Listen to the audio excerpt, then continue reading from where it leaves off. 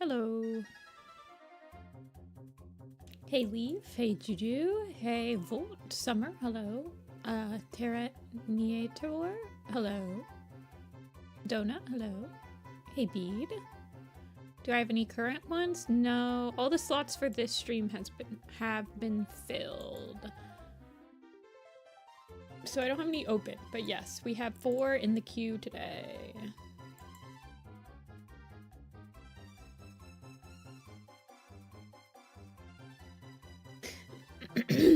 It's Saturday. I keep having to remind myself that it's Saturday because I stream on Sundays. But I will be driving to West Virginia tomorrow, so. While we wait for some people who how many people? Let's see. 1, 2 people. Okay, so 2 people in chat said that they don't mind if they're not here while I draw their stuff. Hey Foggy, hey Plume. Hey Jenny, hello. Yeah. We have a good mix. We have 2 headshots and 2 chibi / like full bodies. So it might be a short stream. I will let everybody know that yesterday I finished 4 trees. I'll let you guys see that while people are coming in. I haven't posted it yet anywhere. But 4 trees is done. I have to do the whole label thingamabob where I label all the cats. And then I'll post a picture that's completely blank. I think I'm going to do a special edition of the 4 trees of like the first arc leaders. So I might do a special edition like during, I don't know, Into the Wild or something. Yeah, Ujeo, is it like Ueo or something like that? If you check the description of this video, there is a link to my Warrior Cat design blog. And that one has all the cats that I've designed on it that you can like type their name in and see. But yeah, I might do a special edition of like, I don't know, maybe Fire and Ice. I would like Wind Clan to be there, so not sure. Aw, thanks. Thanks, Luna. But yeah, I'll be posting that. I also want to darken the foreground. I had to lighten this picture a lot for it to print properly, but the picture that I'll post online will be a little bit more color corrected. Okay. Hey, Fabby. Fabby, first one. Always on time.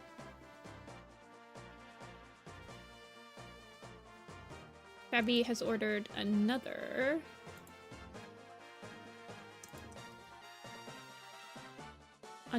kitten. Hey, Yuna. Hey, Ferret. I'm glad to see you guys are all here on a Saturday.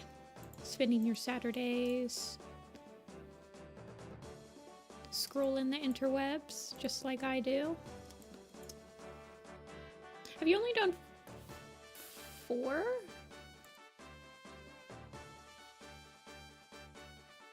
I feel like I've done more, but I don't see them.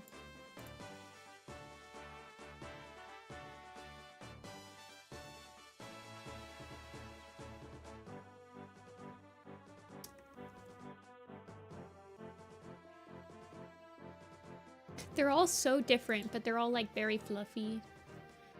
Oh, sick in bed. Oh, that's no way to spend a Saturday.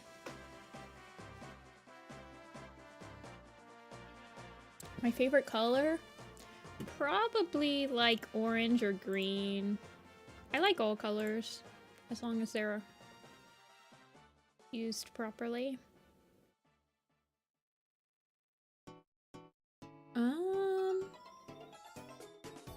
Okay, so we have White Leaf. Regular Nightleaf kit. He's the youngest. So he was born in a vision of shadows. He's very silly and reminds me of comedy shows and skits and whatever. He is kind of overconfident and naive, generally happy unless he's arguing with Darktail, and then he is not happy.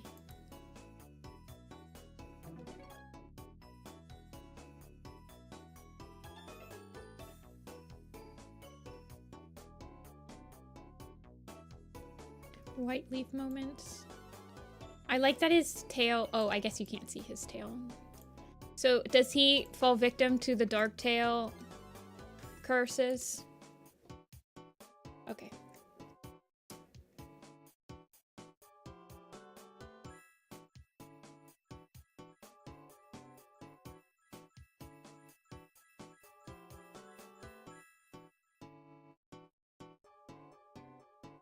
He gets drowned, yeah. Darktail. Darktail drowns a lot of cats. I'm pretty sure he probably has the highest confirmed kill count of any cat in Warriors.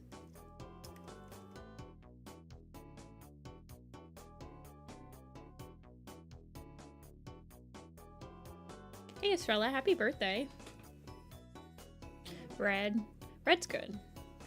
I think that when I pick colors to wear, I tend to do a lot more warmer colors than like greens and blues. I like do a lot of salmon and orange and reds, maroon, stuff like that.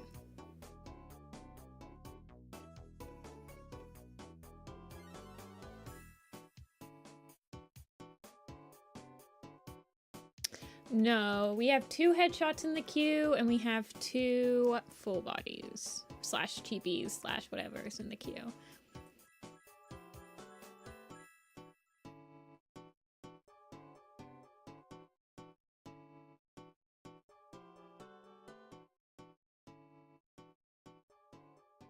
Let's see, so he's a happy boy.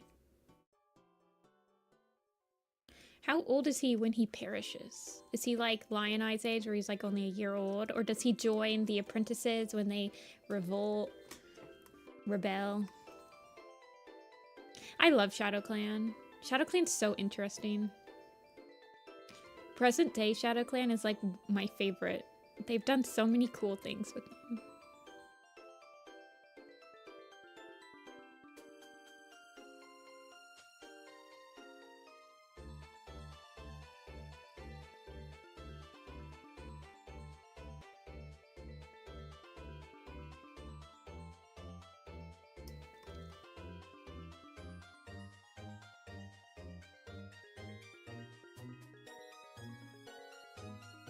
He joins the apprentices to stay with his friends, but argues that Darktail's a bit too much and dies. Oh, poor baby.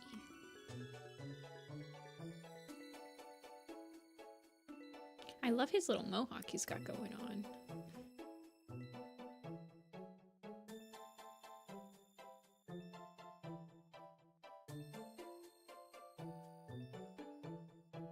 Are you, like, outlining a story, Fabi, to write eventually, or are you just like outlining it for your own, like you're not actually planning on like writing it out or anything? It's just kind of for your own fun.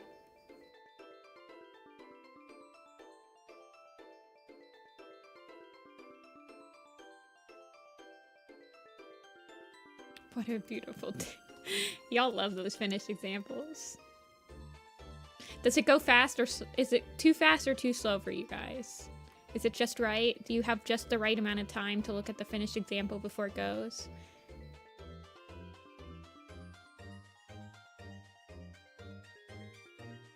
You're just doing it for fun?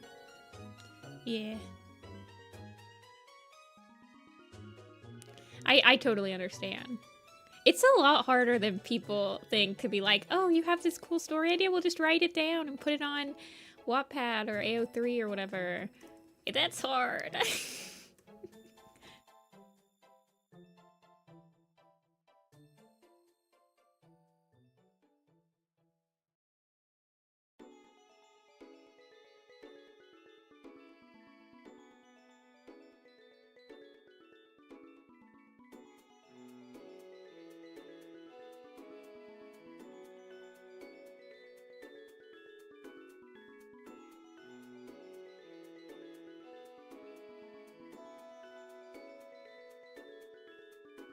He's got kind of a long nose. I love it.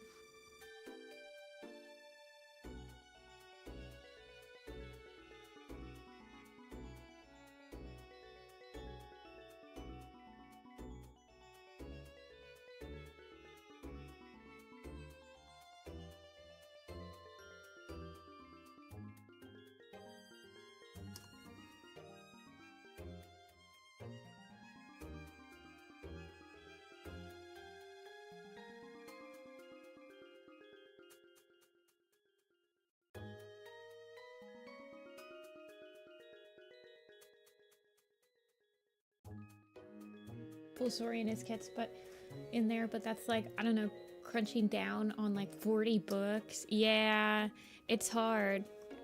I guess that's probably how they felt with like One Star's Confession and Leopard Star's Honor. That's probably why those books feel just like, I don't know.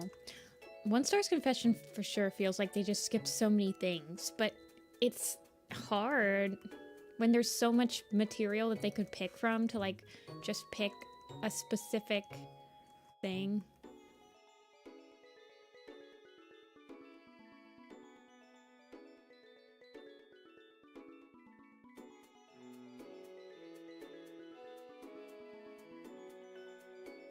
I don't know. Writing sounds hard.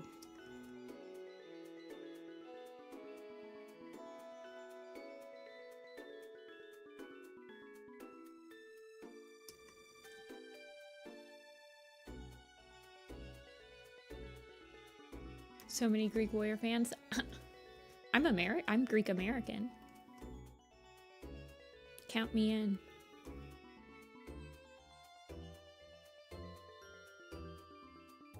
I wouldn't really consider myself Greek though.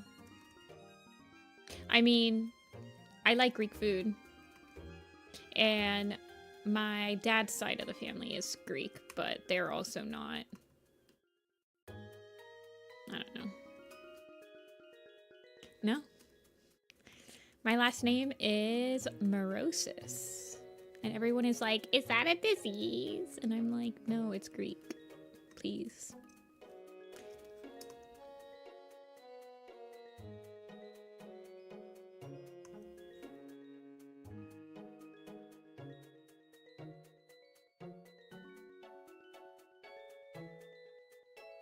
Yeah, mitosis. People say mitosis a lot.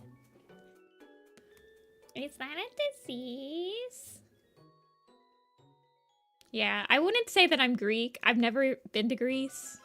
I'm very Greek American. But I do enjoy my Greek food.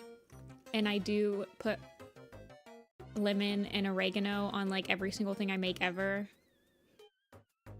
And I don't know. I'd be making the Greek foods. You've never left Greece? I want to go there one day. I just haven't. I've never been to Europe. Period.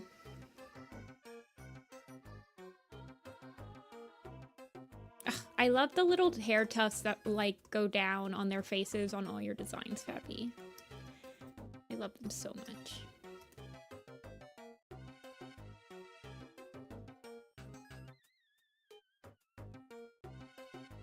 When are openings for my commissions? The ones on stream are I open them on Thursdays. They've been filling up very quickly, which I'm very grateful for, but they used to fill up on like Fridays. There'd still be a couple slots on Fridays. But I think they filled up on Thursday night last week.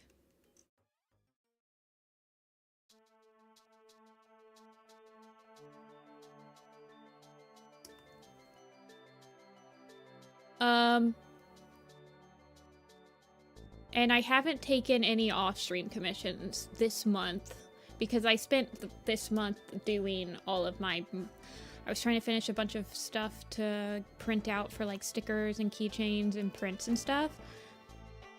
But I finished my last print for Popcats yesterday, the 4 Trees print, so I think I'll be able to open up some off-stream commissions in February.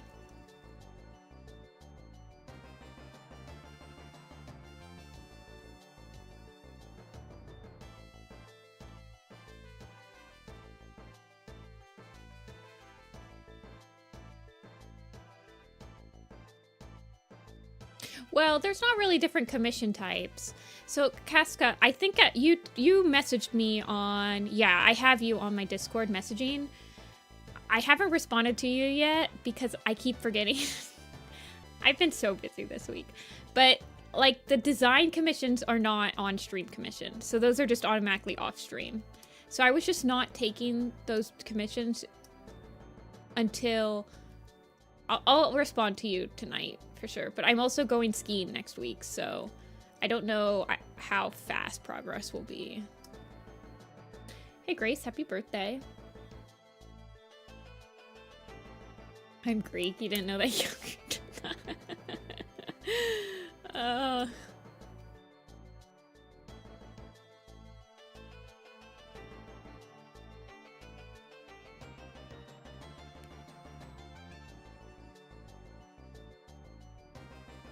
Happy birthday. I think that's the second birthday we have today in chat. It's the 8th? My sister's birthday is in 3 days. February is a popular birthday month.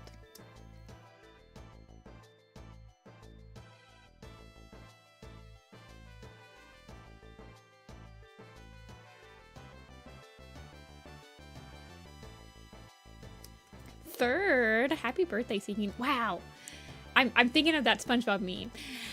Your birthday's today? His birthday's today? Their birthday's today? Is there any other birthdays we should know about?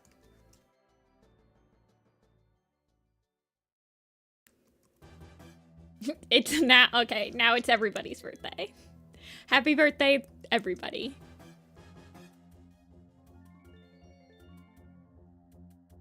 Technically, every day you're born is another another day to celebrate. Something, yada yada. I was born, just not today.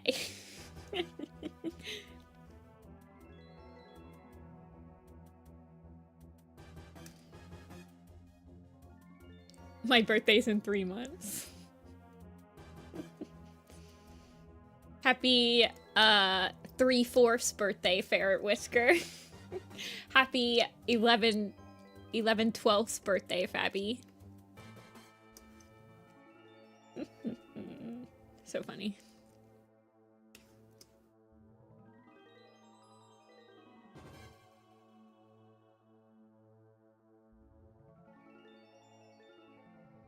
If it was a leap year.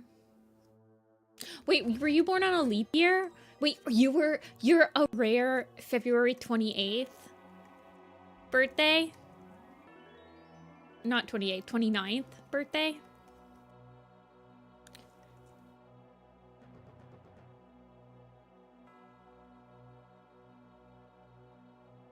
The rarest birthday of them all.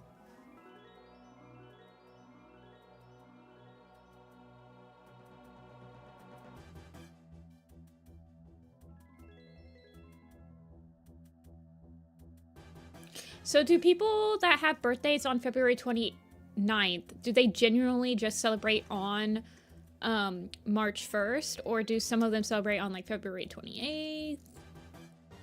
That's so interesting.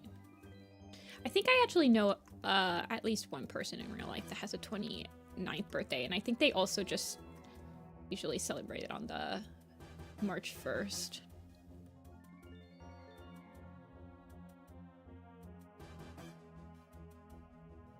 Oh, he's got the fluffy ears.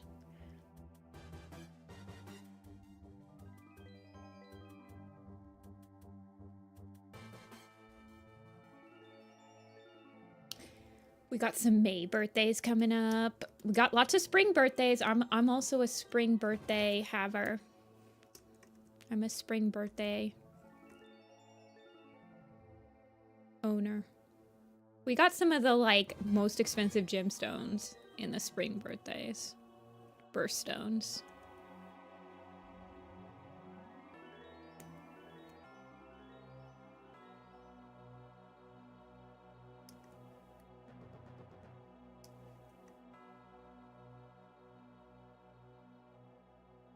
Depends on what year. Amethyst is February, right?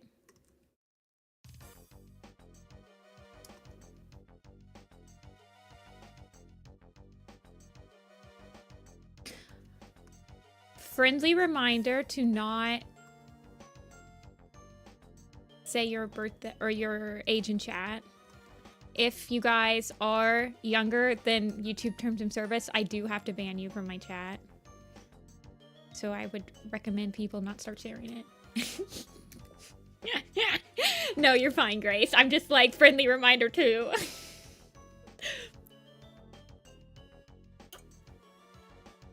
No, you're fine. I just don't want people to accidentally have to... I don't want to have to accidentally ban them from talking because they're like... I think you have to be 13 to have a YouTube account. And the last time I checked, at least, that was it.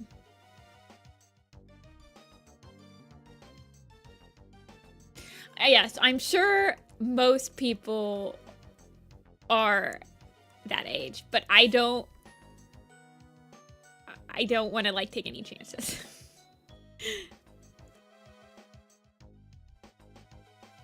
I mean, I say my age all the time, so I don't like, I understand that it's easy to just like randomly say it, and I'm not mad at anyone. I want to make sure that everyone is not.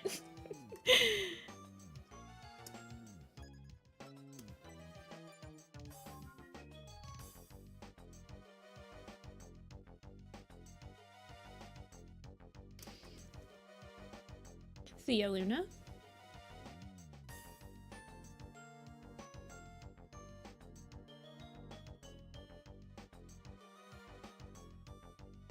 I know, Yuna, I know. I feel like I need to disclose it, though. I don't want people to think... Yeah.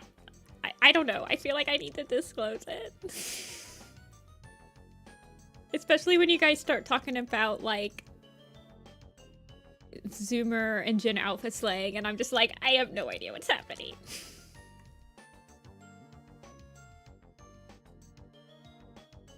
I definitely use my age as an excuse.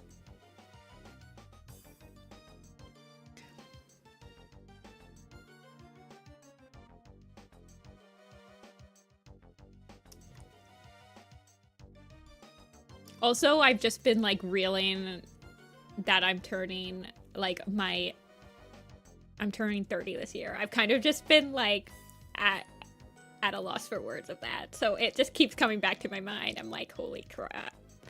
Holy crap.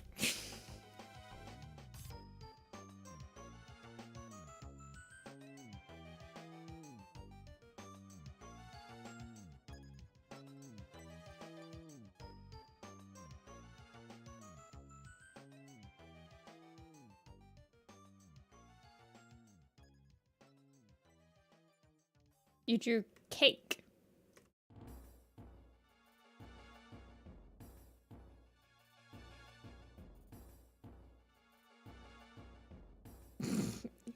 I definitely feel like I've grown up a lot through my 20s.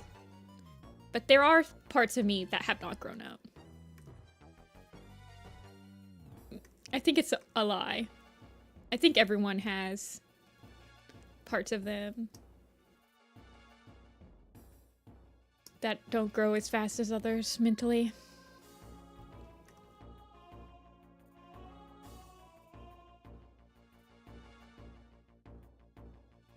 You go through so much like changing in your 20s, it's like not even funny. Like I think about how I was when I was like 29, not 29, well I'm 29 now. When I was like 21 or like still in college a couple years ago, and it's just like, man.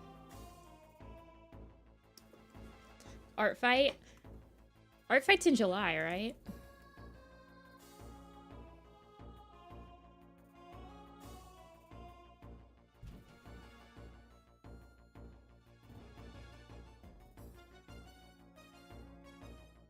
You were in college in your 20s? Yeah, I actually was in college for quite a long time. I did not graduate college until I think I was like 25? Maybe 24? I graduated in 19, so yeah, I was 24 when I graduated. I went to one college first, and I dropped out, and then I took a semester off, and then I went to OSU, and I was always kind of like 3/4 time or half time, part-time. So I was in college for quite a long time. But I did finally get my degree and graduate. Art fight like event on Discord.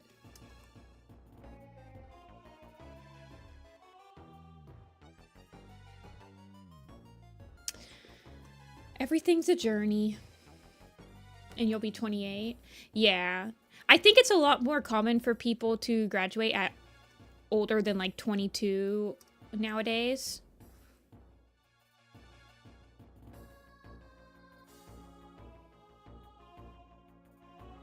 A lot of people will take breaks during their college lives.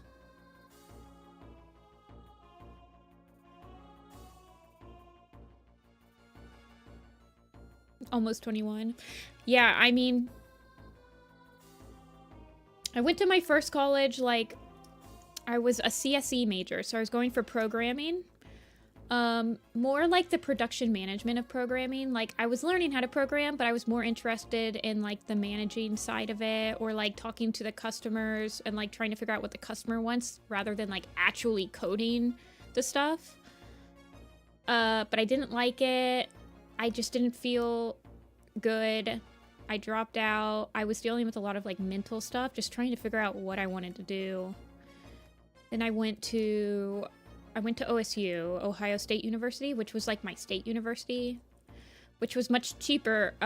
It was much cheaper for me to go to the branch campus, which is a much smaller campus, and I could also stay at home while I was doing it, because I was kind of really terrified of like staying with random roommates. So it kind of worked out. I did a lot of like GE classes. Tried to figure out, it took me a long time to figure out what my major would be. So I started with like a business major. So then I was taking like statistics and economics and like general business classes. But I was taking art classes for my GE, and I really liked my art classes. And I was like, I really want to do art. But I've always had this weird sticking kind of stick. I don't know what I'm trying to say, but it's always been kind of a mental hurdle I've had to overcome to do art as like my full-time job.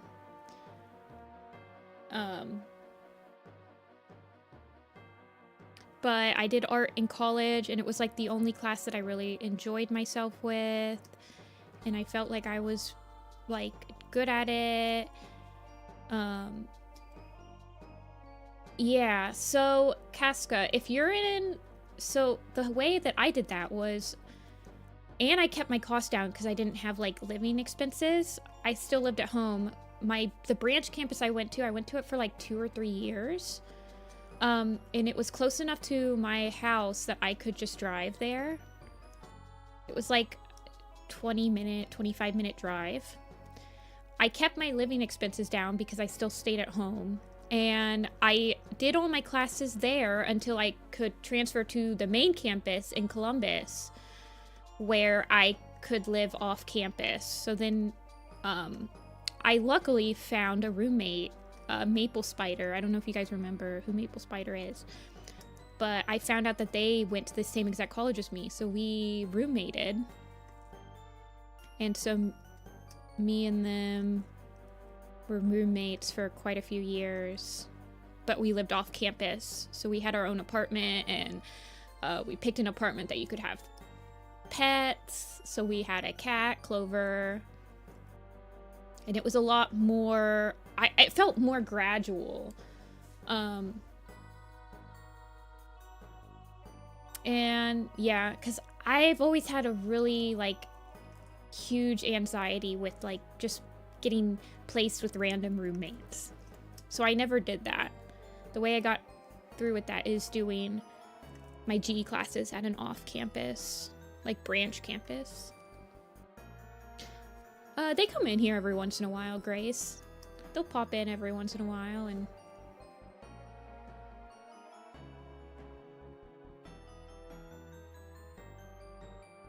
so there's definitely ways to like gradually put yourself into like the college experience.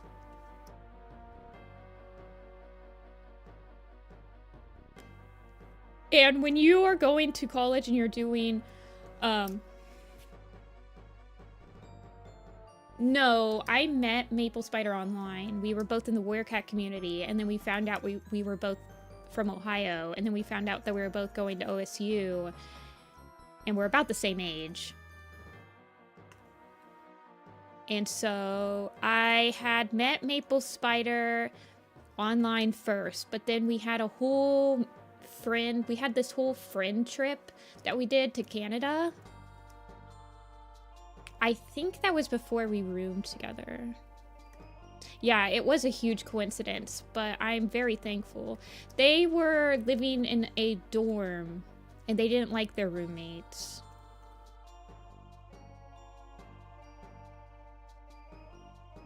But yeah. I'm very thankful for that. But if you're going to college and you're taking classes that you genuinely really like when I started taking my Japanese classes, I made a lot of my best friends, like my really good friends that I still talk to this day after I'm out of college, I met in my major classes, not in my like general education classes. Like like I took piano lessons once, or I took like anthropology, like those interested me, but everyone in those classes are kind of just like, people are just taking them because they have to be. So there's not usually that many people that are very interested in the topic. But when you start taking your major classes, you'll start having classes with the same people over and over. So it gets easier. I felt like I could connect a lot more with the people in like my art classes and my Japanese classes. Like some of my friends from those classes, I probably could have roomed with, but I already had a roommate. So, and then when you're in college, I guess it depends on what college it is, but a lot of colleges, you don't really have to spend that much time in your dorm room if you don't like your roommate. You can spend a lot of time with your friends, like in libraries or in like there's usually studios that you can just like draw in, like buildings. I went to a really big school though.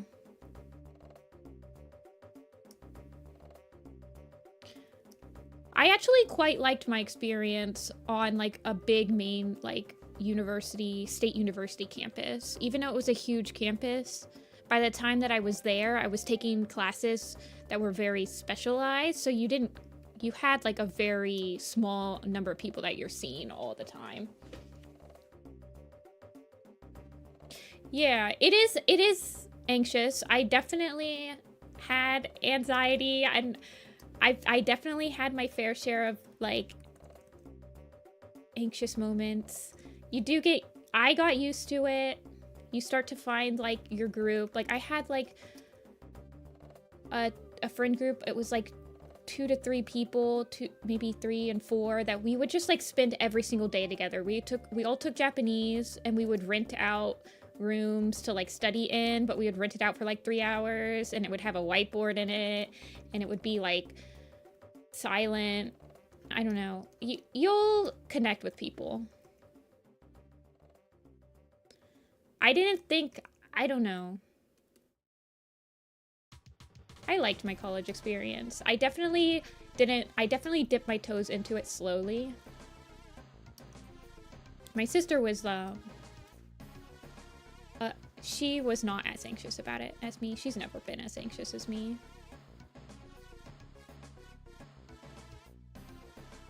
The other thing I liked about college was that they do have like therapists and people you can just like chat with that come free with your like tuition. You could just like talk to them. So if you do have anxiety and stuff, they do give you people that you can talk to. I remember one of my I went to one of the counselor therapist people at one of my campuses, and I really connected with him. I liked talking to him. They're like used to the anxiety, like talking about the anxieties that come with changing like your lifestyle, like from high school to college. So it's fun. I'm just now realizing that the way that I drew his ears is not very it's a little bit different than how you've got him. Let's see if I can fix this. It's always crazy, though. I kind of understand when people are a little scared to, like... It always seems like a lot more people are excited for college than, like, nervous about college. So then you don't really want to share that you're just kind of anxious about it instead of excited. You kind of feel like, oh, why am I so anxious? But...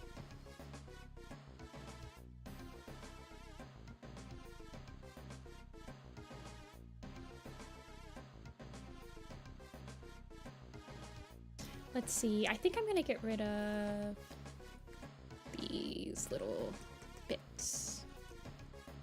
I kind of like it when it's not there.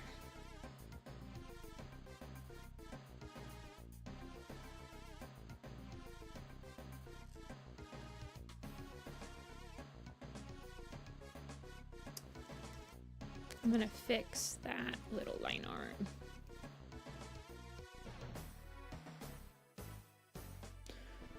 On the bottom of the ear.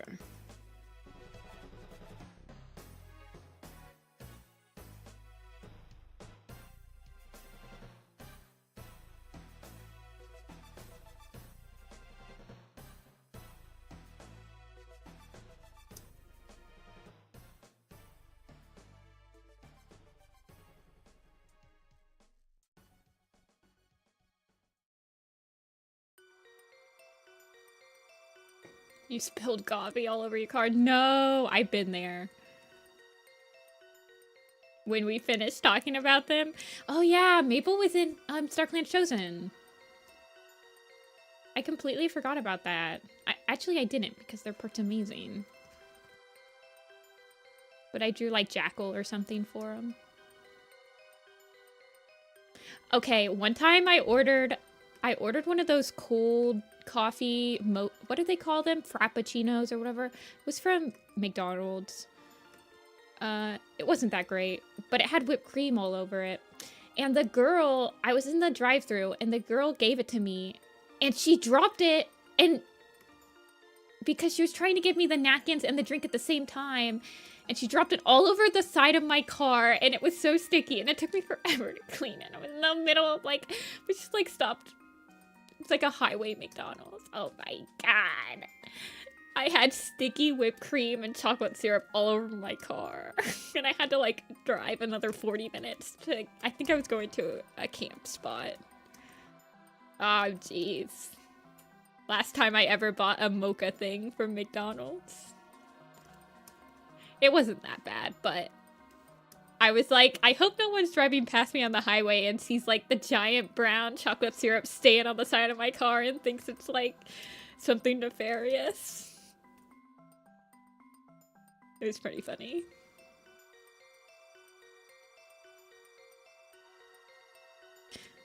I don't know, I think she was more annoyed I think she thought it was my fault, but I'm like, you're the one that tried to give me the napkins, the straw, and the cup all at the same time. Like, I have tiny hands. Ew. Also, hello, girl. I don't think I've said hi to you yet.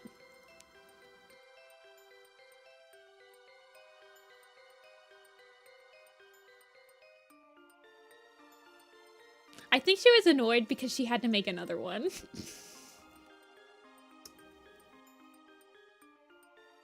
I'm like, I'm sorry. I'm so sorry. I didn't mean to. I know, that's how I felt, but I don't think I don't care.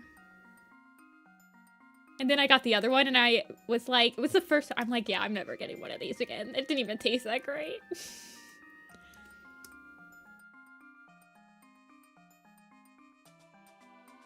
Never have to put another person through that. You want to make a movie? Do it.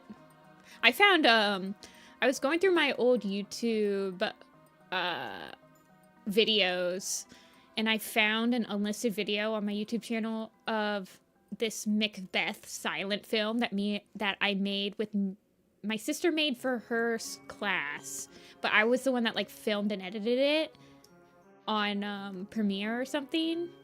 It like won an award or something.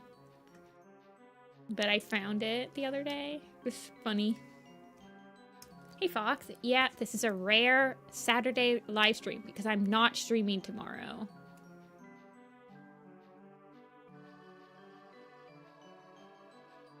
I'm going to clean. But it was so funny. It was like Shakespeare's Macbeth, but like a Western film, like a Western silent film. But it was like shot in the forest in Ohio. I think we green screened all of the desert pieces into it. It was so funny.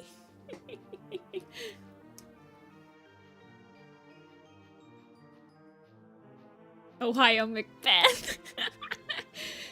Wait, it's all Ohio? Always has been.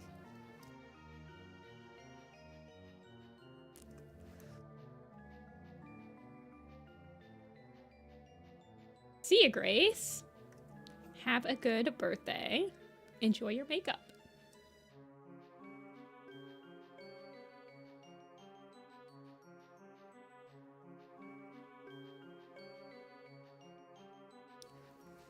I love this little, you always do the little, like, what do they call them? I don't know. Would you call them freckles? It's like the place where the whiskers come out on the snout. I love that you put those in there. Whisker pores? Whisker speckles?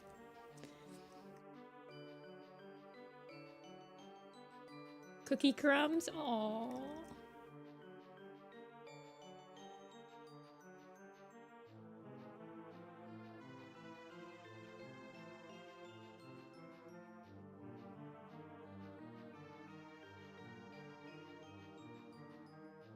Oh my gosh.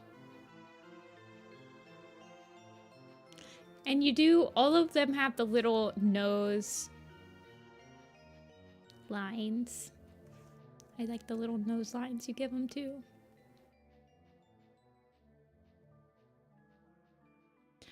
I want Whiteleaf to be best buddies with Strikestone.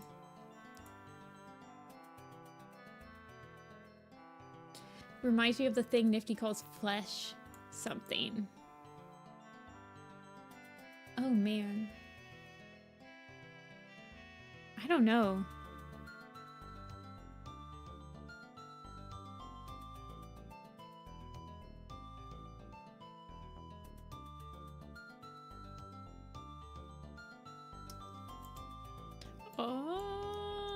Does he only have like 1, 2, 3 colors?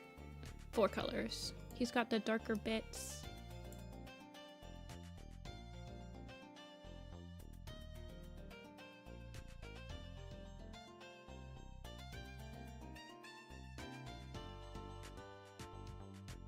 I think he's good.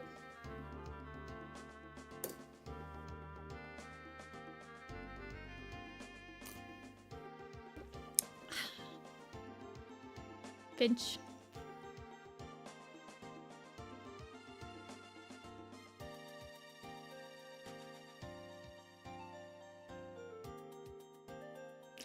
No, Junie. Wait, hold on. Now we have to have, wait, White Paw, Strike Paw friendship, but then the drama of like him seeing Juniper Claw in him and like, oh well, he dies, so. Wait, maybe that's like a strike. Oh my gosh. My hamster wheel is turning.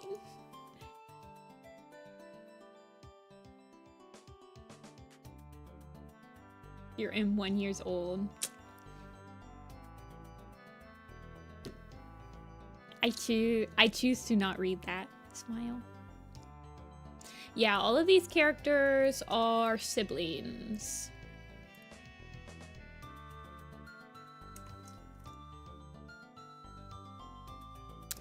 Nope. Nope. How many have we done? 5? So there's still, what, 4 more? Oh my gosh.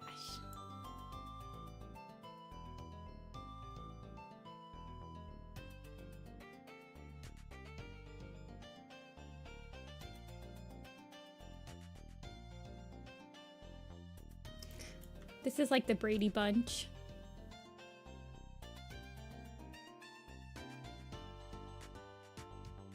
Oh, they're 3 separate litters, but they're all siblings. Some of them are half siblings, though.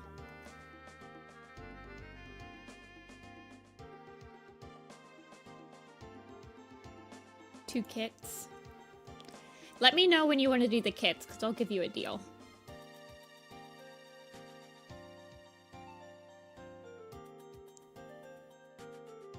Maybe I'll just throw in 1 sibling for free. Wait, please.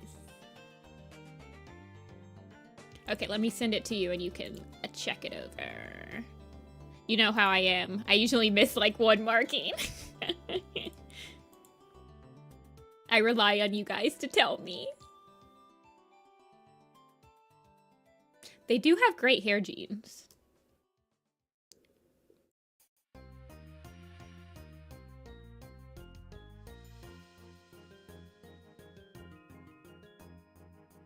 Let's see.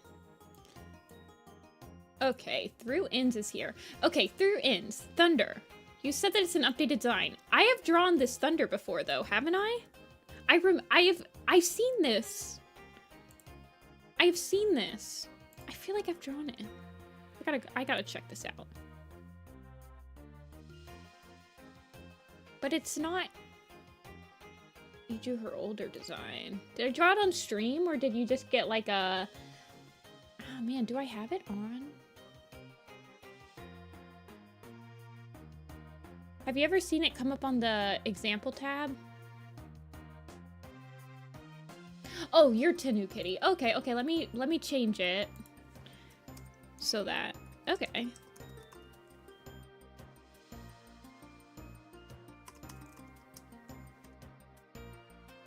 It was on stream and not that long ago, but it's not on the example tag.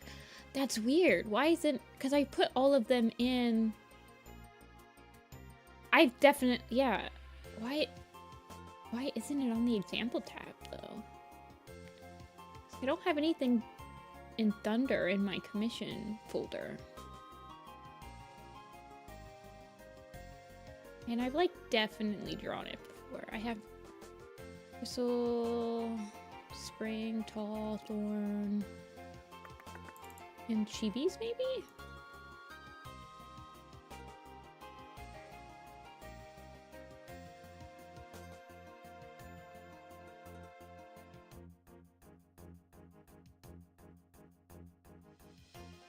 Hold on, let me open you up in coffee and see where that thing went.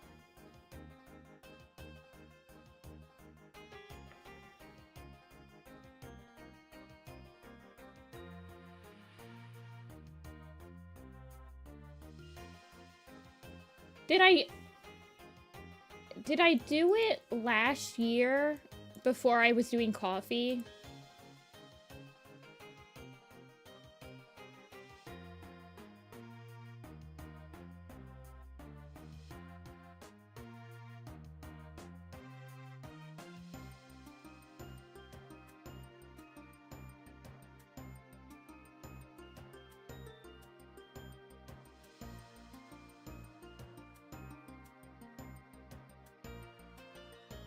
Oh, you emailed. Okay, okay. Hold on, let me double check then. If I emailed it to you, I just want to see how I drew the old one. Through this. If I sent it to you, I can find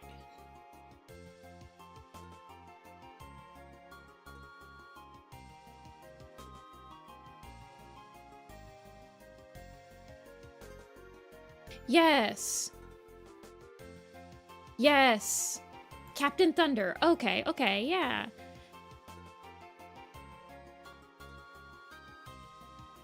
Why isn't it in my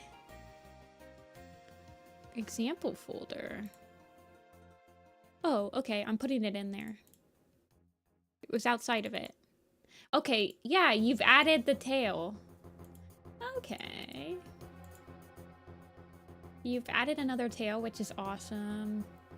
Okay, yes, I remember this. This is what the old one looked like. Ginny is technically first in queue, though. So I think I'll do Ginny first. Yes, I found it. She is in the old one is in the examples tab.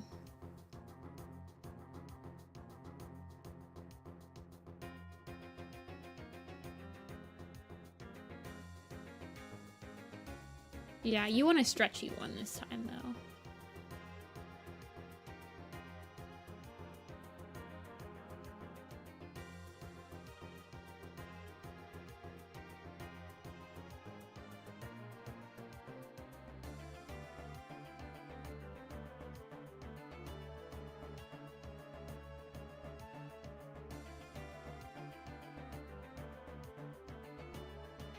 I also like doing stretch. Okay, so Fairy Flutter, who is adorable. You guys will love this one. You guys will all of them, though. Oh, it's just a headshot. Okay. You're the other headshot person. Okay, okay. This is like the ideal color combo for me. I love this. Sweet and delicate former kitty pet. Draw her looking pretty and cute, maybe a little shy or nervous. I know, the basket. Look, she got a little lantern too. Ah, it's so pretty.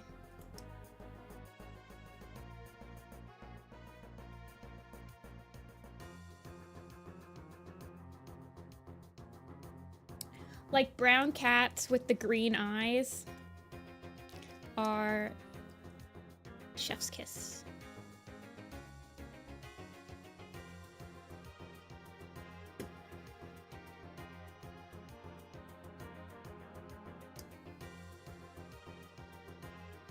This is very cottagecore. It makes me want to like work on my Animal Crossing town.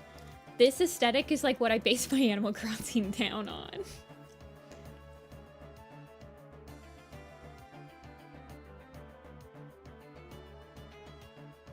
I actually had to restart my entire Animal Crossing New Horizons town because I got a new Switch.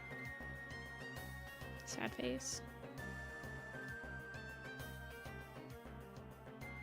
He has like a little lighter bit of color on the front of his hair. Let me look.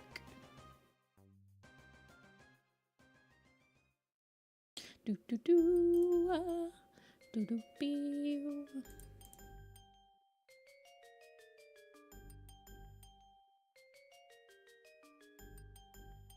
Portable bird perch. Aww.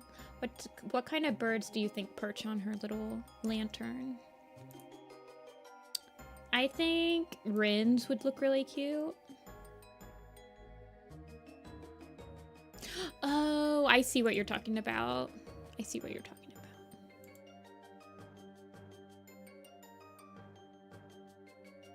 Boop.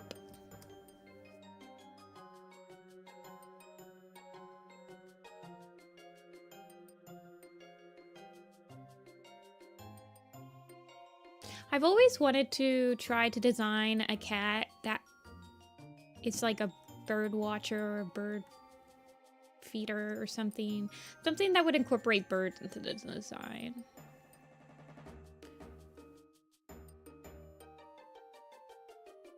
There we go.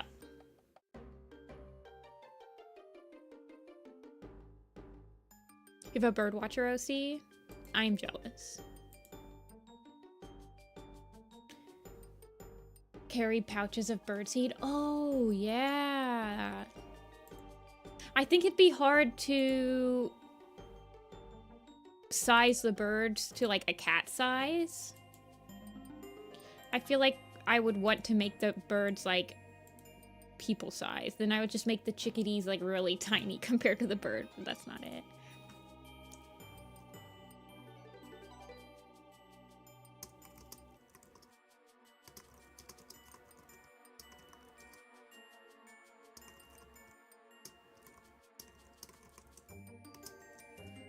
Okie dokie. Soft spot for chickadees. I love chickadees. I have a soft spot for chickadees. They're so cute. I also really like titmice. And I like house wrens. I like house wrens because they always have their little... They're always looking inside. And they look like this. They're like... And then their tail's always like really high up. They always look like this.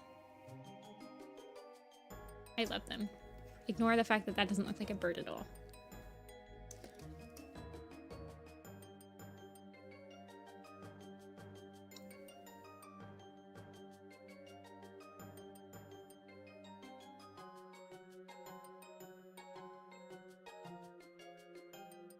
Yeah, I like cute birds.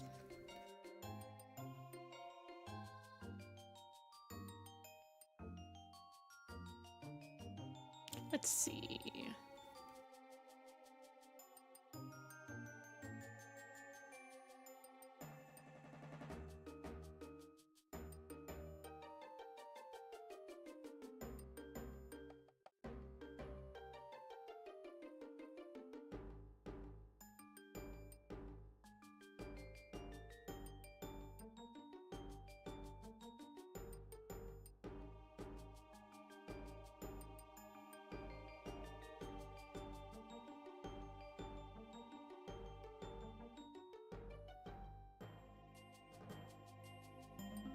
Fading Song or Weeping Willow?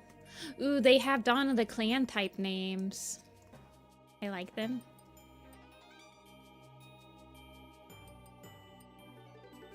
Weeping Willow sounds interesting. Weeping Willow is actually a pretty good Dawn of the Clan's name.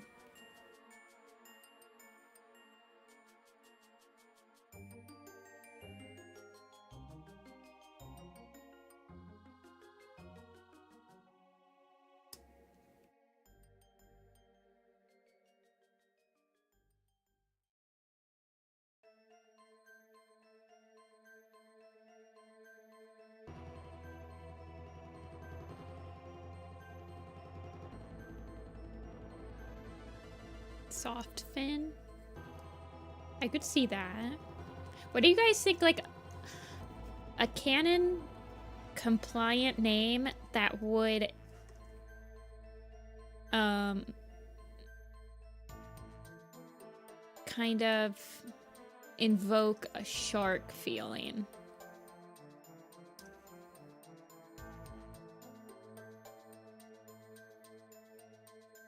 Without, like, you can't use shark, basically. Jagged fin? I could see that, yeah.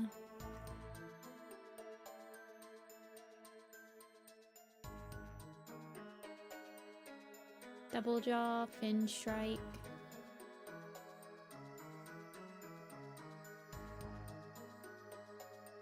Sea fang? Do they don't really know.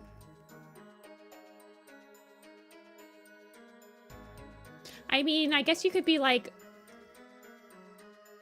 white sharp tooth, yeah, like white fang or something like that. Or white claw, not claw, but like white teeth. I don't know. Fang, fin. Interesting.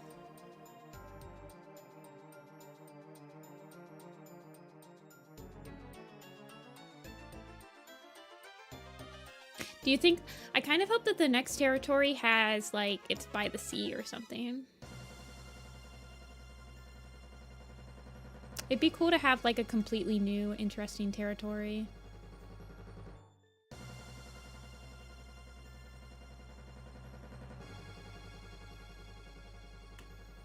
Gaping jaw. Oh my gosh. Hey, Calico. Welcome in. You guys using the elite speak names where I have to like second guess myself before I say it out loud first. I'm not in my Homestuck phase where like one of the characters literally spoke elite speak and I could easily understand it anymore.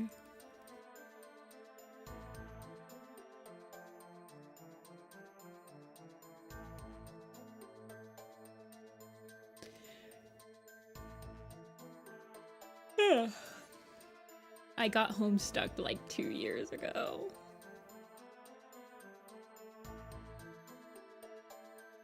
It's crazy to me that people are reading Homestuck so far into its existence. I guess, I mean, it's still around, right?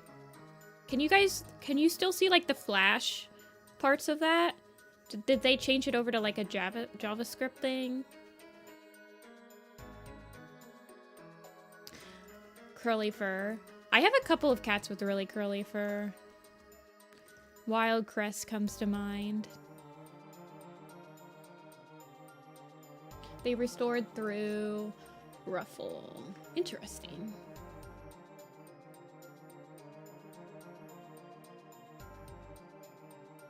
Oh, there's a...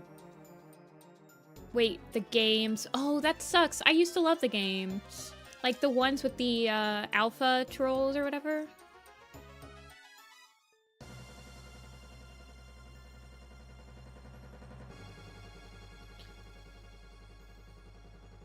Giving up on Flash so easily.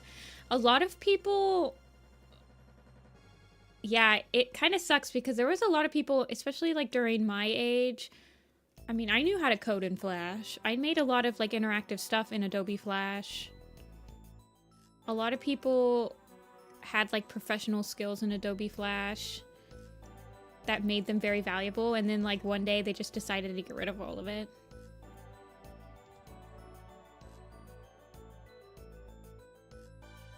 Everyone's talking about Homestuck. This chat, I would say probably every other week we end up with like a 30-minute Homestuck nostalgia conversations. I was a very big Homestuck person. I never finished it. But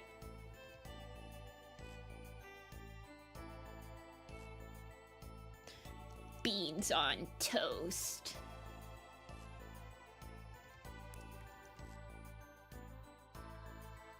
Yeah, Casket. I've had people just send me like Pinterest boards of like their inspiration boards before.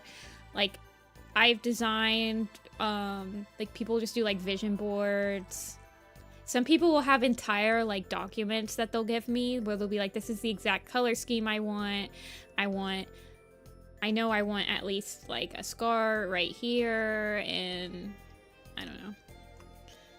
So don't feel... I've had like the whole gambit when I do character design. Some people just want me to do whatever I want. Some people just give me like a single sentence of inspo to start with.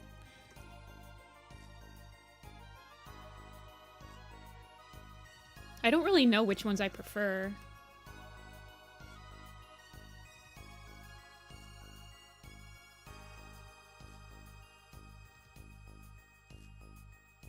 But I pretended to be a fan to fit in with my Animal Jam. Is there like an overlap of Animal Jam people and Homestuck people? There was a huge overlap of like, well, back when I was into Homestuck, which was 2011, 2012.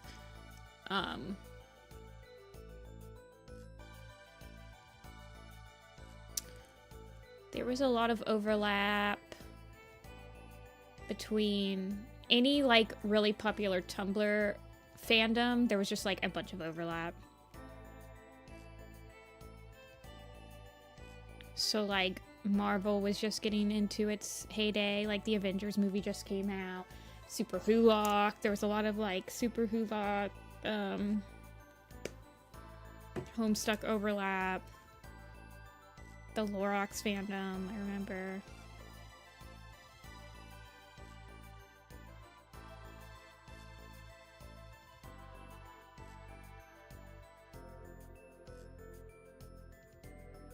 I think her head's a little bit too big for how I've put her body.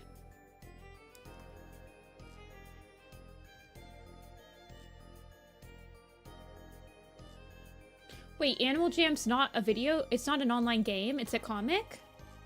I thought Animal Jam, this entire time, I thought Animal Jam was a comic. There's a huge overlap between the Off fandom and the Homestuck fandom. There's a pretty big overlap between the Undertale fandom and the Homestuck fandom. That's because the creators have a huge overlap.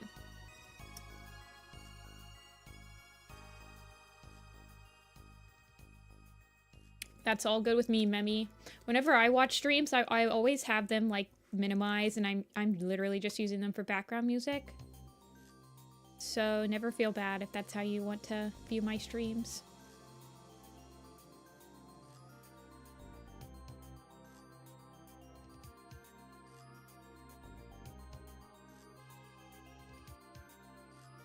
I pretty much stream how I would watch, aka chill stream, one that you can easily just put on the side while you're also being productive. Oh, the pretty peacock cat? I know exactly which one you're talking about. I've drawn her twice. Her name's Phoenix, I think. Hold on, I'll pull her up. I need to post my commissions somewhere. Is it Phoenix? She looks like a peacock, but her name's a different, it's a different bird. Dragonfly. This one? I've drawn her twice.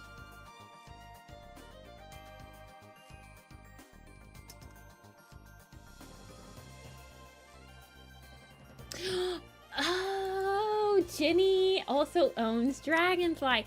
That makes sense. I was feeling like these had a similar vibe to them.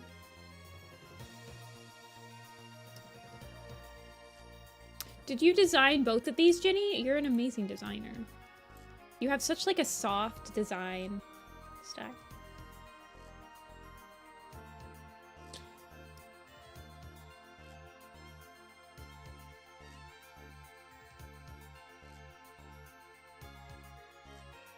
They're girlfriends. You did make Fairy. Fairy is beautiful. Well, I'll use my soft brush on Fairy then. Just so you can put them together and they don't look too different. Hey, Kyra.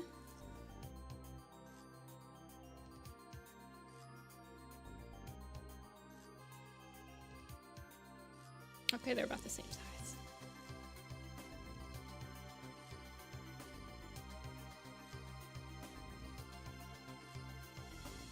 Little Pete's. Ah! I like when people make the feetsies on white cats like a little bit more pink. I love that.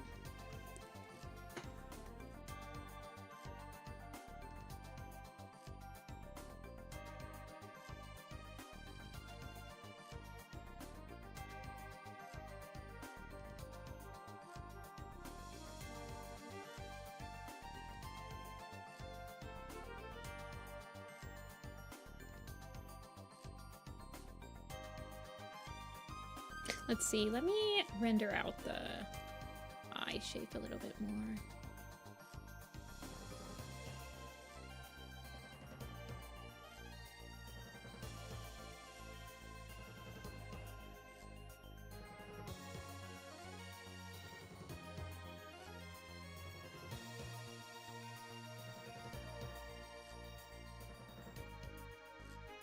Are they like just a story? Are they just two OCs, or do you actually RP with them, Jenny?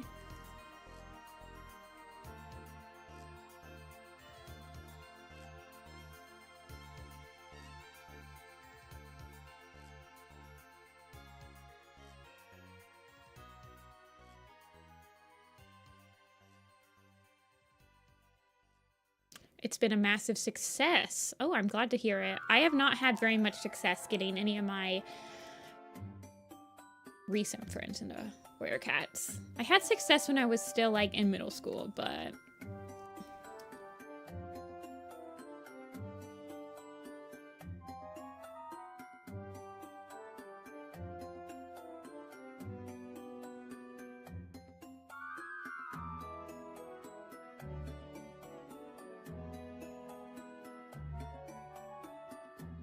to a fandom brain, yeah. They're blander to read. Yeah, probably. Probably. But I also really think that what the fandom brings to the table when you're reading Werecats is so much, like, it's so interesting. And if you had somebody that was like getting you into it and was kind of drip feeding you the content so you're not getting spoiled, I think it'd be a lot easier for some older fans to like get into it. Or like if you were talking to someone and they'd be like, oh, I really like this minor character. I wish that they would have had more screen time. Odds are is if you're like somebody that's been in the fandom as long as me, you could be like, oh, well, let me show you this piece of fandom thing where they did exactly that and they explored this idea that you wanted them to explore. Yeah, the animations. I mean, I read Wings of Fire, and I think Wings of Fire has an animation scene, but I didn't have anybody that was like giving me the animation scenes as I was reading the books. So after I finished Wings of Fire, I was like, yeah, that's okay, I guess. But I also have like the nostalgic and also like sunk cost fallacy in Werecats where I've read all the books, so I'm not just gonna like stop reading them at this point. They've just been such an integral part of my life up to this moment that I'm not gonna like stop reading them.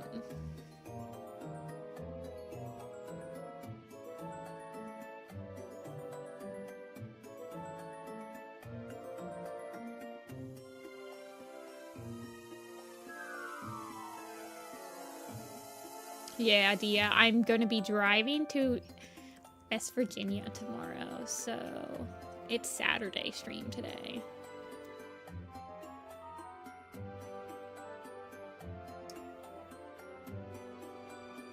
Guys, I got Werecat stuff from Dia the other day.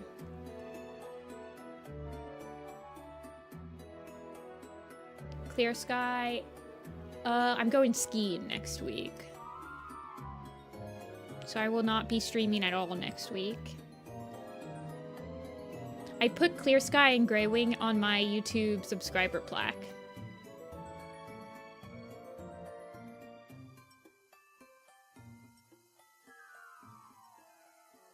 Yeah, I go skiing once a year.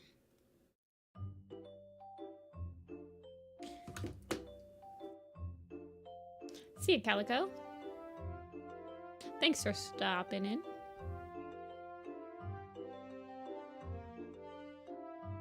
I like this shape you have going with the side eye.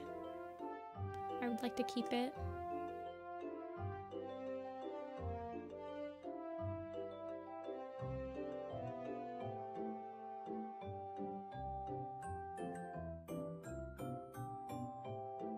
I think you might be able to refresh the page and get streaming go back. But I think that the stream lags if you're on mobile. At least it does when I'm like watching on mobile on Twitch and stuff. It seems like mobile is always further behind.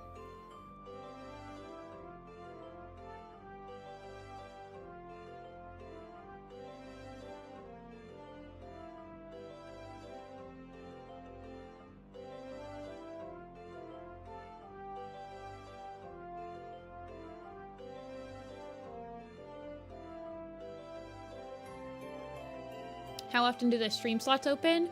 So there's typically 5 slots a week that open. This week I only opened 4 because I packed this morning. I wasn't sure how long I'd be able to be live today to do commission, so I only put 4 slots in. But they typically open on Thursdays after my stream that I do on Thursdays. Cool. So I stream on Tuesdays, Thursdays, and Sundays typically. And I open the slots at the end of Thursday's stream for that Sunday.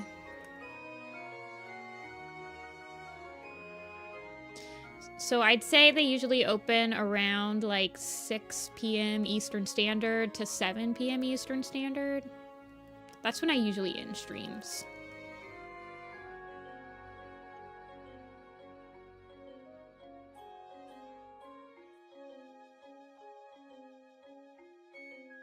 We have to make a little doodle of perch kit to go with the pedal kit one we did.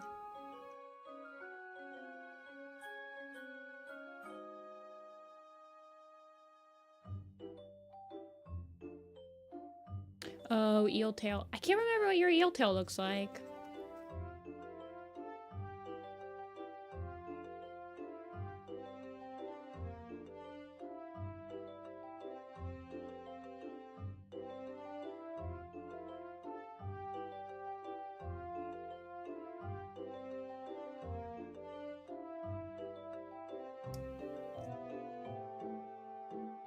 I'm gonna have to look it up.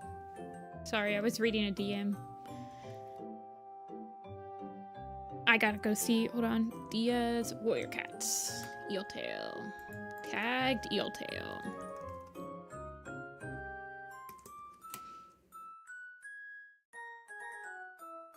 Oh, yes. I've seen this eel tail. Yes, yes, yes.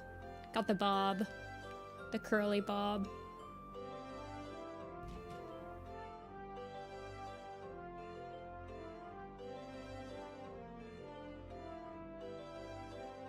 I'm gonna have to catch up on Pedal Kit's secret in the car tomorrow. I'm not driving.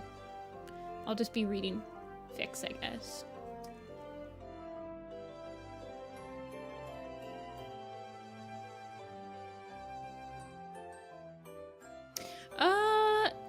I think we will probably be going until...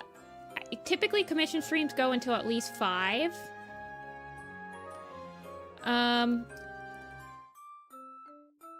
After this one, I have 2 full bodies left, so I would say 5:30 might be a safe bet for like a maximum time that we could in stream.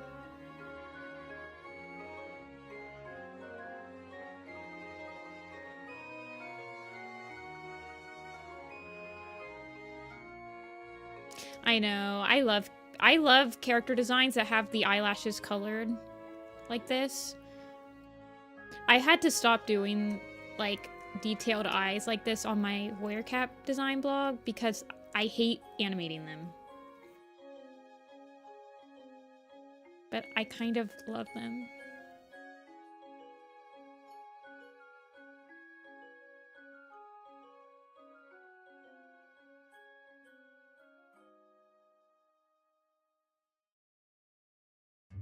I hate animating my eye style, you guys.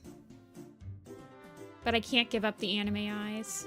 It takes me like 50 times longer to animate my eyes than it does anything else. Yeah, the werecats with big anime eyes. There was this one pretty popular person. I can't remember what their name is. But I feel like they started the, like, they opened everyone's eyes to the giant anime eyelashes, and everyone was like, yeah, we're good with this. Is something we want. Luxie, thank you.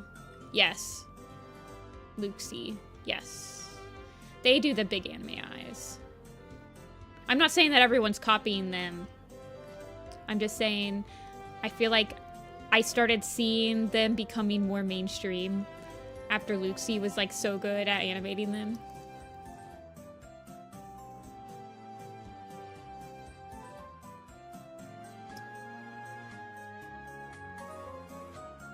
Dragonfly and Fairy Flutter. Oh, they'd probably do such a good job.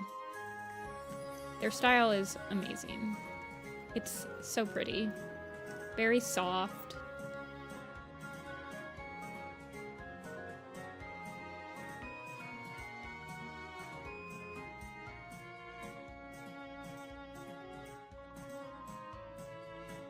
You guys, I felt so bad because I think Luxie DM'd me while I was hosting StarClan's Chosen and asked to become a backup in it because they missed the initial, like, application deadline. And I didn't see it until after StarClan's Chosen was already finished. I hope they don't think that I was, like, ignoring them. Oh my gosh. I think about that sometimes. I felt so bad. I also need to remember to draw the flowers. Yeah. There's Amelia Both also had like an insane eye style that they animated.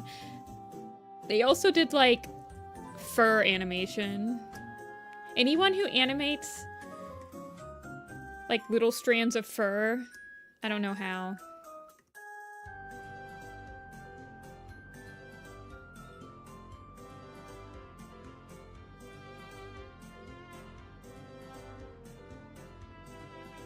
Yeah, I need to remember to draw the flowers. Warrior Cat animators built different. Yeah, I'll never forget Amelia's Everything Moves part. First of all, they were the first part done. And it turned out amazing. I think it was only like 6 FPS, but it was like, that's the FPS I use because I'm lazy. Super lazy. So I was like, this is absolutely perfect. I love low FPS animations where like every single frame is just perfect. Yeah, they do have like a very storybook style.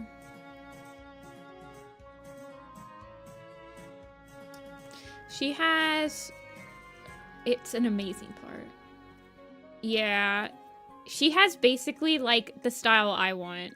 Like the amount of stuff that she can portray in a couple of frames is chef's kiss. Like that's my ideal animation style.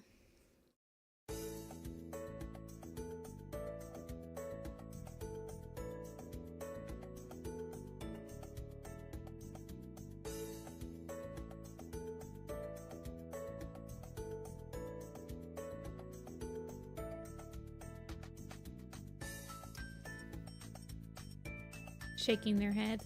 I don't, yeah, and she's so fat. It's just like, I don't know. Amazing. Absolutely amazing. Absolutely blows my head. Yeah, I'm lazy. She used to animate with like, I think she used to animate with Fire Alpaca or something. If I remember correctly. She doesn't anymore, but I feel like she used to animate not even like on a software that would do frame by frame. Like how?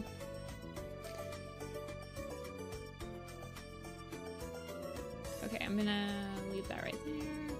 Yeah, she was like one of the first parts done and it turned out amazing and I think about that part all the time.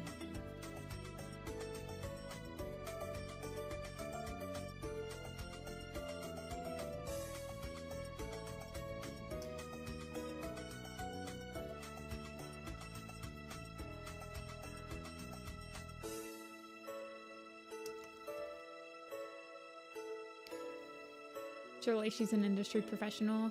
How? Wait. I assumed she was like at least in college.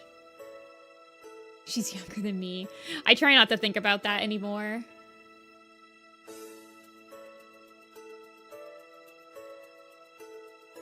Like if somebody is younger than me, but their stuff is amazing. We all learn at our own paces.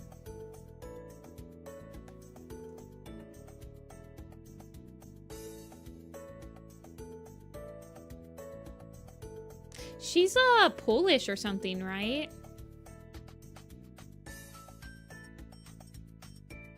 I think she's grinning so hard. Yeah. Everyone brings their own unique outlook to the table.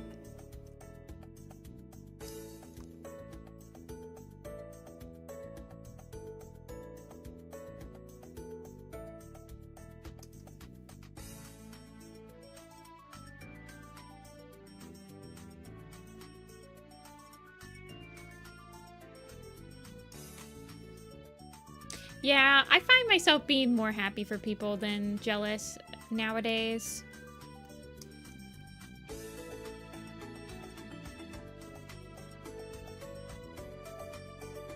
I think.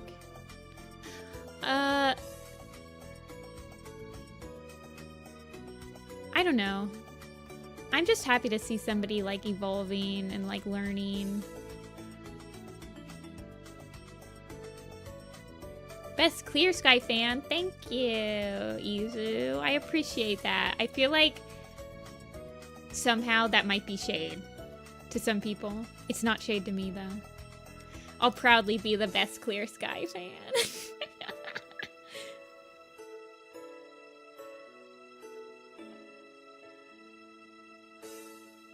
Best apologist.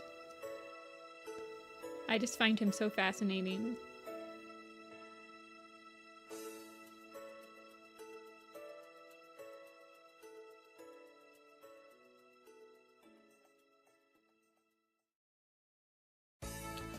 To make her ear a little bit bigger.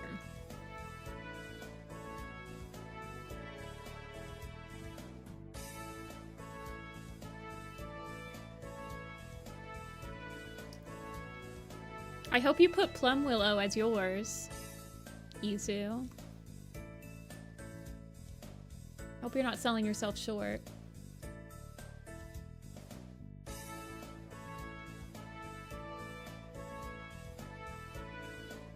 Oh yeah, flowers.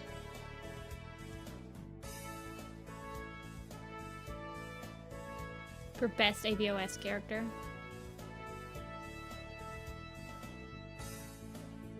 Fair. She's definitely best Hawkwing's Journey character.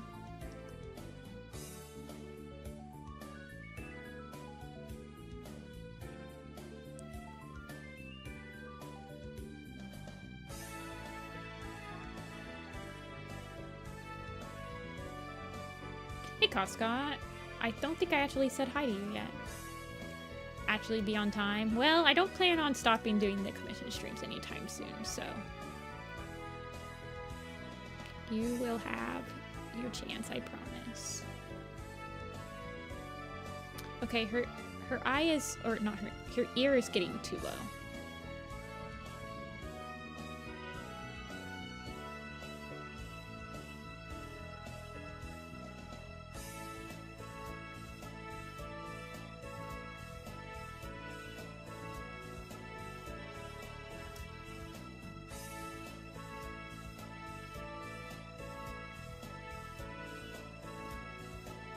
To make it on that list. I feel like they should have like obscure, #1 obscure character fans though. I feel like that's more interesting than like the #1 main character fan. I want to see who everyone's obscure favorite minor character is. I'm #1 Strike Stones fan. I steal that one. No one else can be his fan except for me.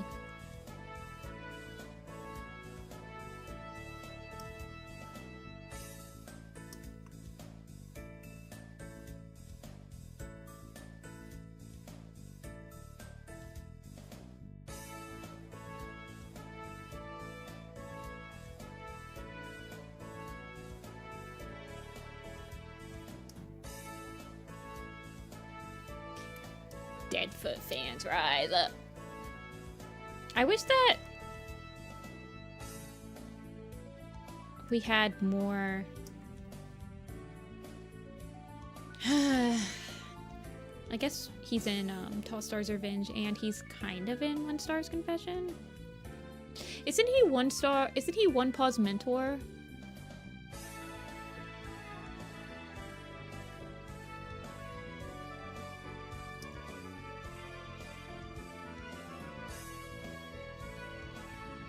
Yeah, they went really quick this week, Kichi. I don't know why. They've been going really quick the last couple of weeks.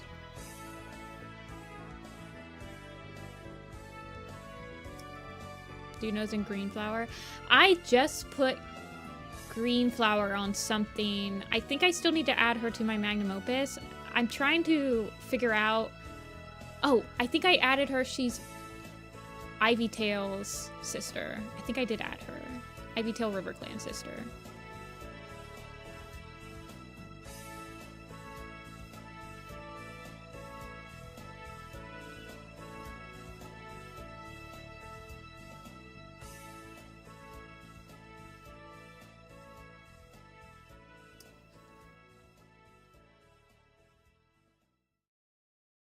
Shadow, just because they're designed, they are in Wind Clan, but they do have a really cool, like, specifically cool design.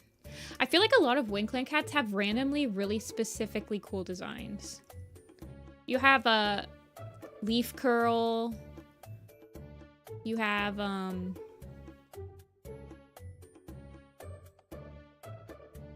shoot. One of Apple Shine's new kits has, like, an interesting new design. I can't remember what their name is now, though. Like Hatch, maybe? Hatch kit? Wrestle kit.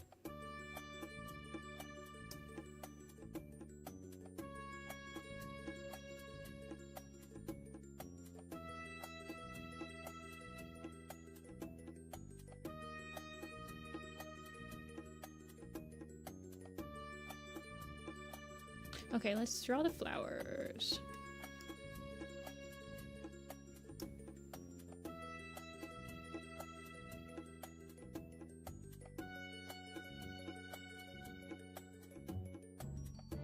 Fluff Paw and Silky Paw. I was FaceTiming my sister yesterday, and I based Fluff Paw off of my sister's cat, and so I sent it to her, and I was like, this is what Avi's warrior name is, Fluff Paw. And she's never read Warrior Cats, and all she said to me was, that doesn't sound like a very ferocious name. And I was like, rude. Rude to Fluff Paw.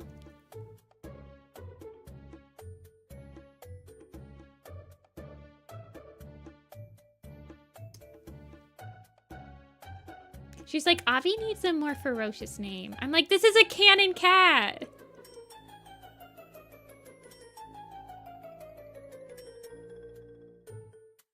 Ay, ay, ay.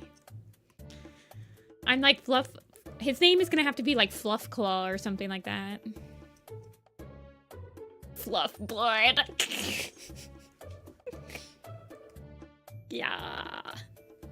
I'm like, yeah, well, Twig Branch isn't a very menacing name either. But you don't see him complaining, or her complaining. I was thinking of Little Cloud as well. But Little Cloud's a menacing cat. I guess I wouldn't be too worried if Fluff Paw came to me in battle. Oh my gosh.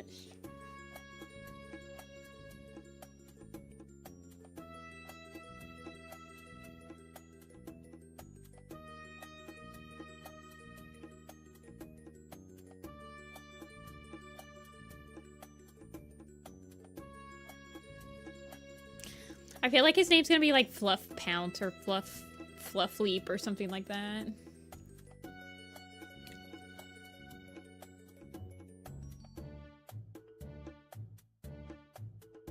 I got this scar from Fluff Paw.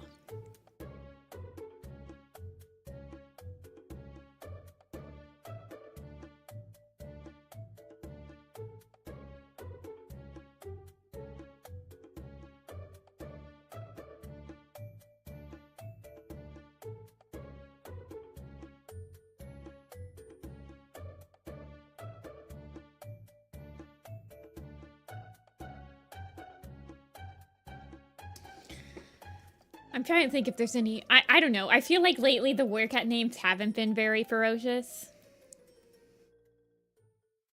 She has a point here. I mean, Bluffpaw has family named Flutterfoot.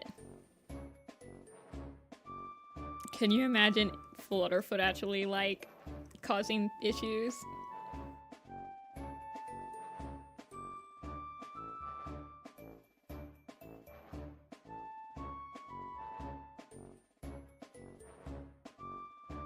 Then Tiger Claw? That's true.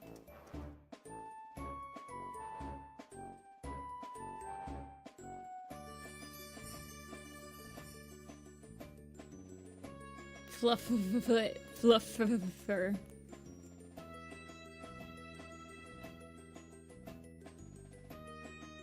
That's actually insane.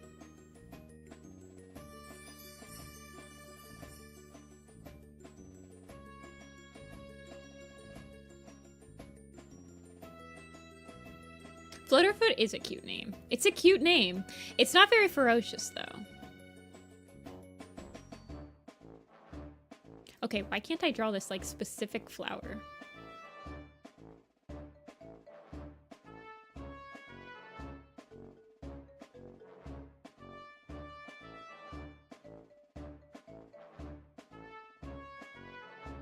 Okay, I'm tired of you spamming. I'm going to sit you in timeout. I added no spamming to my rules, by the way, you guys.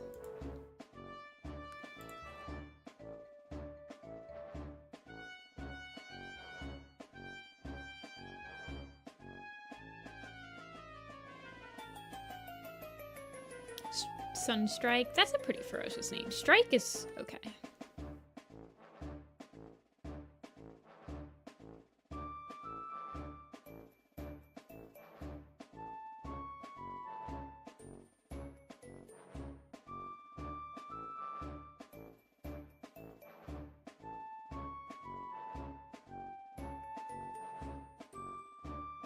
Fluff Puff.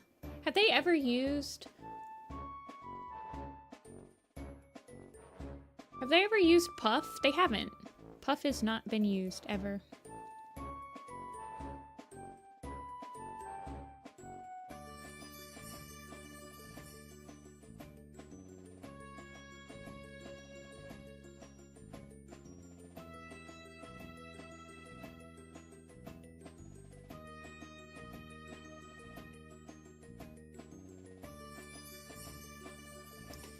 All the Dark Forest casts who have evil names.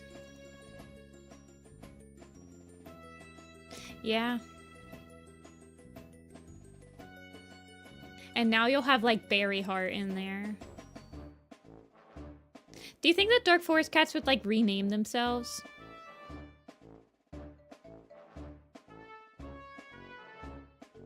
And Curl Feather.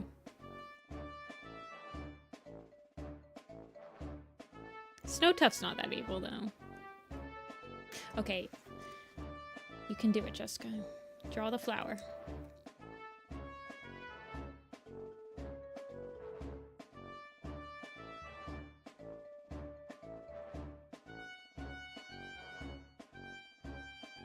The heart's the size of a berry. True.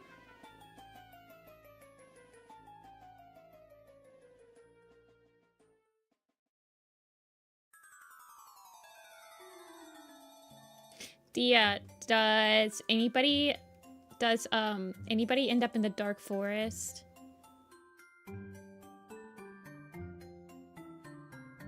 In Petalkit's shadow? That is unexpected. I'm not talking like Oak Star.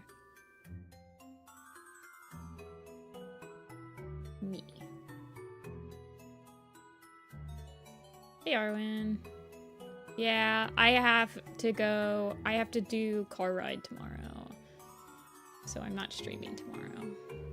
Or next week. No streams next week. I'll try to remember to write something in the community tab. But by her own choice.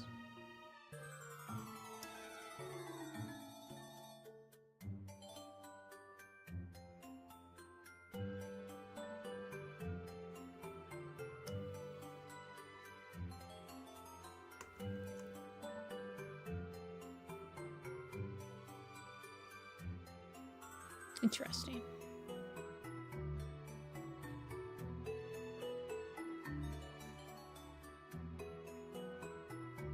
I don't know about that.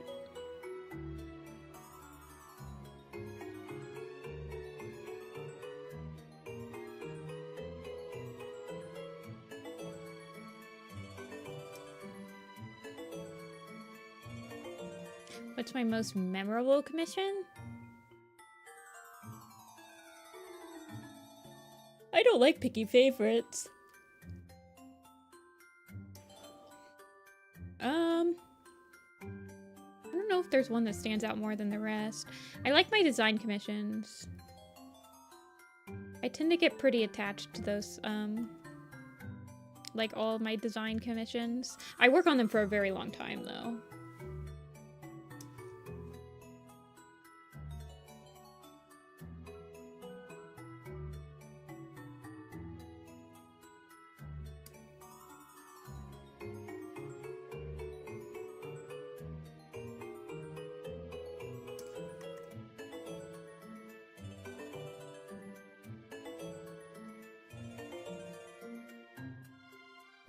Memory of self-attacking Maple Shade. Well, that wasn't very woke of me. Oh yeah, A. This is definitely an A aesthetic.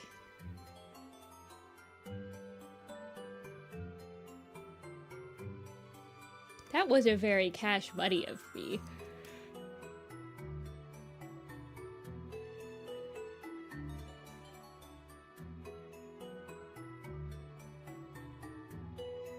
I mean, I guess cats could go to purgatory and, like, wander like a ghost. I always thought that was interesting, like, the ghost that Goosefeather sees going around the camp, because those cats, I don't know. When they wrote Goosefeather's Curse at the time, it didn't feel like those cats weren't, like, StarClan cats. But all the stuff that they've added with, like, ghost cats and stuff kind of retroactively implies that all the cats that he's seen in camp are, like, in purgatory, basically.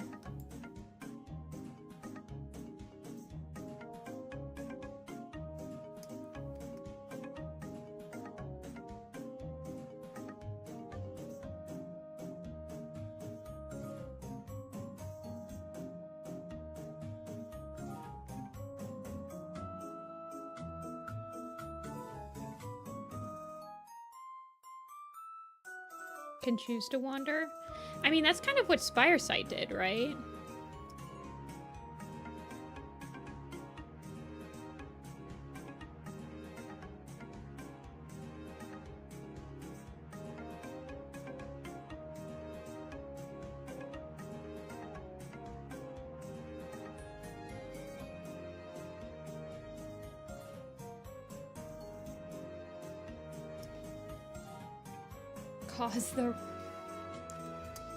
I don't know.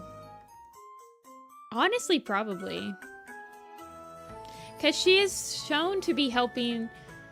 Well, in Tiger Claw's Fury, she's shown to be helping Tiger Claw, like, come to power. So it could be possible that that happened.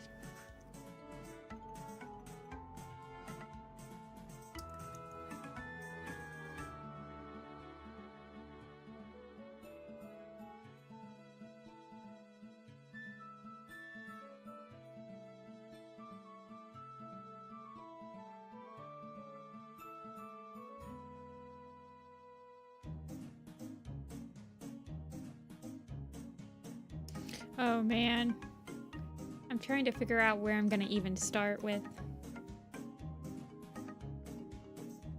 coloring this hair. Whee!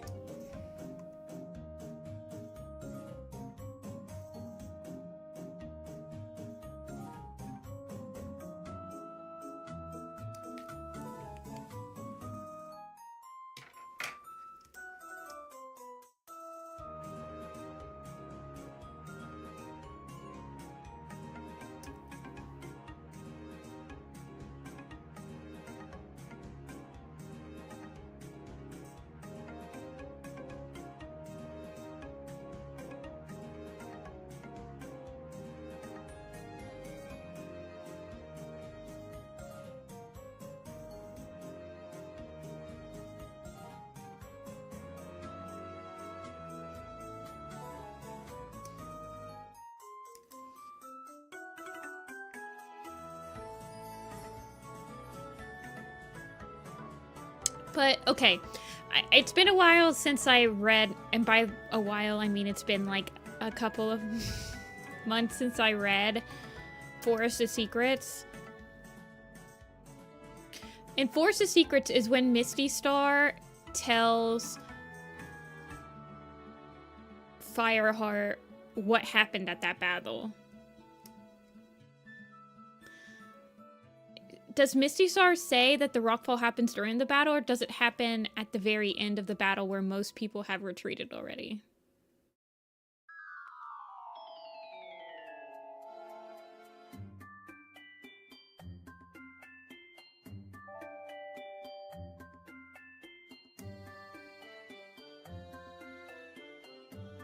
"15 episodes in 3 days? Arwen. That's insane.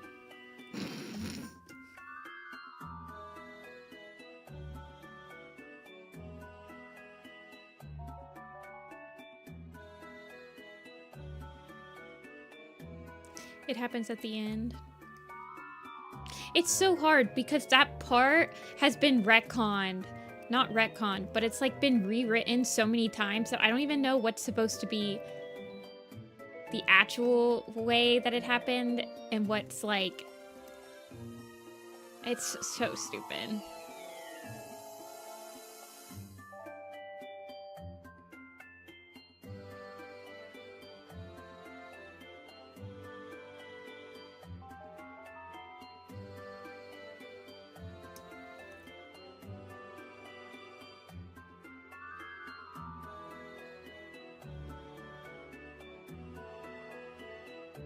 I actually don't like boba that much.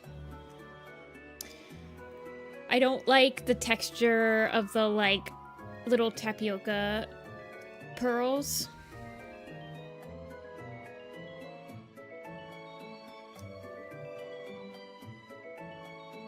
And some people didn't. Oh, that's interesting. I don't think I ever finished the second season. I don't know why. But I remember the second season, I think it was because I wasn't, you and me were not talking, not in like a bad way, but like I didn't have anybody in my life that was watching Ozo with me when the second season happened. So I didn't have, but I had people in my life that were watching the JoJo, the JoJo. So I was just like watching JoJo instead. When it was coming out.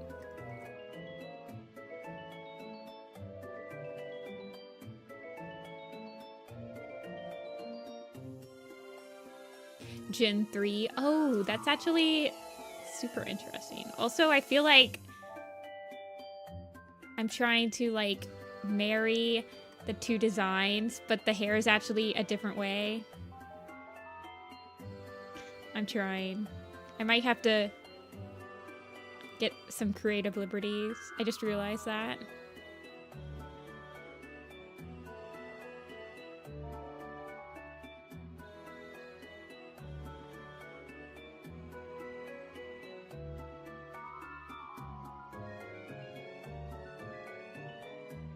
Let's pretend we had beef. No, I think I was literally just like getting really busy. And my IRL friend that I watched anime with was like super into JoJo. So that's what I watched. Because typically you just watch whatever your friends are watching so that you guys can enjoy it together. I tried to get him into Oso, but he didn't. He was just way too far into JoJo.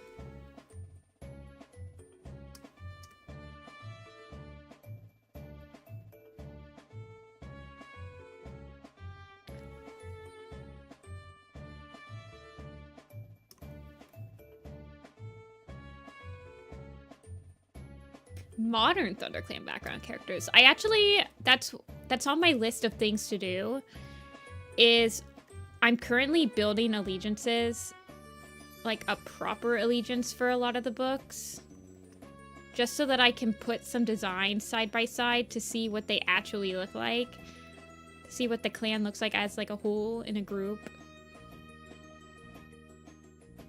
Ugh, you guys, I have so many spreadsheets. It's just another spreadsheet with a proper allegiance.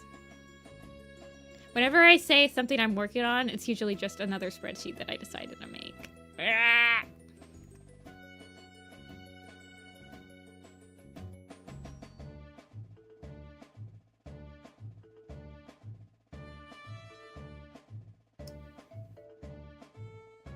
Goes away from the zany humor.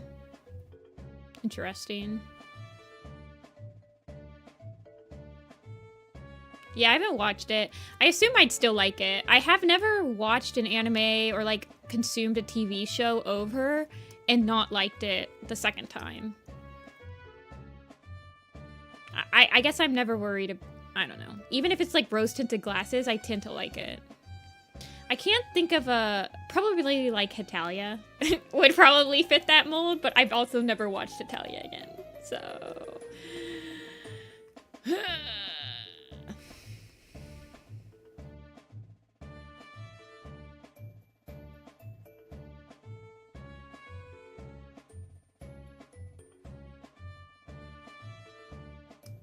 Rosen Maiden? I remember that one. That was like kind of a Lolita type of style, right? I think I remember it coming up a lot when I was watching Gosick, because it had like a similar type of anime style.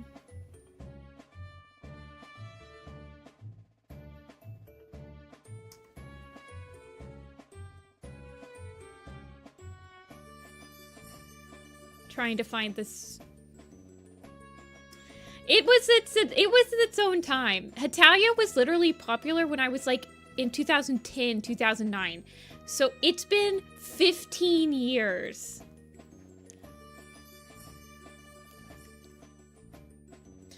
And sometimes I feel like, well, the sub was never popular. Or the dub. The dub was never popular.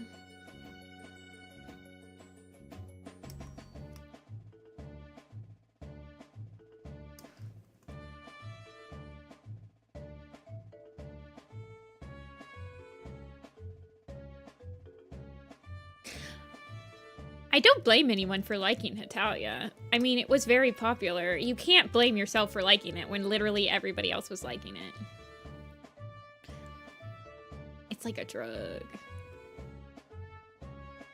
And also, a lot of people that get into Hetalia are still like middle schoolers, like young high schoolers.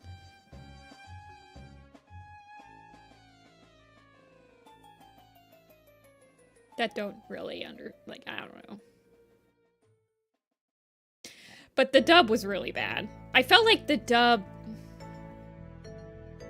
it was a completely different feel. And yeah. It is weird. It's very Japanese.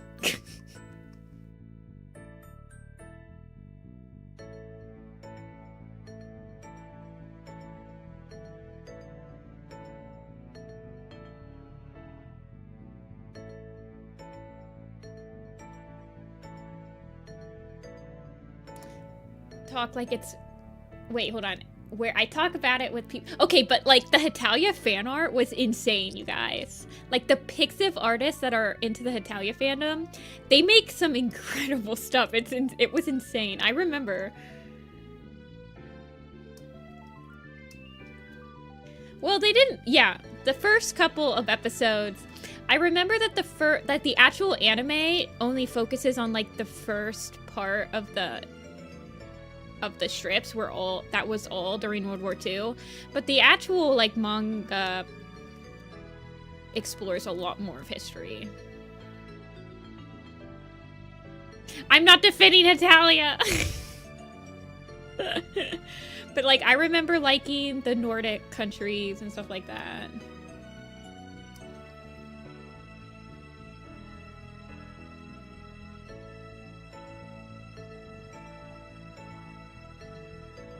Madoka was good. I remember Madoka was the first anime I watched simulcasted. Like I watched it as it was coming out.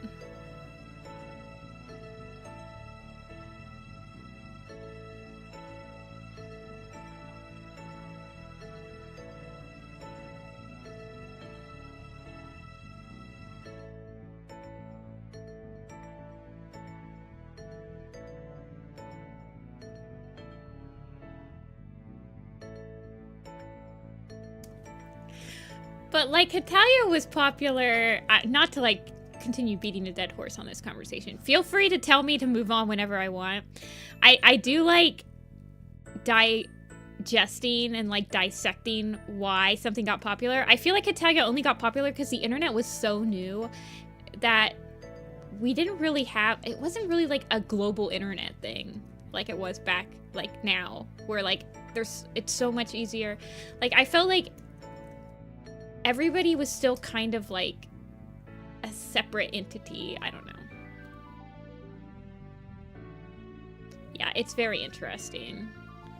I would love to see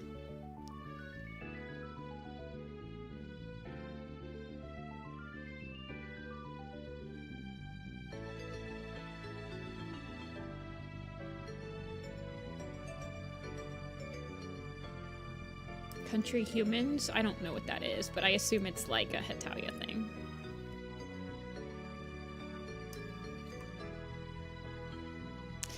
Anyway.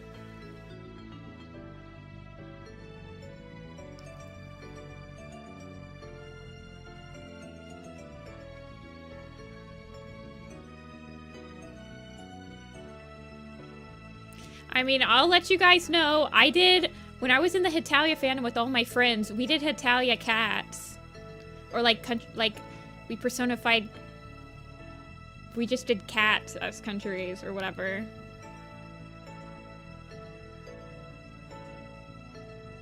I won't hide it. It's still on my DeviantArt. It's there for you guys all to see.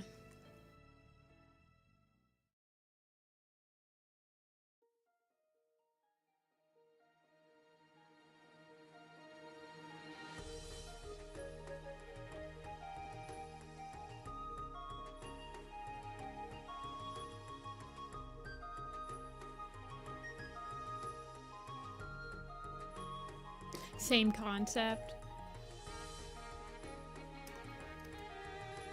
This is the Pokemon Mystery Dungeon soundtrack.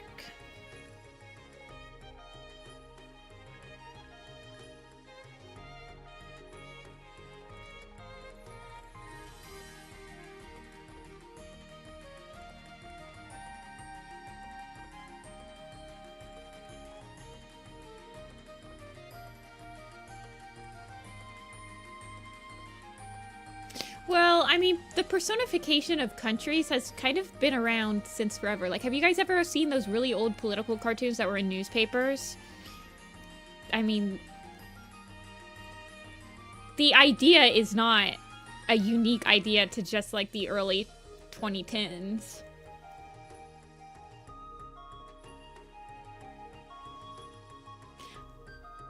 I feel like Hetalia was the one that made them into, like, anime men, etc., etc.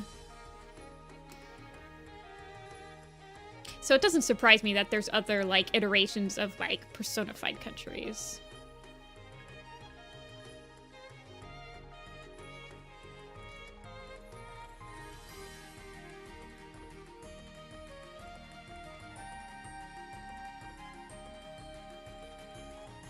Is what I'm getting at. But yeah, I think that's probably the only fandom that I feel like if I tried to absorb, if I tried to go back and watch that media, I probably wouldn't be that into it.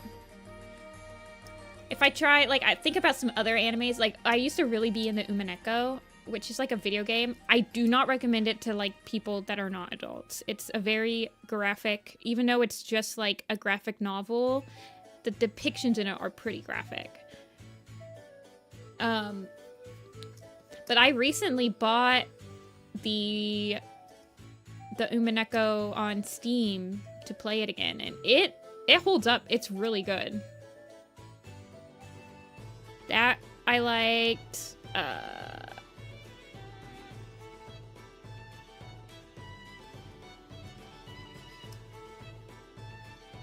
Yeah. I could see that, yeah. I'm trying to think. I haven't gone back to read Homestuck.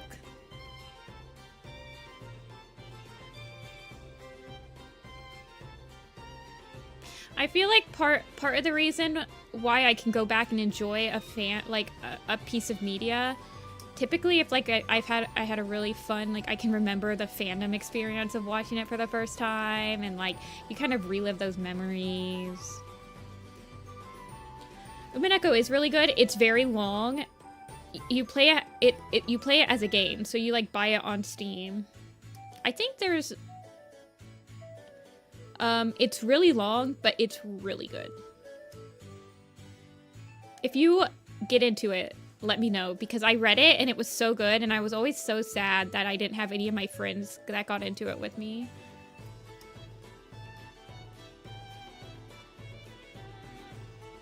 That's so funny. I think it goes on sale every once in a while, but there's two versions. There's the questions arc and the answers arc, and each of them are like 4 visual novels. So you get the question ones first. It'll take you like, it takes me about a week. Well, not even, sometimes even longer.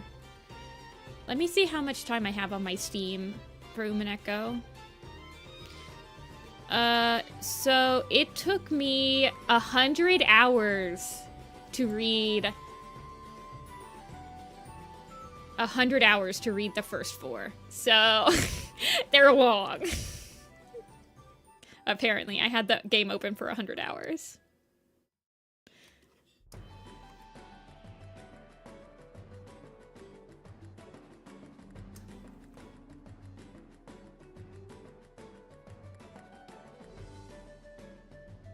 Man, the way that you shade your eyes remind me of my old eye style. Ugh, it makes me want to go back to it so bad.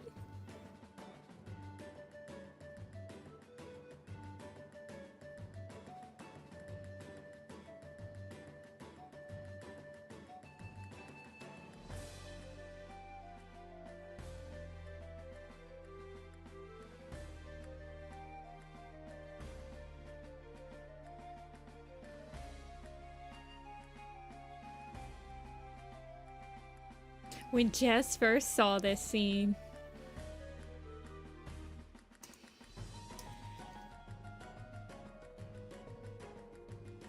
I am trying. I'm trying to give her as much justice as she deserves. I'm also kind of just copying all the colors you're putting on her eye, though. I'm also just studying the way that you shade eyes. Although I could never do this. I love these eyes for illustration, but I feel like if I had to animate them, I would go crazy. Although you could probably use like After Effects and animate the pupil, like do kind of some tween type stuff to give the pupils, so you wouldn't have to do it all frame by frame.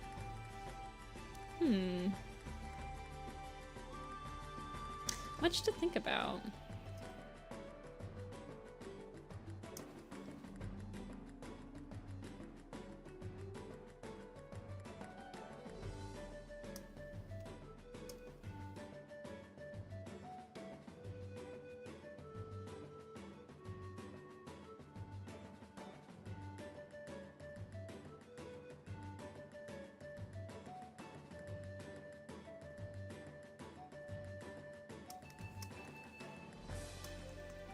I'm only copying the eyes. Actually, yeah.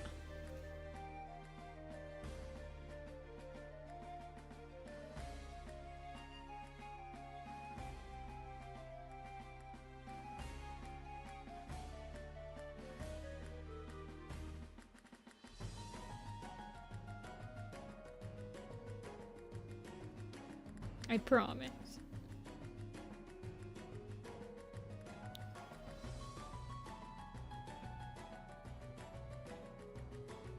You just copy and paste it. I'm trying to remember, because I did really animate EIs. There was this one person for the 4th Apprentice.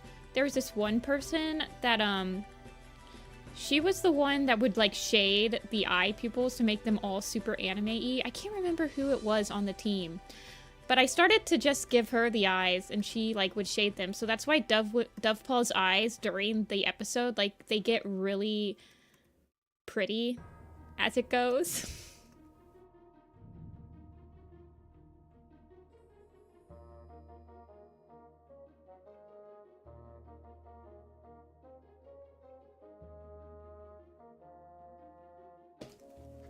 But she had this thing, so in Flash it was really easy because when I did the eyes in Flash, I would shade them like this, and then the person would come in, and basically what you do is you use like this red tool to outline all of the shades like this. And then you paint bucket fill all of it, and then you can remove the red eye. I don't know how to explain it, but it was a lot easier to do stuff. Yeah, you still do that. I think. Or at least you did that. I remember you used that method when you were doing, like, Roxanne and stuff.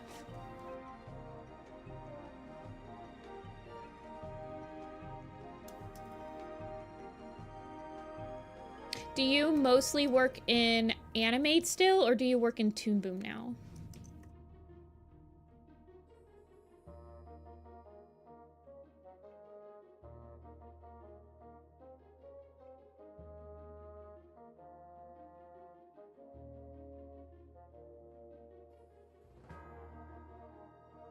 Okay, fair. I need to get back on to the Animate to do my boards. I love boarding in Animate.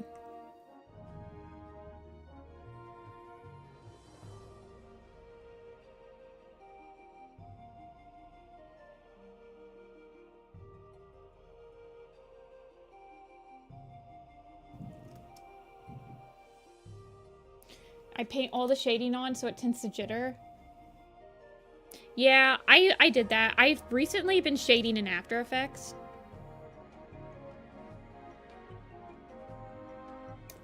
Like doing the shading completely in post.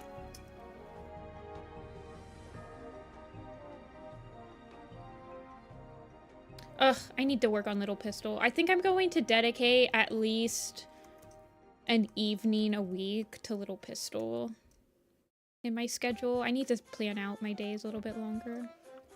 But I really want to get that going. And I need to get the Frostball thing going. I've sent it to so many people now that are like excited for it. That's why I did it, by the way. I send it to people so that they get excited and keep asking me about it.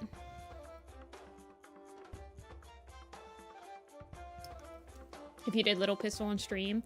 I said to people that I would do it on stream. I would mostly be doing layouts, though. Because I'm planning on doing most of the layouts myself, because I actually really like doing layouts. And I don't mind doing them. But all the animation I want to be doing. But I would be doing character layouts too, probably. Or like updating the boards. I don't really feel like doing actual character refs on stream because those are super tedious. And if I'm not like listening to something else while I'm doing them, I get bored out of my brain.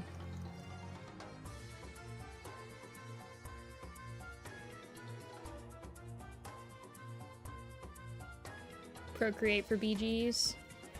Oh my gosh, I still can't believe that I did everything in Animate. Even, I guess I can believe it. I still have a I have a lined BG style because of that, though. That's why I always prefer to do lined BGs, because I did lined BGs for everything.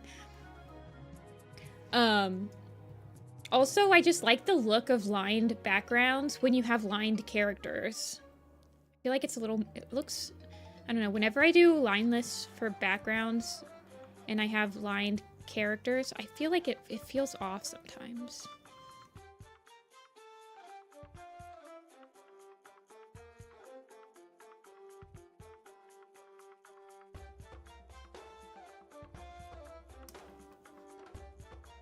Do you want her little blushies to be in the picture?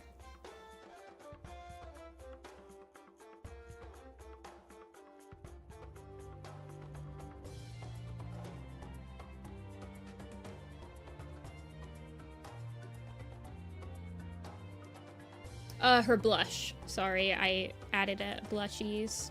Her blush. She has blush on her ref.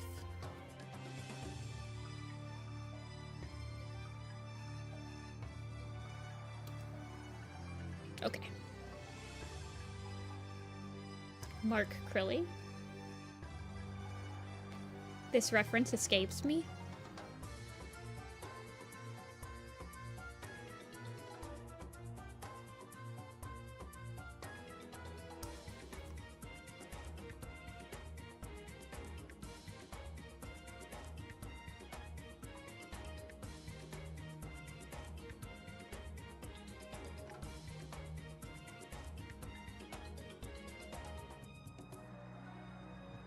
How to draw anime girls. Oh gosh. And now you gotta line it. Ugh. My least favorite part about doing the camp backgrounds is... well, probably rendering out the colors. It's so tedious. Let's be real.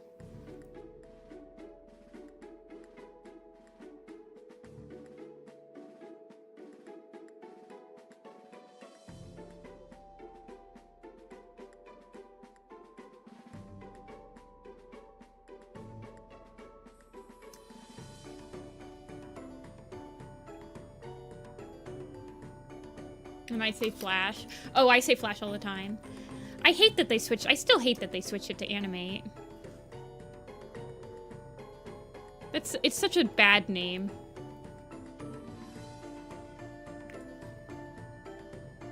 It should be like... I don't know.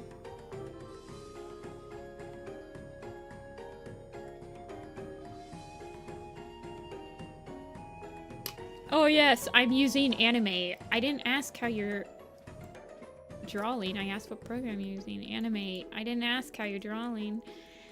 Okay, Dad.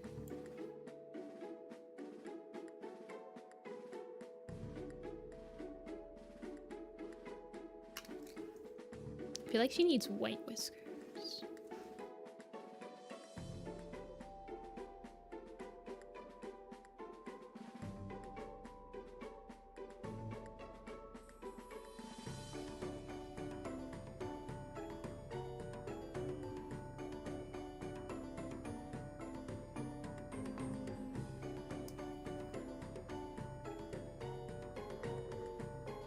Okay, what do we think, Jenny? I did take a couple of artistic liberties with her hair, but I think I captured most of it okay. I animate on Animate. Yeah. Usually, I guess I would say I just use Adobe. You have to say Adobe Animate. I use Adobe Animate for my animations. All right, let me send her over.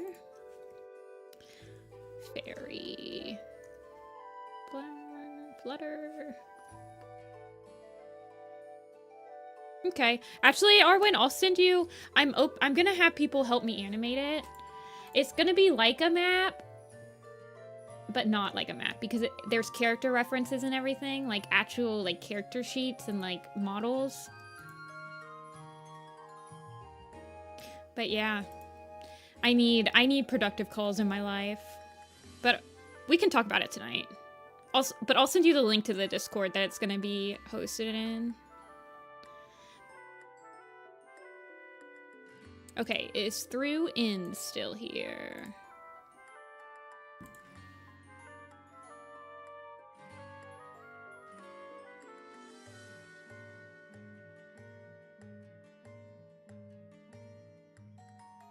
Enhanced with Adobe Photoshop.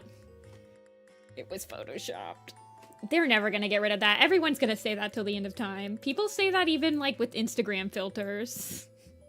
I guess now people say...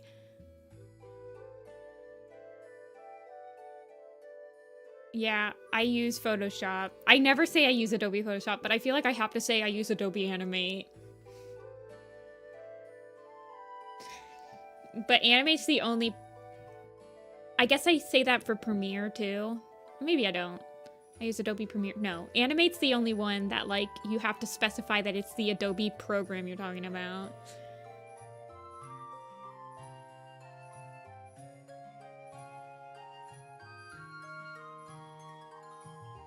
Oh, they're meant to be tulips. Oh my gosh, I'm so sorry, Jenny. I didn't even read that. Do you want me to fix the flowers? Because I don't think that they're very tulip-like. Oh my gosh.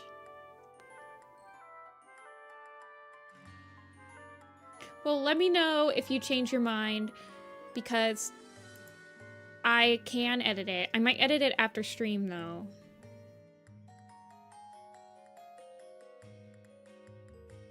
For some reason, I didn't copy-paste that part over to my commission stream page that I use to, like, aggregate all my information. Oh my gosh. I need to read closer.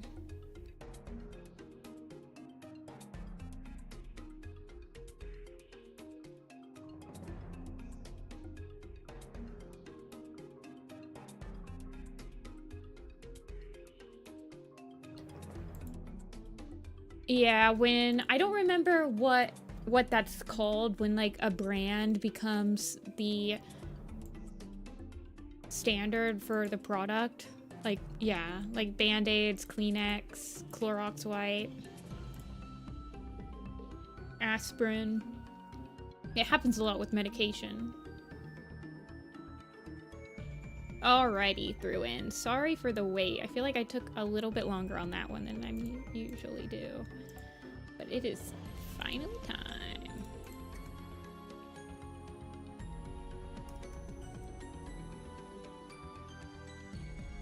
Dumpster is one of those brand names. That's crazy. I would never have guessed. Alrighty, Thunder's new look.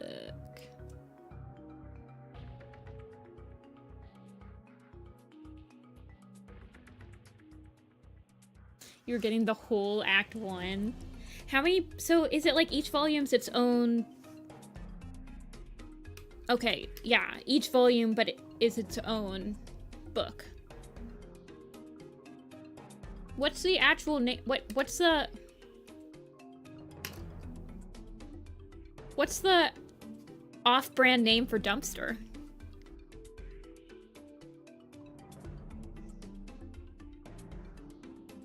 Like trash bin? Trash container? A trash bin is small.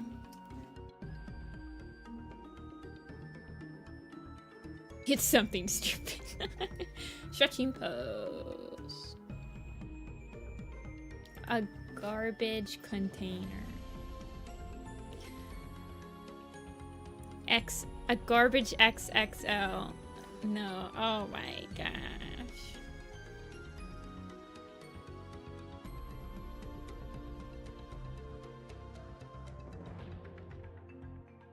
Hold on, I'm looking. Dumpster.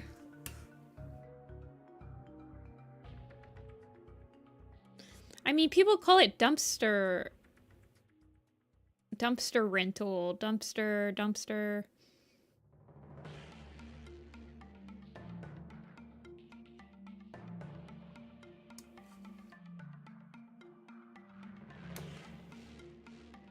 Trash receptacle?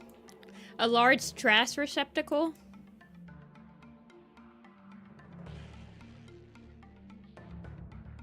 A container designed to receive and transport and dump waste. Large trash receptacle is the dictionary definition of dumpster.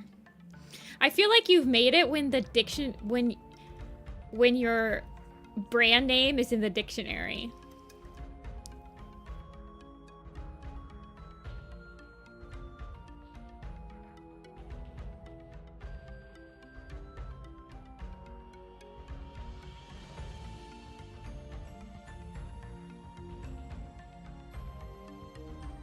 Wait, what's the other one in the... Oh, I remember the other one. Okay.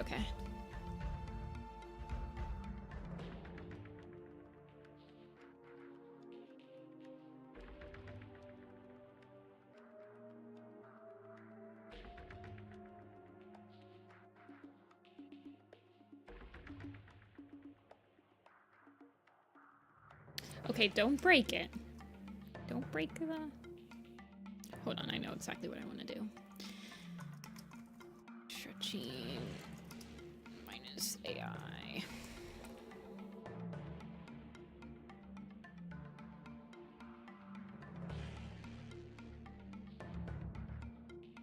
I feel like...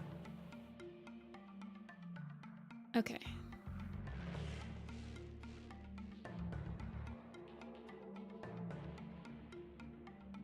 Yes.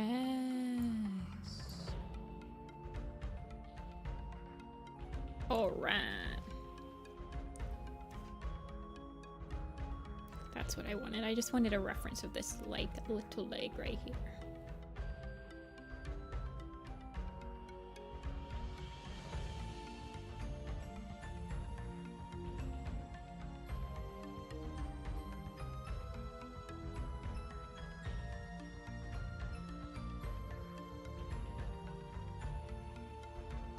And the little toe beans.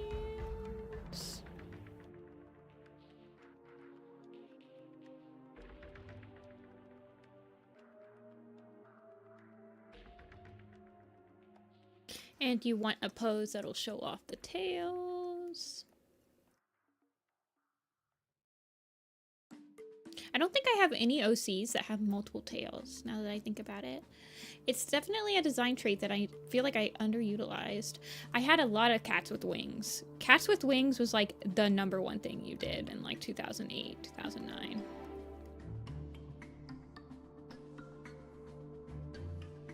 Like all my OCs had wings.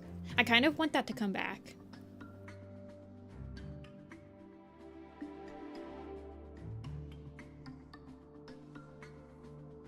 Sucker for two tails. I have quite a few friends that have like the two-tailed cat OCs. Hey Daniela, Saturday stream, yep. There will be no stream tomorrow, or Tuesday, or Thursday. Do you want her eyes closed? Do you mind if her eyes are closed? Or would you like them like slightly open? Like this?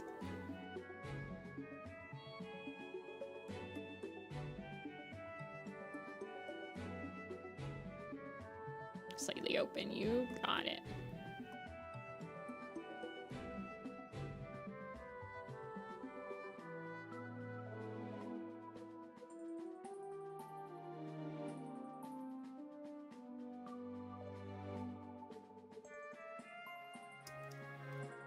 Whoops. I made it peanut-sized. Hey, Interstellar.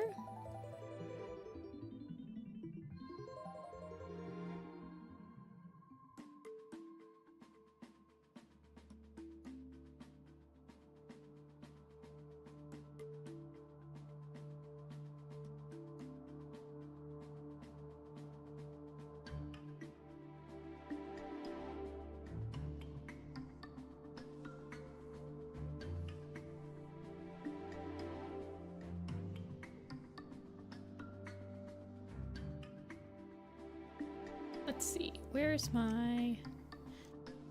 The thing about stretching, I think the part that I usually have the most amount of conflict with is the shoulders during a stretch, where the shoulders end up.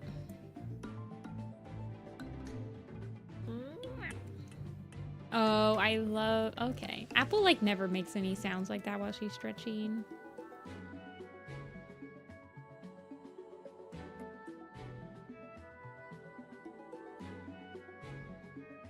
So sad. She makes other cute sounds, though.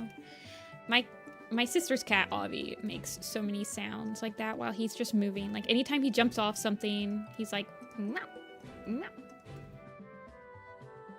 Apple doesn't really do that, though.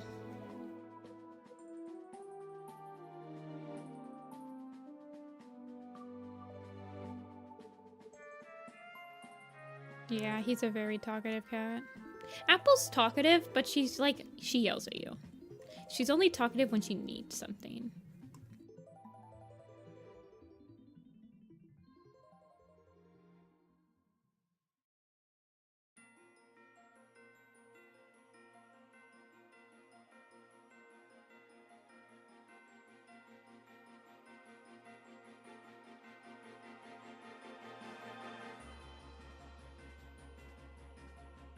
She's so vocal. Yeah, I've heard that blind cats are more vocal.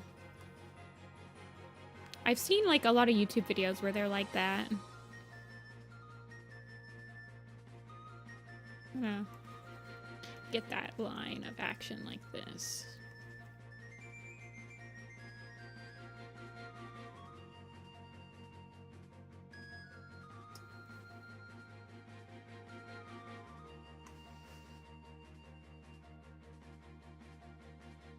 Kind of would like it to be not knowing how loud they are. Apple does that. Apple's definitely, she's almost 16 now. She turned 16 in the summer. So she's not almost 16. She's like 15 and a half. But she yells so loud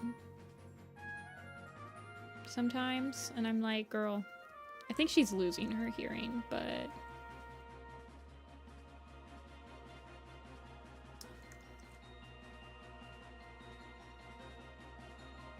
It goes in and out. She gets like ear infections, and when she has her ear infection, she tends to not be able to hear as well.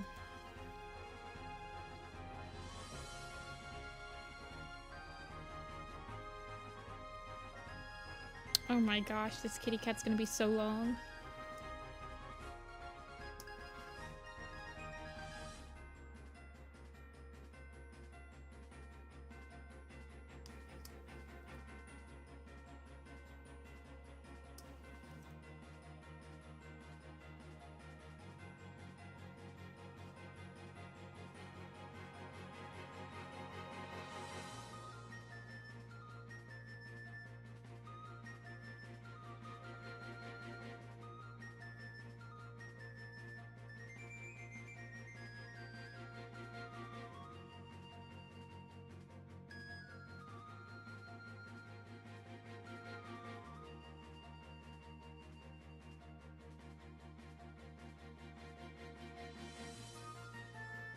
I'm trying to think of how I want the other tail to be.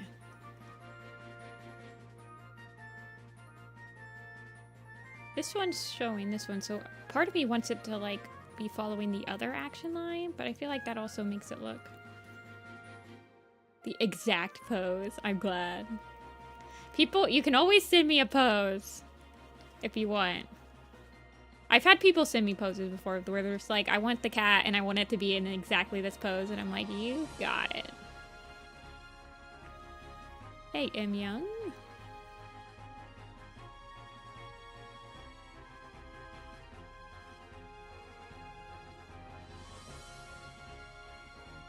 I don't know if I'll be able to add... Oh, I might be able to add her bell.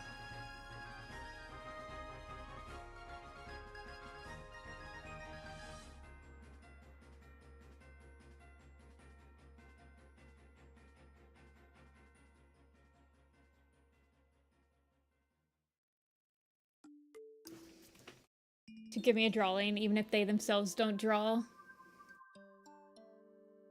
Trying to figure out how to compose the scene. Yeah, it is nice when a commissioner, especially if they have like a very clear idea of what they want already, for them to just like, even if somebody like drew a cat and they were like, I just want the cat to be like, I don't know, with their legs like this and like this. I'm like, okay, I can do it. I'm not doing requests. I'm young. I don't do requests on stream. I think I've told you this before, multiple times, actually. I don't think it's rude.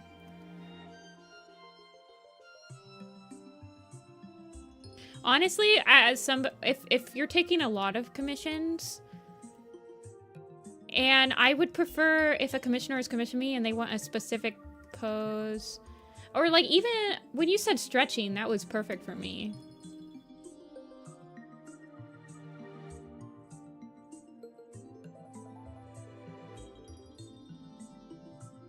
But if you're like looking for a very specific thing, I'm always like, feel free to give them a thing.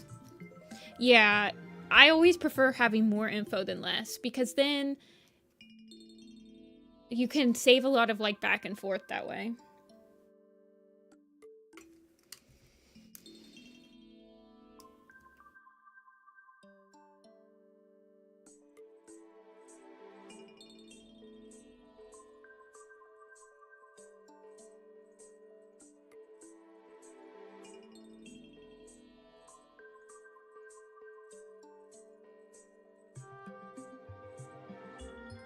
Okie dokie, I'm almost out of coffee.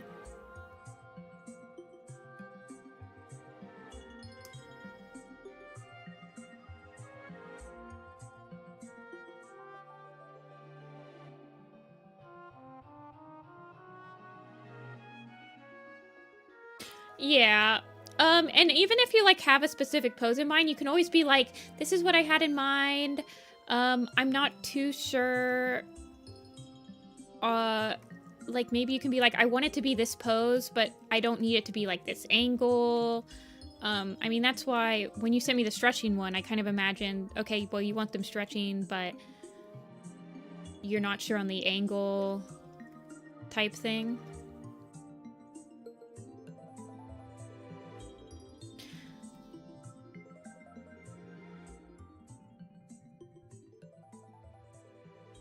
I don't know.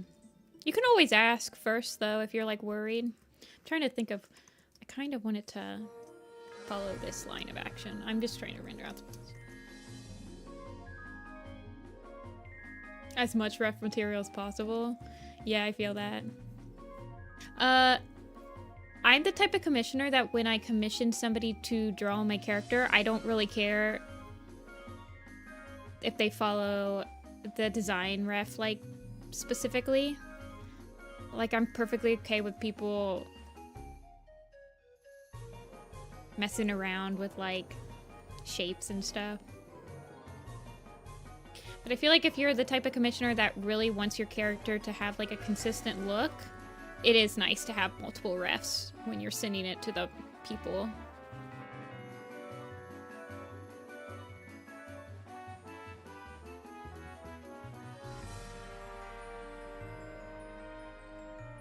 Like adapting characters to their style. Yeah. I mean, if I'm commissioning somebody to draw my character, I want them to draw it in their style.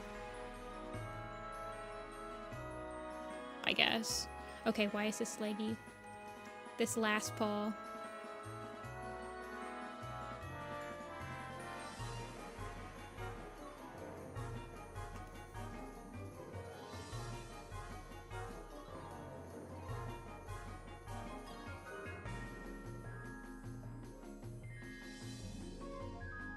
Yeah, you just have like two. Usually when you design it, when you send me a character, you're like, the only two things that she needs to have, that character needs to have, is like this and this. Which is also nice. I like when they have specific things that they want you to keep the same, but they're like, they let you experiment with all the rest of it. Because I feel like that's a nice challenge too. Okay, why is this like not showing up? Hold on, I think I have the stretching reference I have on stream. There we go.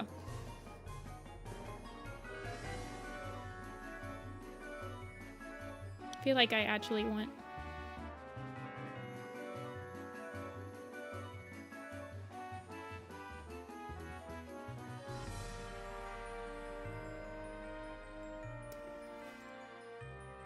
I'm not picky at all.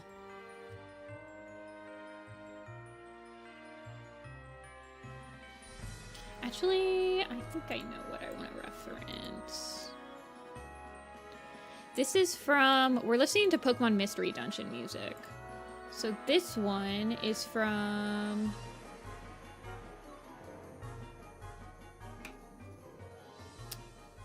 Oh gosh.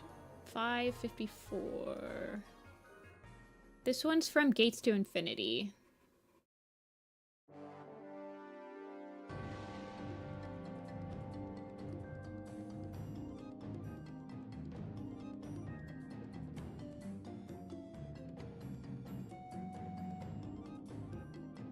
Give me 1 second, I'm looking for something. is that picture?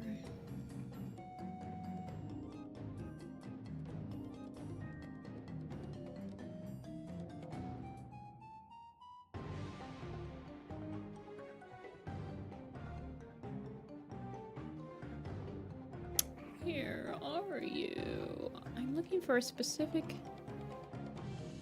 reference that I have in my files. For cat paws.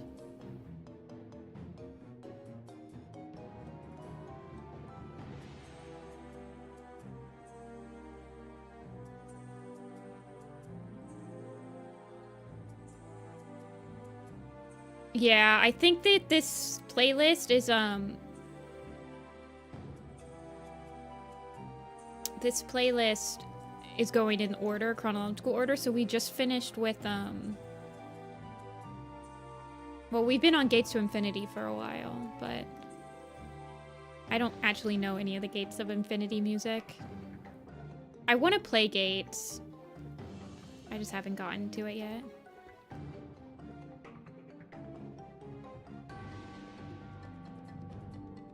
The music from Breath of the Wild. I know exactly what we're talking about. The chaotic piano music. God. That's so terrifying.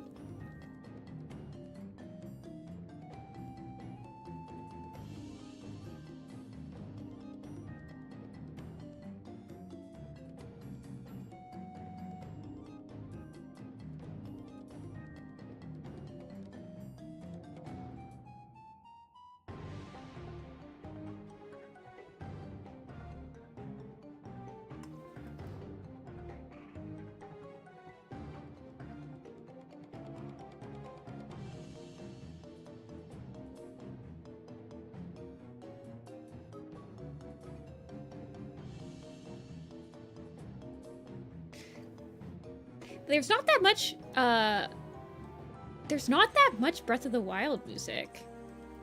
Like, compared to other Zelda games. But I really like the Dragon's music. Okay.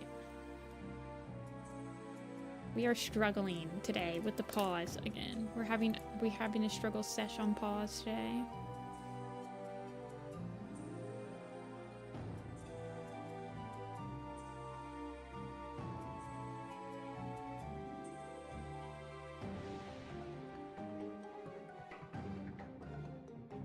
What am I looking for? I know what I'm looking for.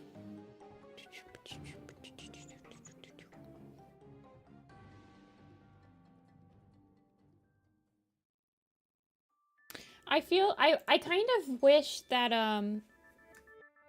kind of wish that Tears of the Kingdom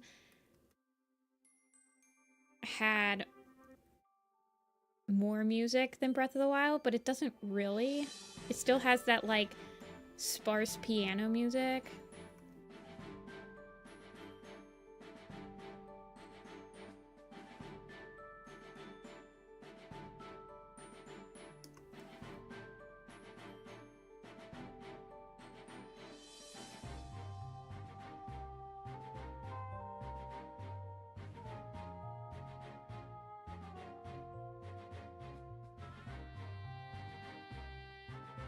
I remember I used to have the Ace of Diamond soundtrack on my phone, but it stressed me out.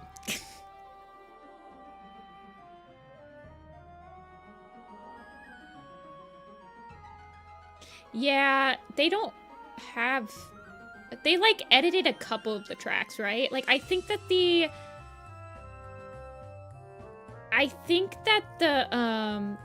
some of the... Shoot, what... Oh, gosh. The city music, the town music in Tears of the Kingdom is a little edited, but it's the same beat and the same bones.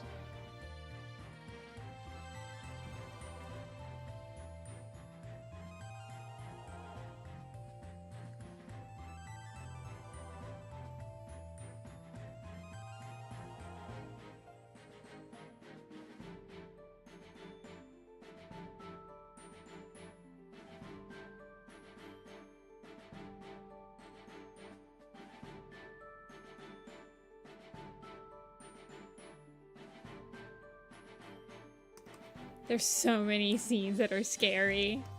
It definitely gets your heart beating.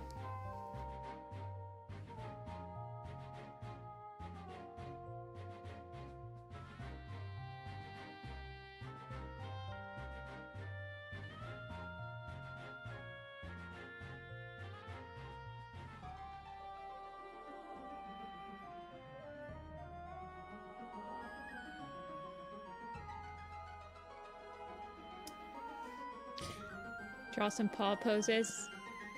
Paws are fun, but every once in a while I need to study them because I struggle.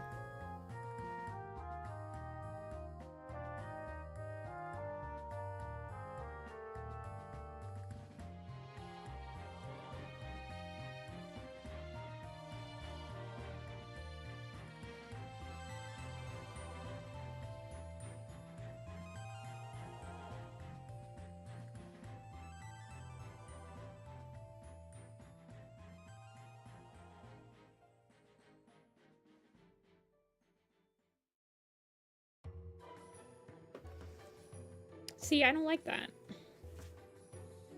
Oh, it's okay. I'm gonna let it breathe. I'm not liking how the dew claw is coming out.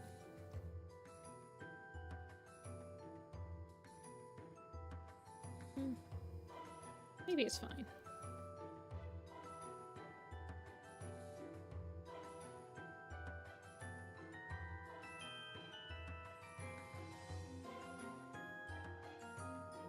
My claws are always so messy, though. Like, I'm incapable of drawing clean claws on cats.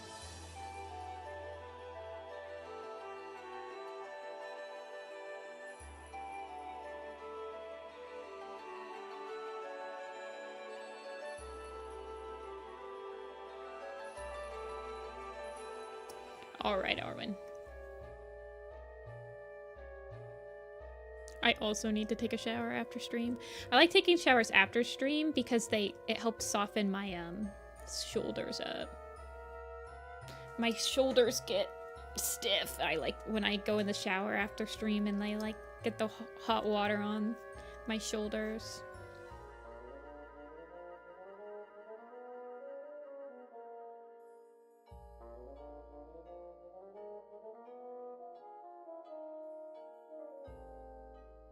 What am I looking for? I am looking for Thunder. The rest sheet. Thank you.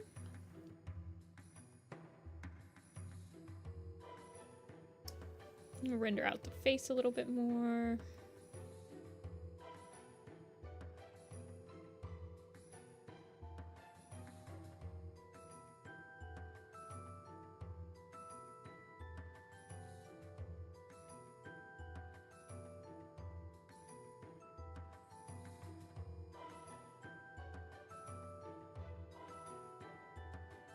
Thunder, every time I see Thunder, I don't know why, but I get like, I mean this in the nicest way possible, I get like Leopard Star girl boss vibes.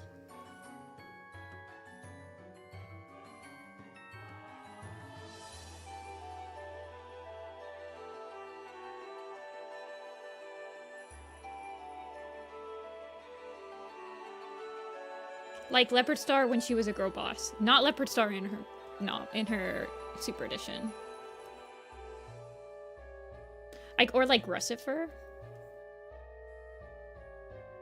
Not to like constantly be comparing your OCs to main ones, thinking that you copied the OC or the main character or anything. I promise I don't mean that when I say that. I have Warrior Cat brain. I have to think of everything as Warrior Cat related.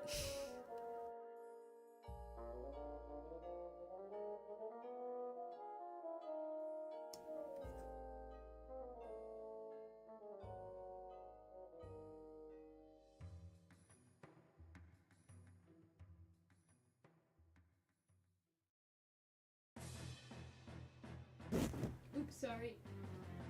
I was leaning in and I touched the mic. I can send you the toy house.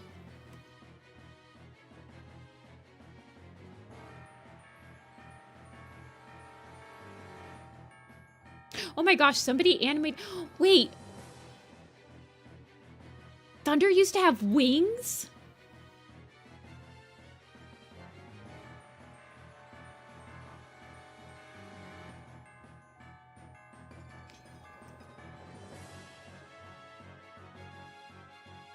Oh my gosh, somebody like 3D rendered.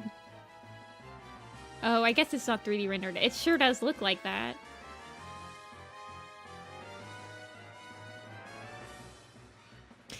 I remember when I used to take animation commissions. The music that's playing right now is about how I felt whenever I got an animation commission.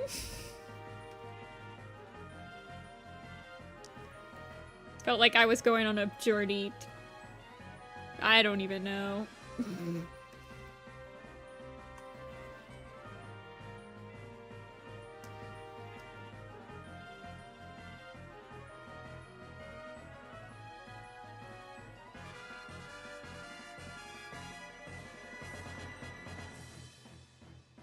Froties. Oh my gosh, it is the caramel dance. Oh my gosh. Ugh.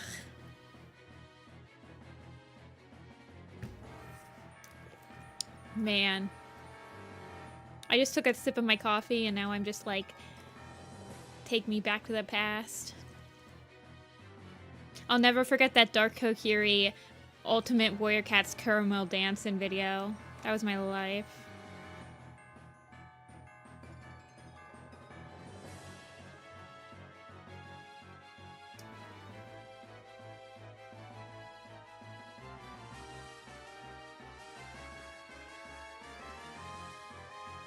I feel like if I was gonna do an animation commission, it would have to be like a base.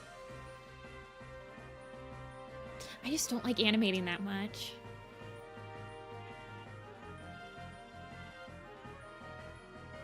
Or I'd have to have stipulations like I can't do edits once I give you like the keyframe, and then once the keyframe's done, I can't do edits. I can't look at animation that long.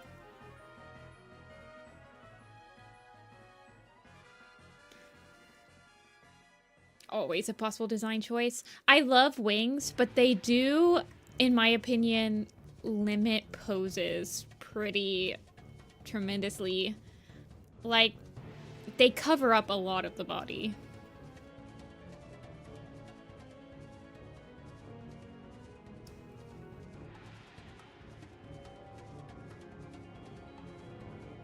So I don't blame you.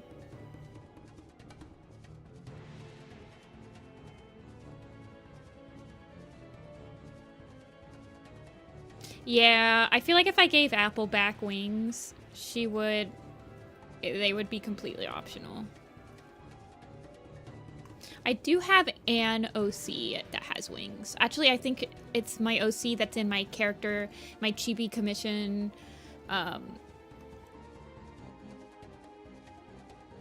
like, example on the coffee. It's Lily. She's the snow leopard with wings. She's like a baby kitten snow leopard with the scarf and the wings. She's like my winged OC that has lasted.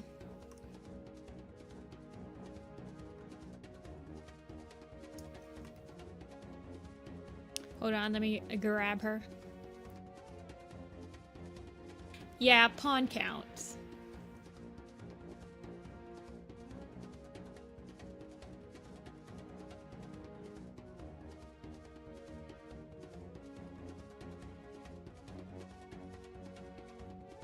Yeah. This is my token winged OC.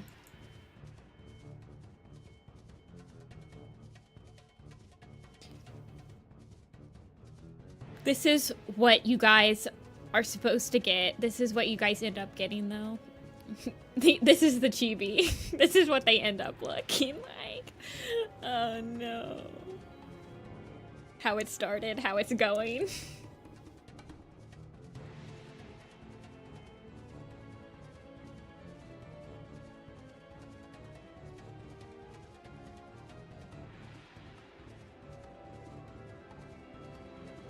I need to just bite the bullet and call them my full body.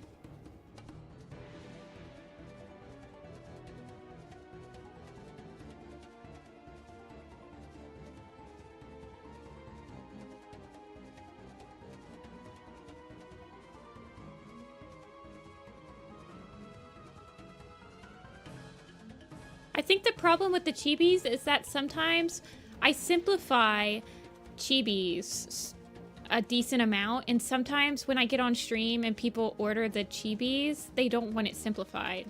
So like as I'm simplifying their design, they're like, oh well, I would really like the eyes to be more detailed and stuff like that. And I got to a point where I'm just like, well, I'll just make it all full body then.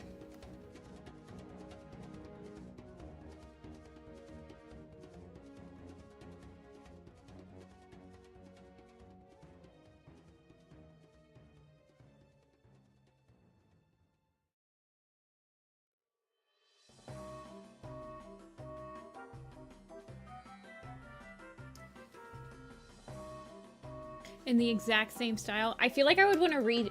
I know what chibi you're talking about, and I absolutely don't like that picture. I feel like I would want to redraw her, but I need to do. I'll do them for my commission examples for humans. Just send me the 2 refs. Send me her and her brother as refs, and I'll do those as my commission examples. I just don't like her shapes. She feels like very blobby. Let me look.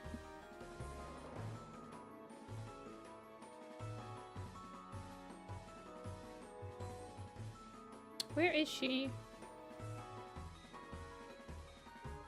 She was like one of the first ones I did too. When I was doing all those chibis. Because I was doing them in part order. And you have like one of the first parts.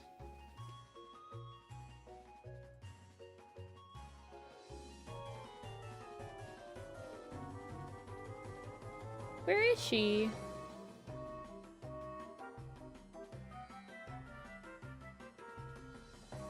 Ah, Dusty, Dirty Noodles. Okay. Maybe I wasn't doing them in port order.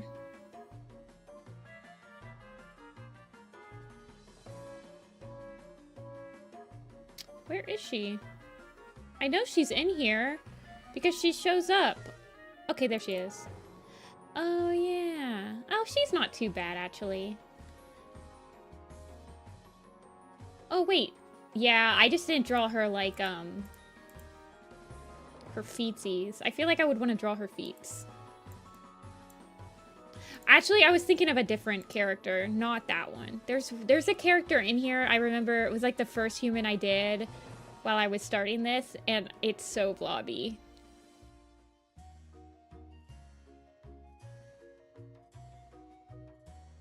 But I also remember it was like a D&D character, and it was really hard to, get that detailed D&D character to be like chibi-fied down.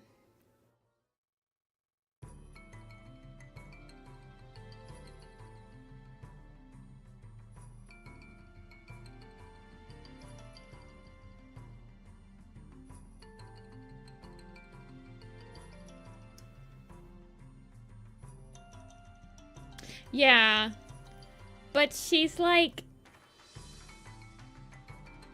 I guess it's the hair. I like the hat. The hat was easy. I definitely focused on the hat and the shape of the shape of the dress more. But I feel like if I was gonna draw her again, I would want her to have little feet. Little feeties. I don't really like the blobby feet I gave her. She's got stumps. She's got Fire Emblem Awakening stumps.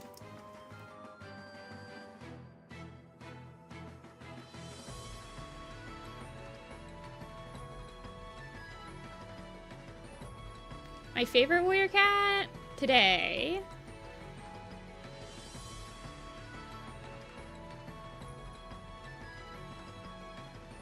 Today it's Clear Sky. I'll be normie today. The characters are stuck at the ground.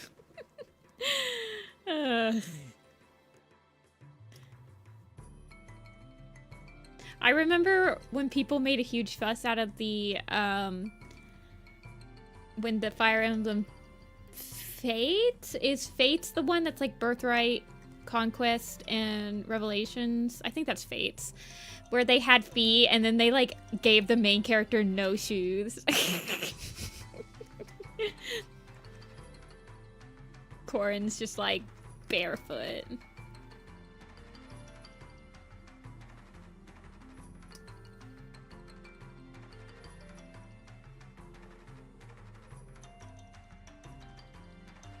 I honestly didn't notice that they didn't have feet until somebody pointed it out online. Probably because the models are just so small.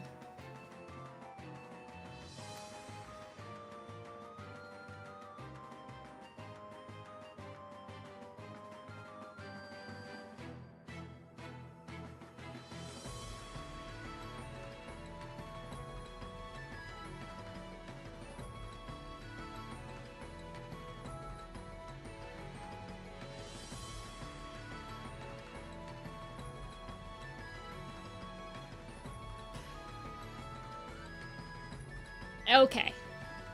Okay, sounds good, eh? I'm on vacation next week, but I will have my laptop, so feel free.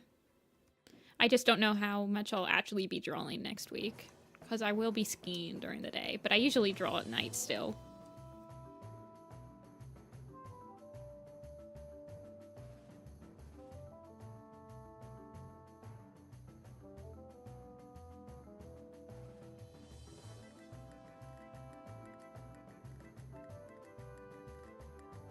Wait, where'd you go?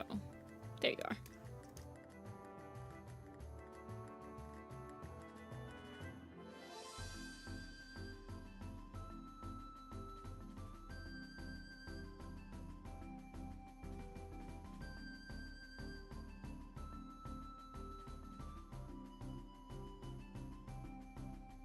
Trying to draw bells. T-Bell for Thunder. Oh, okay, so what's Thunder's backstory? They clearly have... Are they a Warrior Cat OC or are they just your regular OC?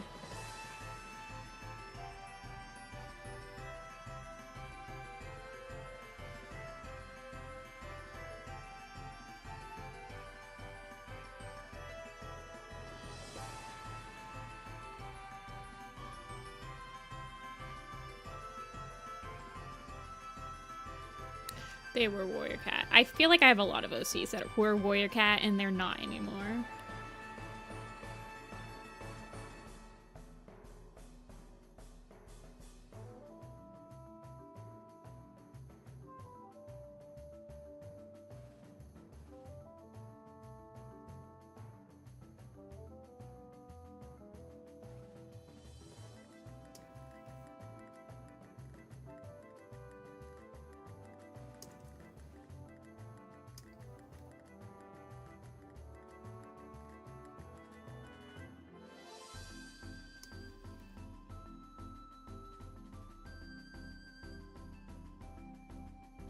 But she was in a shared universe with the previous Warriors OC. Fair. Also, I have a question for people. Is there anyone in chat that buys Adoptables? Before I ask this question.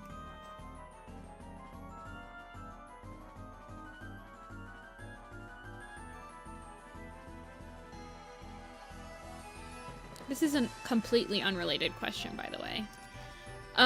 When Adoptables have names attached to them, do you prefer when Adoptables have, like, already have names, or do you not really care? I feel like, personally, I usually change the name of the OC.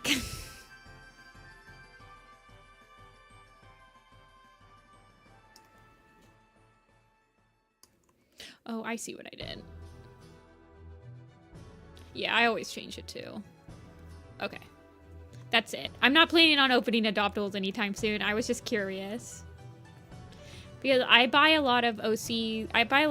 Well, I don't anymore. But I used to. Buy a lot of Adoptables that were like Warrior Cat Adoptables. But I didn't make them into Warrior Cat OCs. So I think they might have had Warrior Cat names attached to them.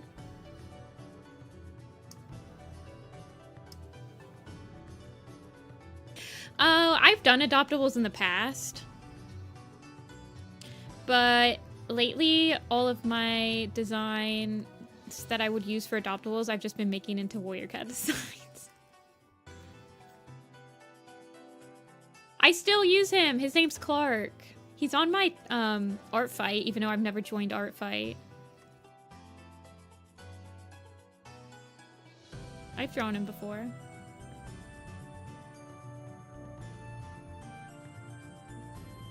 He's friends with you. They work at the pet shop together, but you just is the mascot that stands outside the pet store and swings the sign around.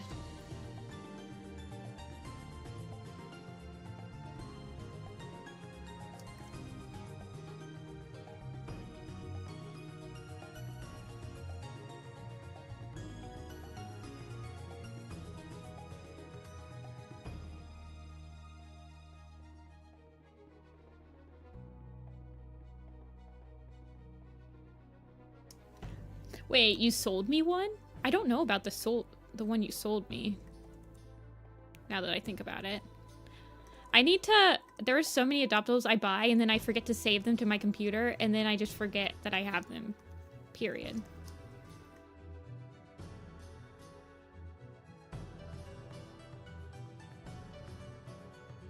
The cat with the raincoat. That does sound familiar.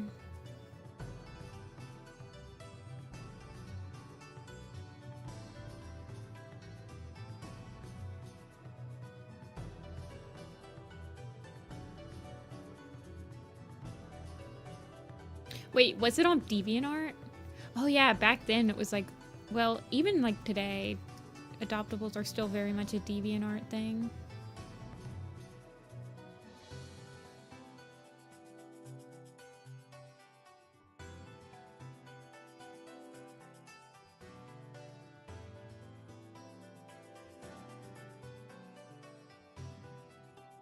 Well, somebody in chat said that Toy House adoptables don't like...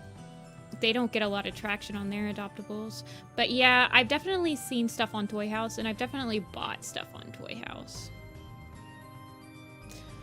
For people that's done adoptables before, do you mind when people edit your adoptable after they get it? I don't, personally. I'm like, do whatever you want with it. I usually like add clothes and stuff. Creature for a heart of the game. She has a sort of creature for a heart that lets her do horror body stuff because that's fun to draw. Interesting.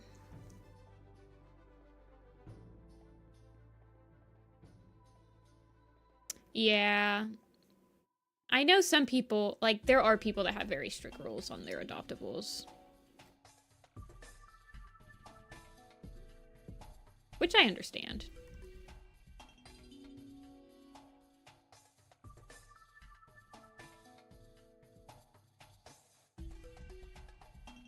I feel like it'd be hard to track down like every single adoptable you've made and like make sure everyone's adhering to the rules and everything. I don't know. Like once I've transferred ownership to somebody else, I'm like, okay. Do whatever you want. Although I kind of hope that no one ever uses my adoptables to make not adult or not kid-friendly content. I kind of don't want that ever to happen. But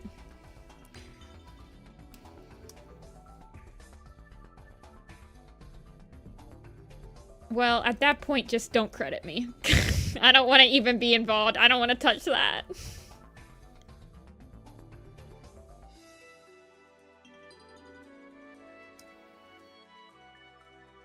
Yeah, I was actually, when you said the body horror stuff, I wanted to like go through the Toy House, but I also don't know if I want to see that. I have a very weak stomach. But the Toy House seems like very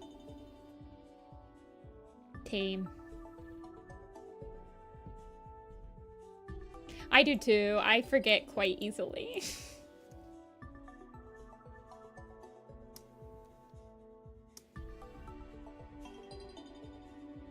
I mean, I forget about the adoptables I adopted. How can I remember the adoptables that I adopted out?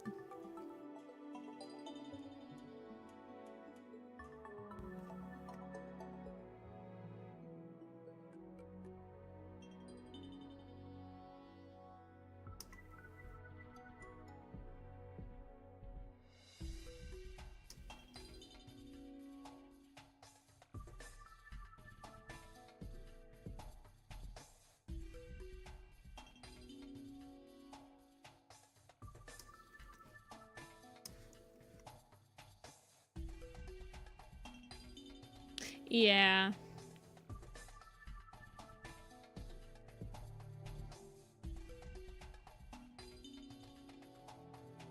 I feel like that with some people will ask me, I archive all of my Warrior Cat designs, so like if you do really like an old design that I have decided to not go with, like not make content with that design anymore, like I keep that up. People can use it. I don't want to adopt them out though, because I mean, yeah, you can use it. I don't know. Me updating my Warrior Cat designs is always really weird. Personality's less clear. Yeah, that's why I like doing these commission streams when I'm drawing people's OCs, because if they're here, it's like it's a lot easier to get instant feedback if you want to change something.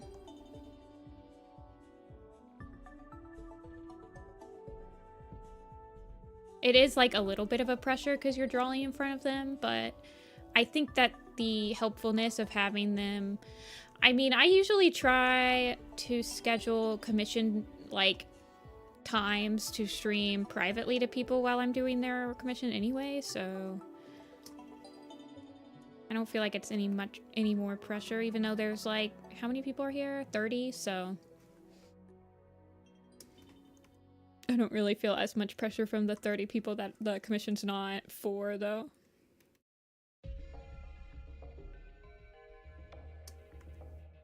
Eldritch things, and I can't help but imagine her as a long creature with many... Oh, that'd be really crazy. That is really cool. I hope you find, like, I hope you can draw that the way that you're envisioning it, or find someone to do it. I can't do anything crazy like that. I don't know, some people get really particular with their, I mean, the thing about drawing on stream and talking to, like, all the people in chat is I will miss things. I'm multitasking. So, I do make a lot more mistakes on my commission streams that I won't catch immediately, or if I'm just, like, drawing by myself. So I definitely do not mind when people like ask for corrections in stream as I'm drawing it, because I am multitasking.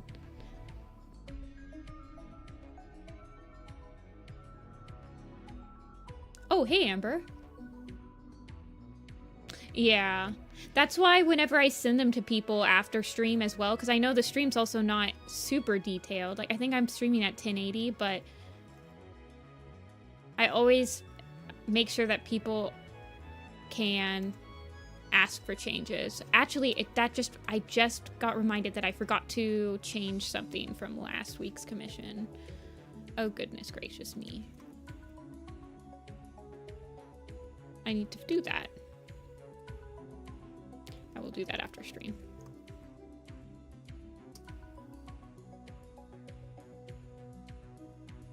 Okay, changing your like main mascot slash like persona is so stressful. I haven't changed Apple in... She's been the same design for about 15 or 10 years now. She's had the same exact design for about a decade, and I don't think I'll...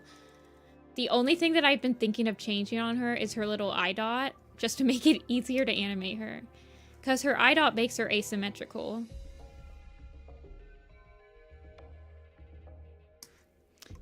But even, like, just doing that stresses me out. Although I like never draw the eye, I never color the eye dot when I animate her anyway. So it's like, I feel like if you keep forgetting to add a marking, it's like indicative of, is that marking actually that important to the design if you keep forgetting about it? But her eye dot makes her unique. Yeah. Well, she also has that scarf design that's like a pain in the butt to animate. So, whatever.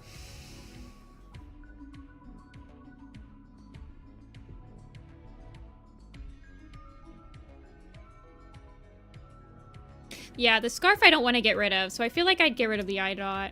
I do let people, as long as the scarf has white and red on it, I let people do whatever. I drew Apple in the Warrior Cats animated style once. Let me show you guys what that looked like. It was like a very simplified. This is basically what...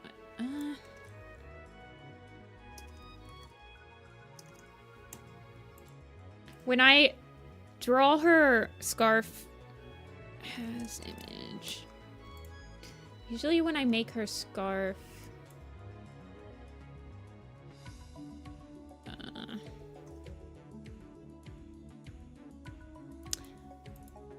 oh gosh.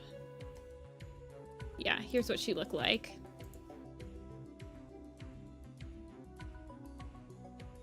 Oh look, she has her eye dot.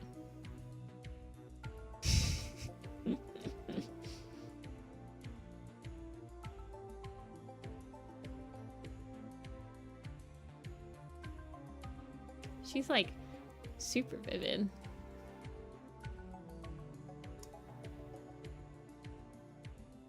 But yeah. But see, she still has the red and the cream.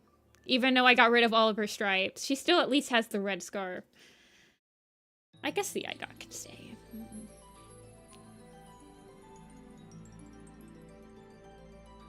Anatomically correct. Yeah, I know. I never draw her like this.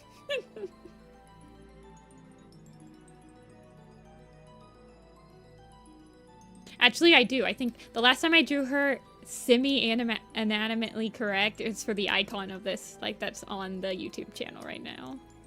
I think that's the last time I've drawn her other than, like, a doodle. I doodle her all the time for, like, thank you messages from the store and stuff like that, but...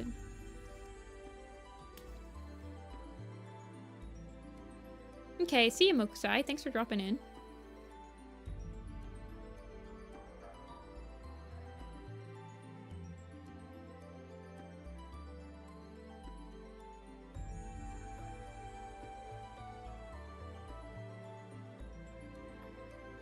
It was nice talking to you, too. I think you were here on Thursday, too. I hadn't seen you in a while. Okay.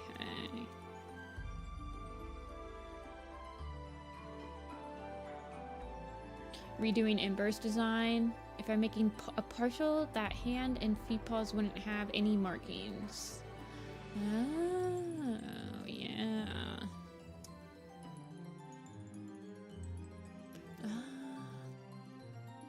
Yeah. Oh, that makes sense. So do people, like, are there specific... I assume that there are specific designs that work well... work much better, like, make for a more interesting fursuit than other things.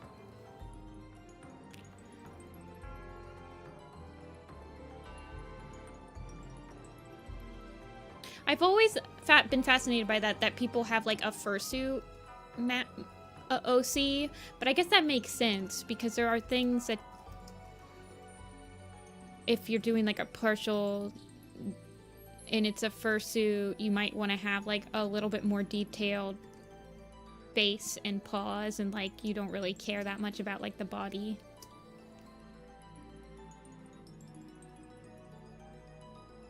Oh yeah, the color. I have this one of my friends is making a fursuit right now, and have talked about the, like, you have to make sure that the colors are available in the fur and stuff like that.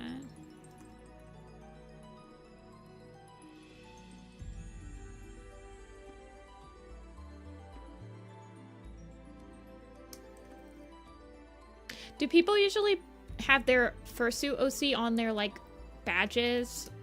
When they go to cons?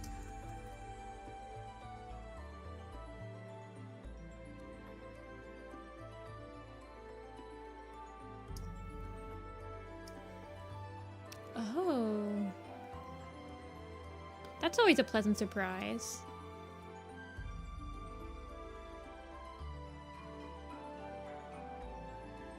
I've definitely seen furry commissioners do badge busts, I think they call them, that are specifically designed to be on badges. So I assume that most people at furry cons have, like, it seems like they have a really big badge. It's like it's a little smaller than a postcard. It's probably like an A7. They're, like, bigger than a trading card. But they're smaller than a postcard.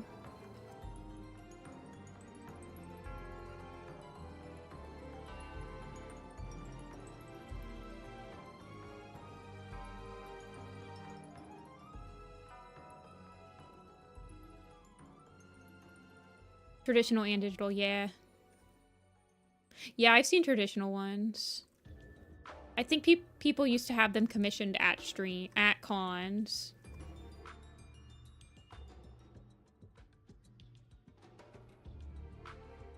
People are doing ribbons now at cons too. Those are a fairly new item. But people don't commission you for ribbons. They just, like, you have ribbons at your table for people to put on their badges.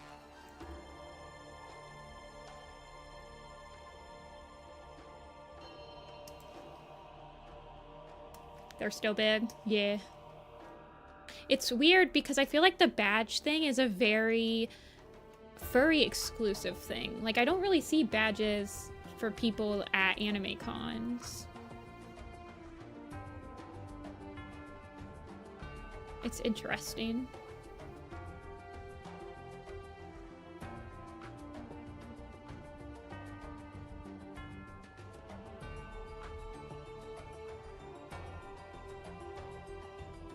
Yeah, ribbons are, like, a very popular thing at anime cons.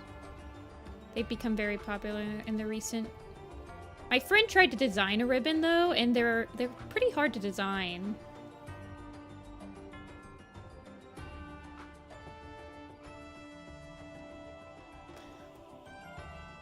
Yeah, I think the OC thing. Yeah, I think you hit the nail on the head.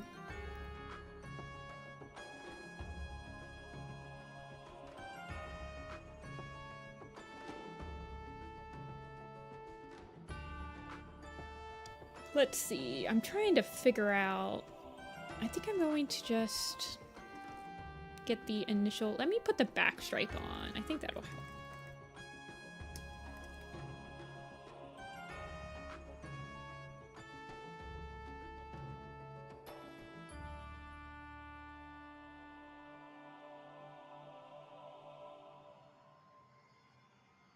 Comic cons have slowly become closer to anime cons. Yeah, a lot of Comic Con people, like, people that, I don't want to use host. What's the word I'm trying to look for? I guess it's host. People that, not host. Oh gosh, what's the word? It's on the tip of my tongue. People that run, I guess. People that run Comic Cons are starting to have anime cons that they also run. I guess it's just like people who run it. Which some people have actually expressed frustrations because apparently how the Artist Alley Comic-Con, how Artist Alleys at Comic Cons work are not the same as, like, Artist Alleys at anime cons, and people are like, they need to be, they're running this anime con like it's a Comic Con, and I'm like, I don't understand. I'm so confused.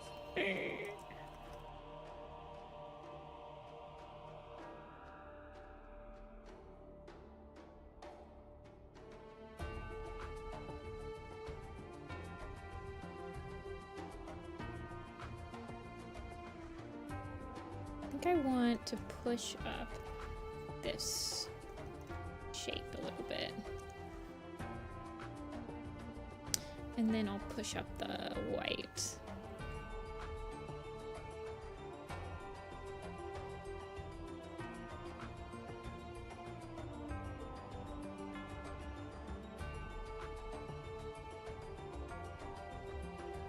Get so happy. Yeah, I like fursuits. A really well-made fursuit is just super impressive.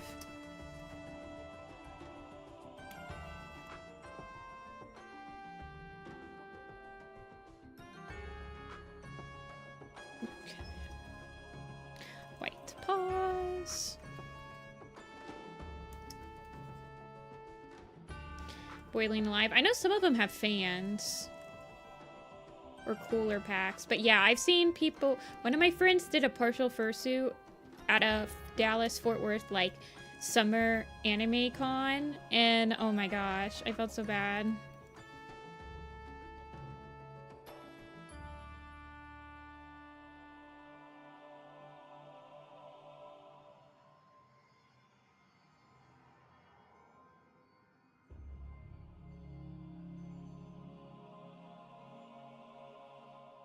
Oh, just her toes? Already, you got it.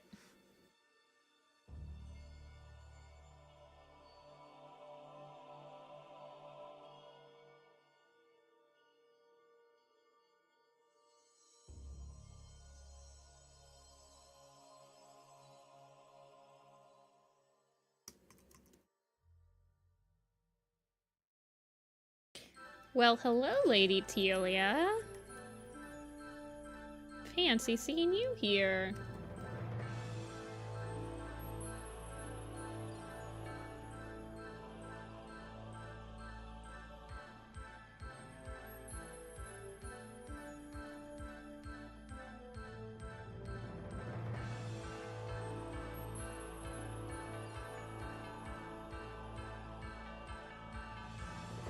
Oh, I'm glad.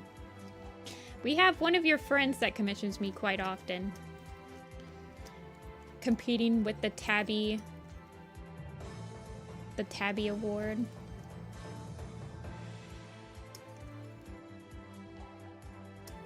See ya, Amber. Thanks for popping in.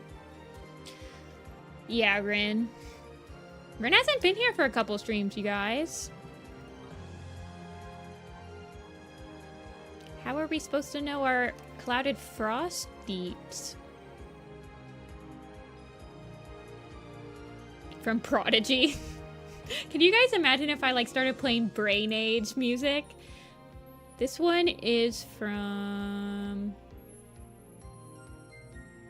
We're still on Gates to Infinity.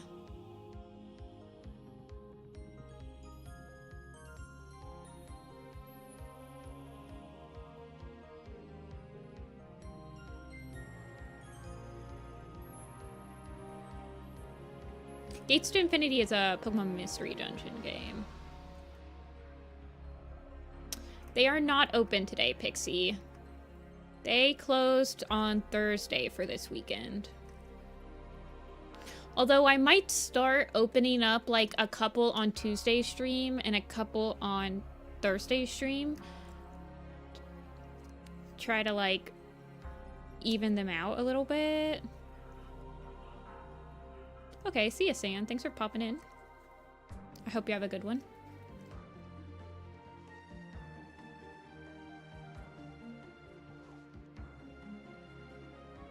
Yeah, I don't know. I feel like if I opened up one a day, it would just be, like, really stressful for people.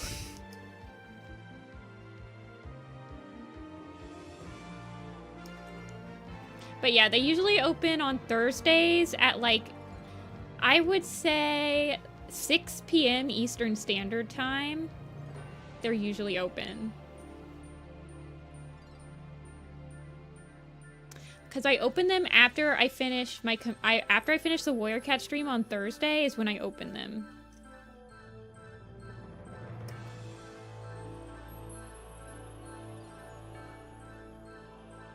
Yeah. So that's why they go really quick, because typically at the end of my Thursday streams, there's like people that are waiting. And then I post the link in chat right before I leave. So yeah, Thursdays at 6 p.m. is typically around the time that they open. But I know not everybody can not everybody likes Warrior Cats and wants a commission anymore. Like, I do that because otherwise I'll forget if I just like open them randomly on like Friday. But maybe I should do that. I don't know. I feel like I want to prioritize the people that are watching. But at the same time, I also want to give chances to people that can't watch on Thursdays, because not everyone can watch on Thursdays. Yeah, I might try opening them.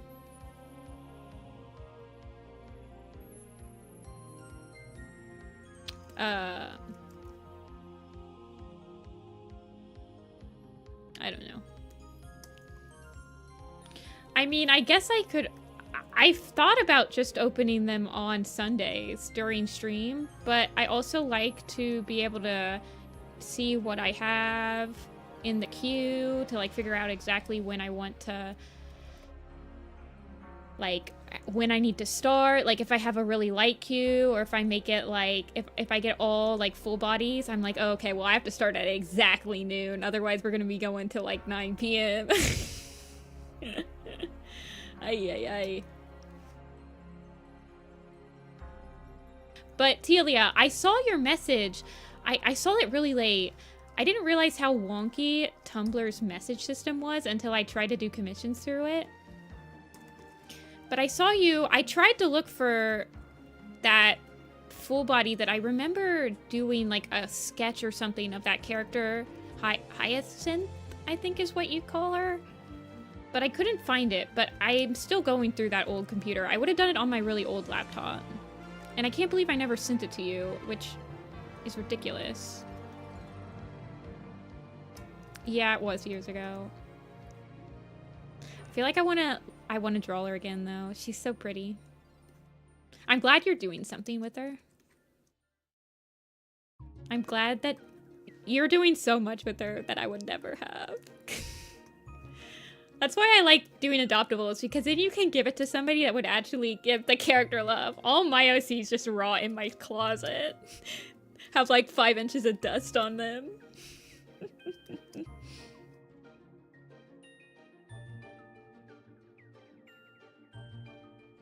I think I like the stripe being all black instead of having the little bit visible. I feel like, well, I don't know, the stripes...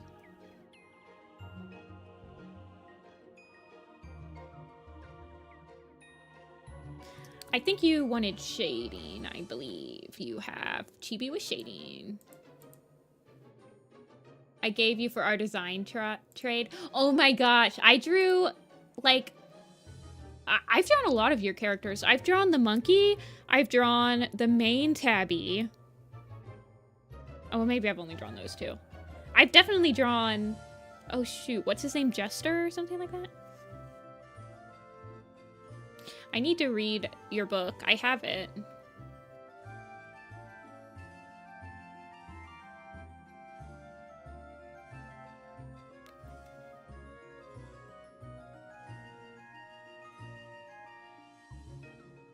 Okay, let's block out the shading. Curiosity, radio, video. Holy crap, I've drawn a lot.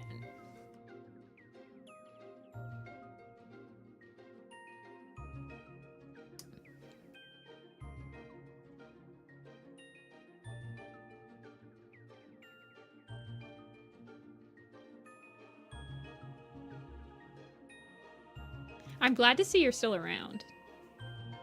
And kicking. I feel like I've been in the fandom for so many years, I kind of just expect that there's no one, like... I have an unhealthy obsession with the warrior caps. So I'm always surprised when people are, like, actually still following me years after they stop producing warrior cats content.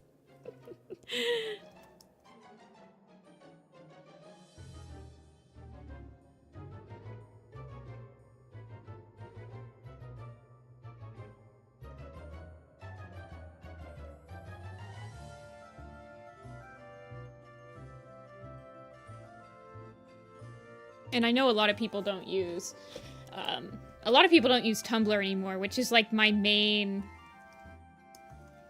it's my main, social media platform now, really. It's because all the warrior cat, that's my favorite part of the fandom nowadays, is like the warrior cat design blogs, and that's a completely Tumblr thing. Yeah, a lot of people disappear. A lot of people... They haven't really disappeared, but they really, like, divorced themselves from their warrior cat persona. Yeah, Dawn of the Clans. Yeah. Fair enough. Completely understandable. Except Dawn of the Clans is, like, one of my favorite arcs, but I understand.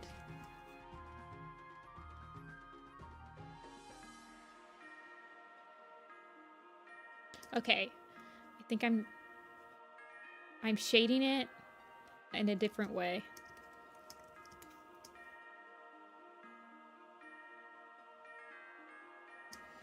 But yeah, a lot of people, they haven't like disappeared from the internet, but they've really divorced themselves from the people who know them as like a warrior cat artist, which I understand because when I post like for other fandoms, I use a different blog. Like, I have a different blog for when I post anime, fan art, and stuff, but that's usually just because the people who like me for my warrior cat stuff and the people who like me for my anime stuff aren't usually... There's not that much overlap, and I like to have them separate for my sanity. They're not separate on my, like, portfolio and stuff, but...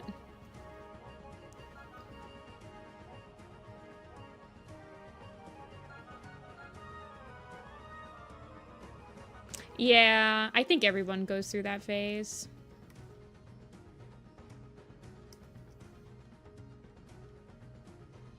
Honestly, after, like, Omen of the Stars is one of the weaker series, in my opinion. Period. So, the fact that... And I can understand why that's a lot of people's last arc, because no one really... who cares?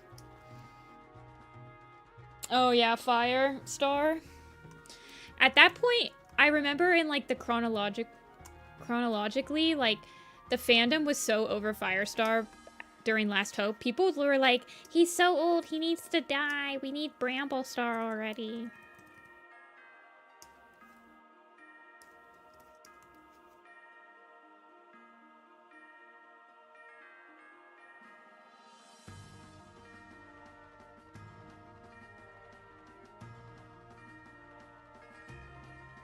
I like Dawn of the Clans.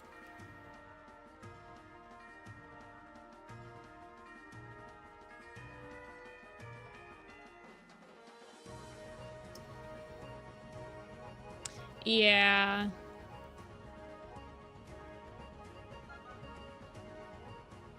They do that with, they do that in A Vision of Shadows too. Like, they kill... So, during the 7th series... Not 7th. 6th series. I always think A Vision of Shadows is the 7th arc for some reason, but it's not. A Vision of Shadows chronologically happens after Omen of the Stars, and Vicky had left the team. So they killed a bunch of characters in A Vision of Shadows that Vicky was keeping alive. Specifically, they kill Briarlight. So A Vision of Shadows does that too.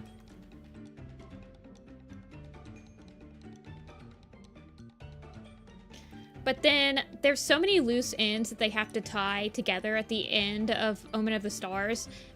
And nothing happens in that arc. So you get to like the last book and they have so many random warrior cat things that they're trying to explain, like Cinderpelt is Cinderheart, and where their powers came from, and what they're supposed to do for like the grand scheme of things, and how are we gonna tie Firestar into this? And it's just like, bro. And they wait until like the last 3 chapters to do it. It's such a rushed book. Yeah. Yeah, Yuna, I agree. The authors really take the fandom's opinions into consideration, I think. Like, way back when the fire scene happened with Ashfur, the reason that Ashfur's in StarClan and Omen of the Stars is because people were on his side. When Power of 3 was coming out, people were literally hated Squirrelflight. I think it's because all the protagonists in Power of 3 really hate Squirrelflight at the end of Power of 3. So they put Ashfur in StarClan because people thought he was in the right.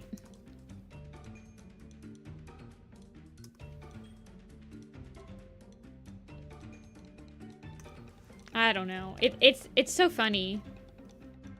It's so funny to see.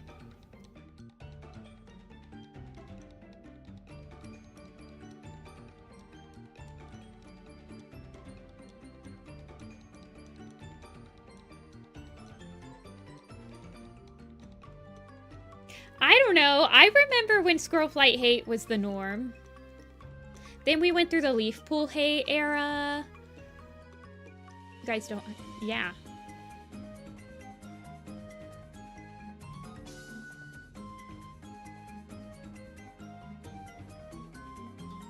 You guys... I have so much random Warrior Cat lore on how the community has changed.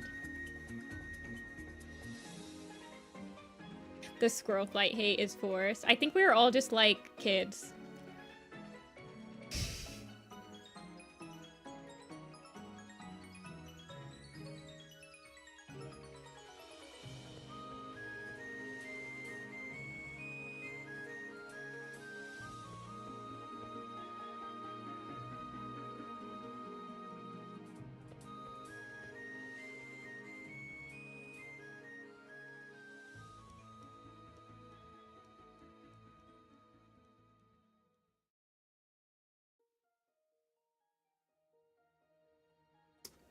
Okay, I don't think...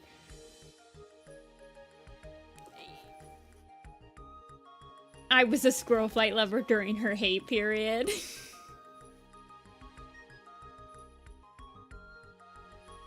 I don't remember anyone calling Squirrelpaw annoying.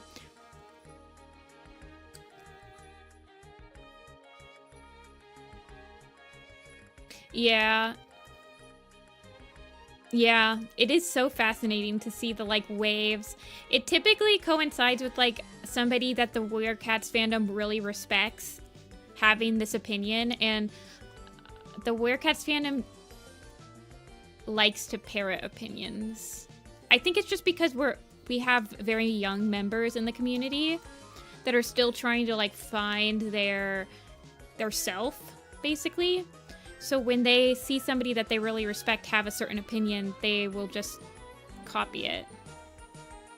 It's not like a bad thing, but I think that's why we have such insane takes that like come off every once in a while.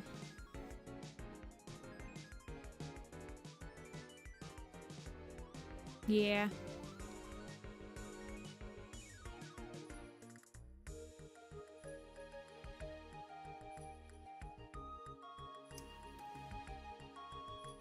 Yeah, Doveling hate was insane. I remember doing the,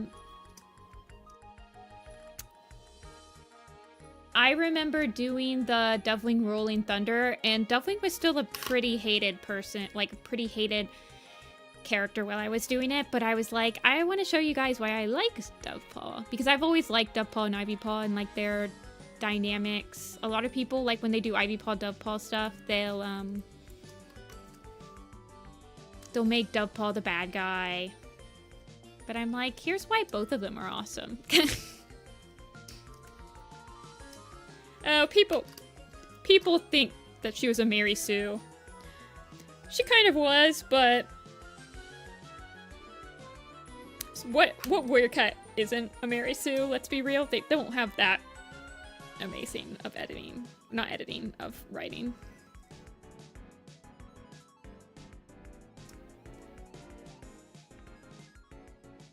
Oh, okay. It was on the ref, and the little dew claws are white too.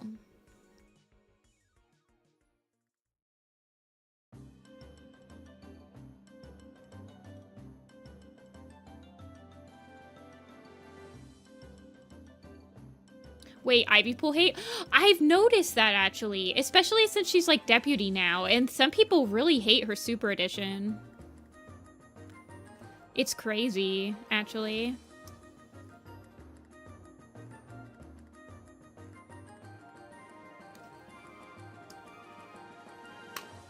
Alrighty through.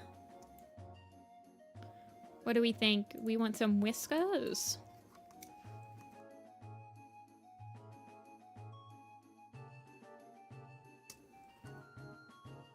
When hate over her eye color.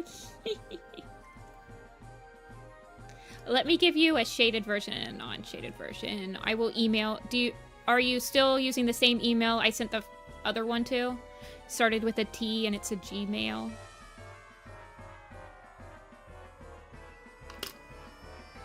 Okay. Let me know if you want any adjustments after you see it. Yeah, Omen of Stars is pretty hard to get through. I just reread it for my magnum opus. Really nothing happens in the series except for in the... Okay, the music's really loud, by the way. Let me turn it down a little bit. Nothing really happens in Omen of the Stars except for in Forgotten Warrior and Last Hope. They spend so much time doing nothing. Like, legitimately just doing nothing.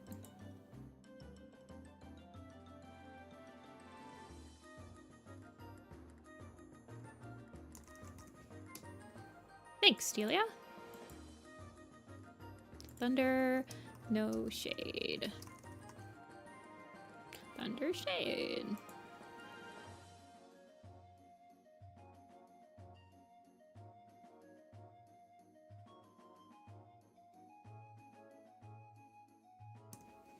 Okay.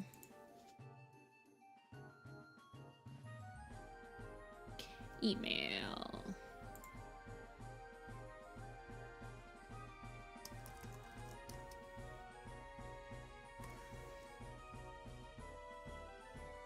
Who's my favorite? Today, since we're talking about Omen of the Stars, I like Jayfeather in Omen of the Stars, honestly.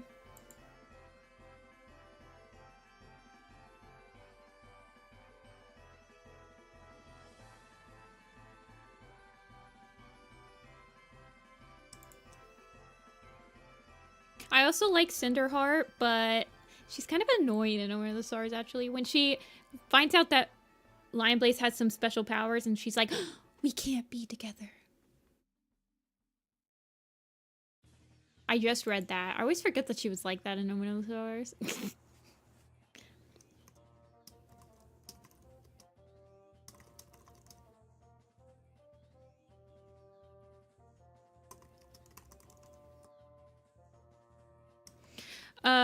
I would say Tigerheart, but I actually hate Tigerheart in Omen of the Stars. But I really like him in A Vision of Shadows and Forward.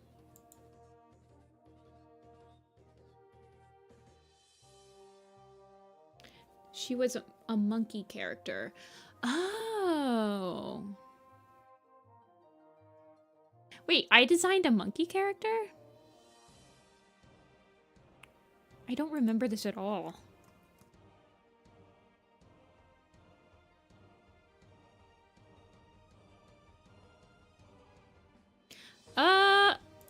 I don't think that people can link. I think only mods can. Hold on, is the character linked to me on Toy House?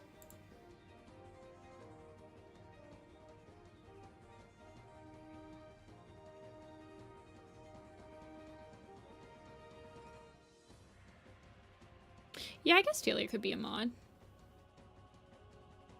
She's on Toy House.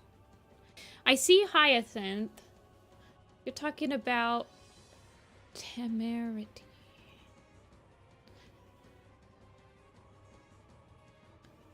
Let me just go to your Toy House.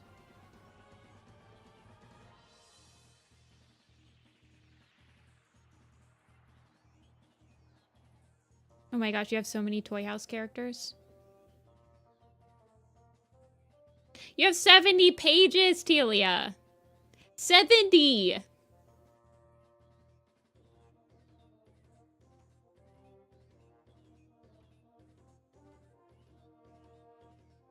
Can I search somebody's Toy House?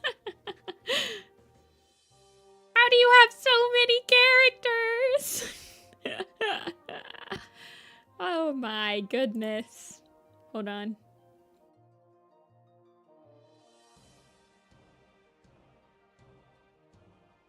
Telia.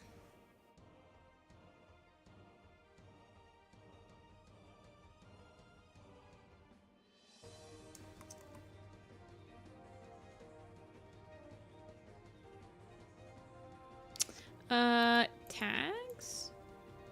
Oh, you sent me a message. Okay. Let me look at how to get messages on here. Character transfers?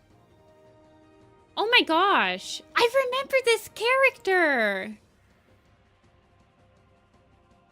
Wait, hold on. I remember this! Holy crap! That's a blast from the past. 7 years ago.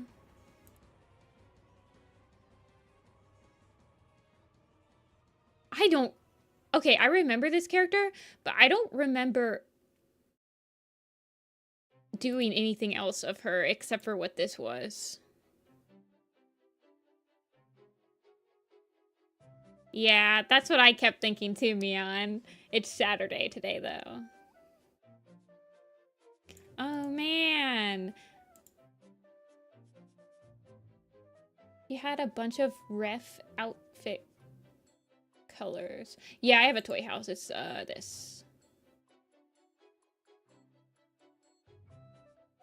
I'm really bad at using it. Hold on. I'm going through.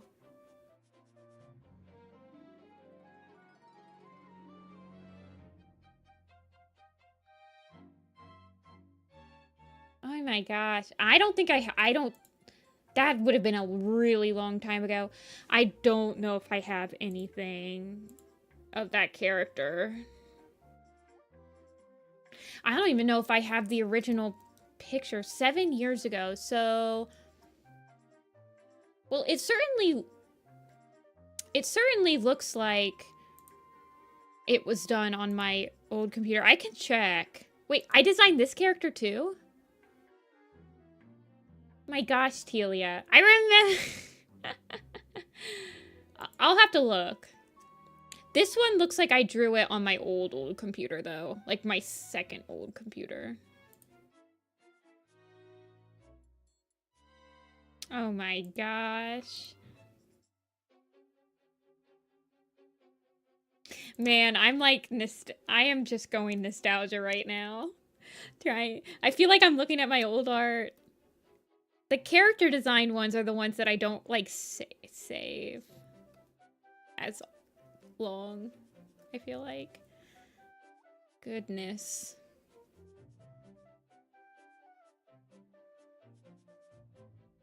Like, look, this guy, this one, I definitely drew this one on my old... Like, I can just tell by the style. I drew this on my second oldest computer, and that one's hard drive crashed. So I wouldn't have anything else of this guy. This, I can just tell that I did this in 2012, 2013. Mm-hmm. Now, the...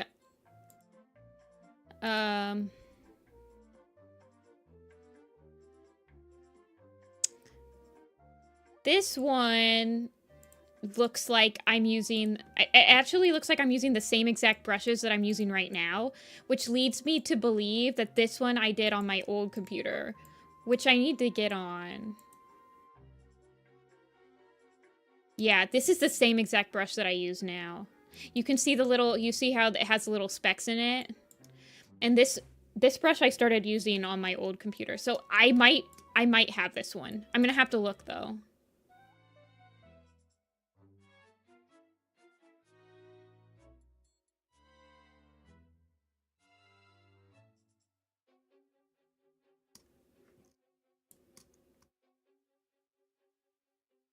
You were like 1 year old. Yeah. I've been online for a really long time, so my internet footprint is like the length of Vancouver Island.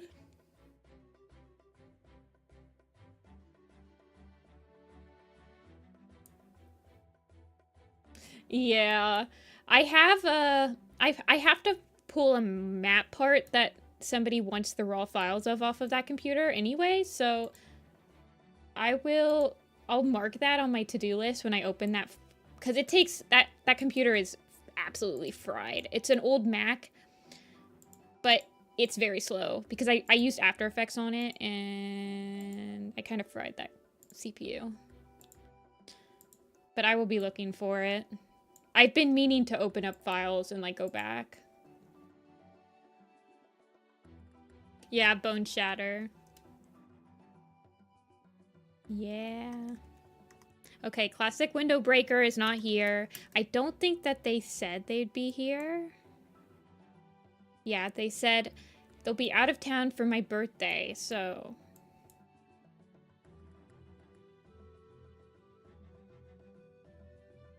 In Angels Avenue. I remember that. I remember when Alley Cat Nya had their own website where they were posting teasers of their stuff to host, like, and they were gonna do, I think it's Lost Media now, but they had a Crowfeather A&V that they were doing. I don't remember what the song was.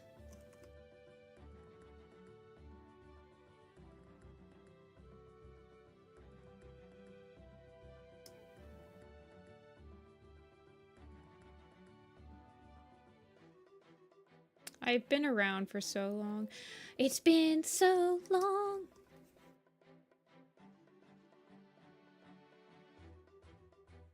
Yeah, Angels Avenue isn't anywhere, is it?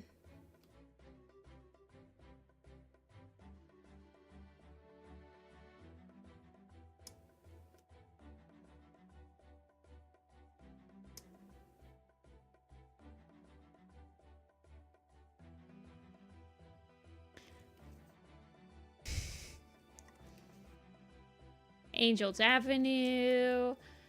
That was actually... I mean, that was around the same time.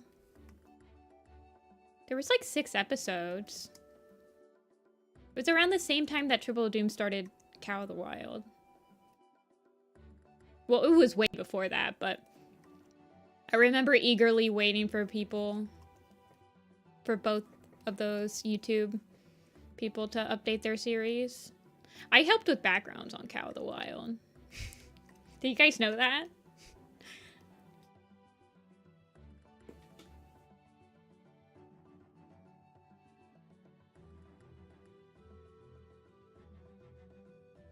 That was like one of my first things I ever did.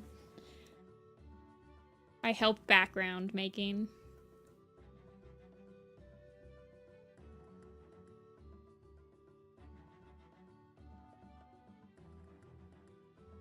It was peak character design. Honestly, I will say this. Triple Doom's animation streams were so fast-paced. They were, like, amazing. They would, like, edit an entire episode in, like, they would, like, draw and edit an entire episode in, like, 2 streams. I'm not even joking. It was very It was well paced for my, like, teenage brain.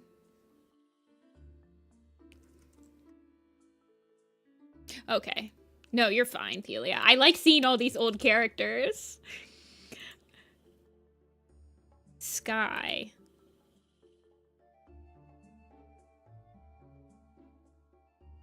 And only one was credited. The Hyacinth. I don't go on Toy House, like, ever. So you have to bug me, like, 1 million times. Let's look at this one, Sky. Okay, this one I do remember drawing. This one was part of my Warrior Cats. It was like the only time I did Adoptables, a set of Adoptables on Twitter. I remember this guy. I would use my Adoptables to make really complicated designs that I could never put on, like, the Warriors blog.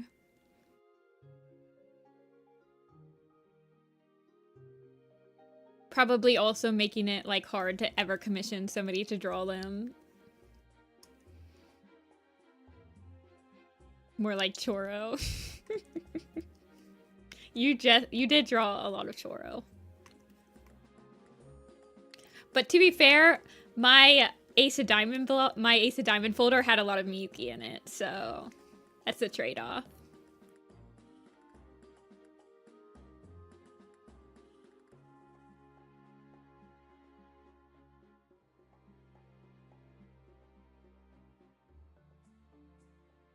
We all had our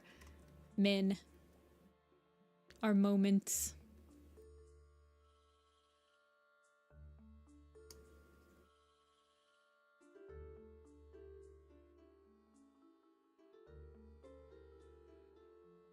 Man, I would love to draw some of my old designs in, like, my newer style. Now that I start thinking about it. I've wanted to do that with my OCs.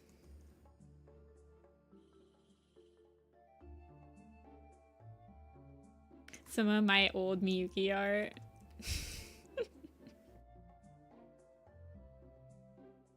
You're, like, the #1 reason why I split up my anime. Like, I was able to actually have enough anime fan art to make an entire second art blog.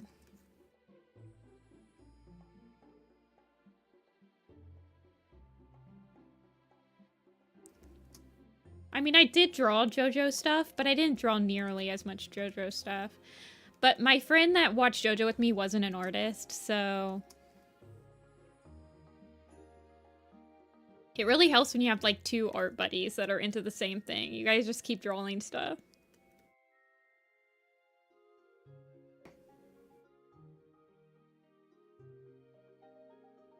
Wait, that schoolgirl OC... it hasn't updated in, like, 5 million years. It's this one. It's just Nifuti. Hold on.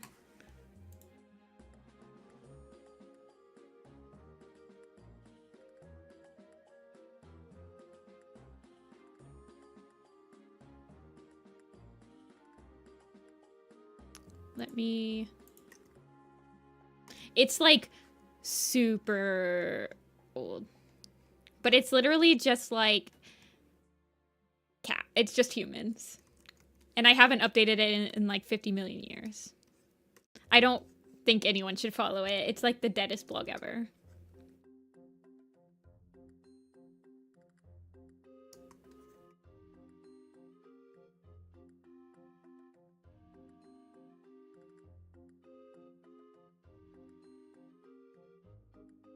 And it's got a lot of Osomatsu on it.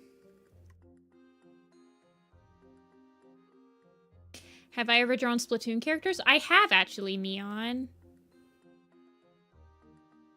Not on stream, but I've done an OC character, or a Splatoon OC. Oh, goodness. I'd have to grab it. I need to actually be posting my commissions somewhere.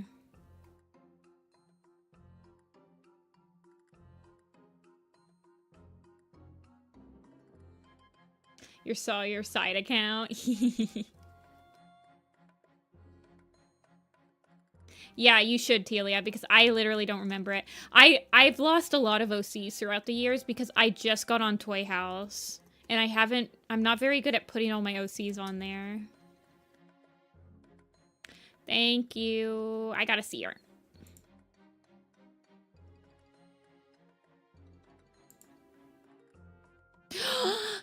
Yes! Yes! Look! Look, Arwen! Look, it's Clark! It's Clark!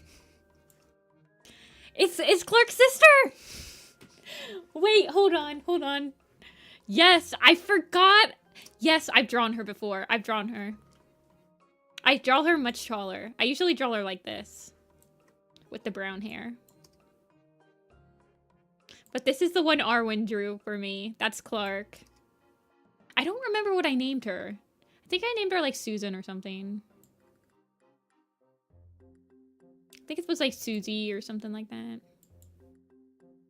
Yes, I've drawn her before. I know I've drawn her before. Because she was part of that 9 Lives RPG thing that I was cooking up. I think it was Susie. Yeah. I think it was Susie. I'll have to pull her up. She's in the same universe with, like, you and Clark. I think she was, like, a soccer girl. But they play 9 Lives is, like, this RPG that they play. Which is, like, a cat-based RPG.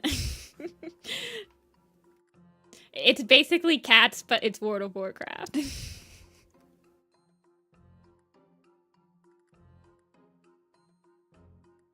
And that's how they all know each other.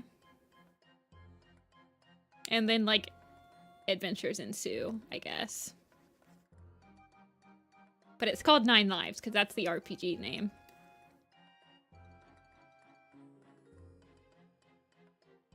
Yeah.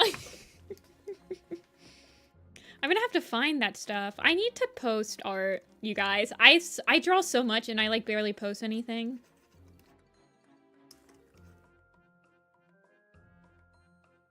This is a nice stream. This is giving me, like...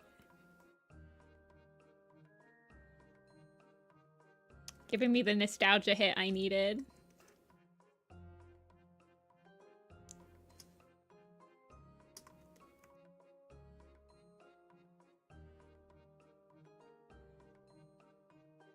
Oh, you're not tormenting me. I love looking at my old art. I'm never, like, embarrassed by it or anything. I love just seeing how different it is. Even just, like, a... Well, I mean, and it's crazy to think that, like, 2013... It feels like it's a lot more recent than some of my old art, but it's still, like, 12 years ago.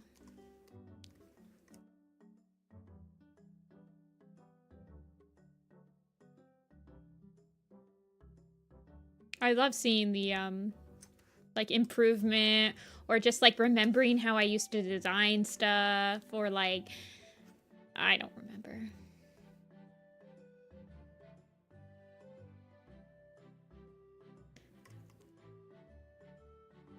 Your old art can remain as lost media. I don't know, I like seeing it.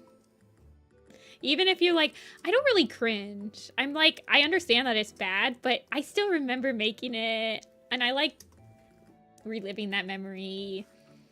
I like seeing especially if you're feeling bad about your new stuff that you're making now, like looking at your old stuff can at least give you that boost of, oh wow, it's really different. Even if it's not quite where you want it to be yet, it's still way closer than what you want it to look like than your old stuff mostly. That's how I feel.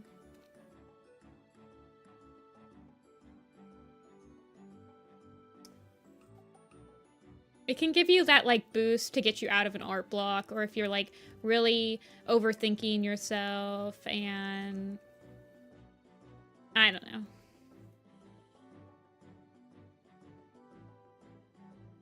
85% of it makes me happy. I mean, okay, the stuff I made when I was, like, 13 and, like, a cringy teenager, I kind of understand. I don't need to look at that anymore. I also think it's kind of cute. Though, when I was being all angsty, I'm like, oh.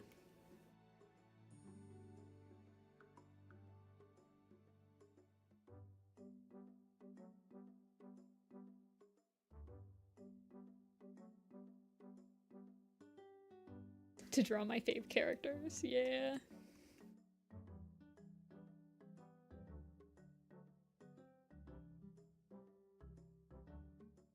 It's crazy to think some of you guys said like, oh, well, 2012, 2013, I was like infant stages. It's crazy for me to think I have an internet footprint that's longer than some of you guys have been alive. Because my internet footprint starts in like 2009.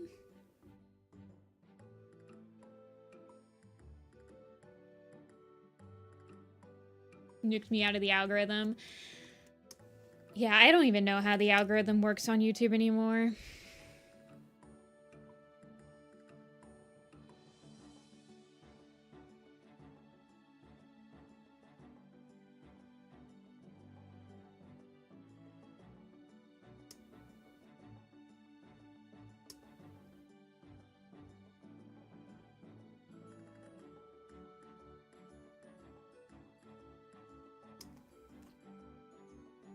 Okay.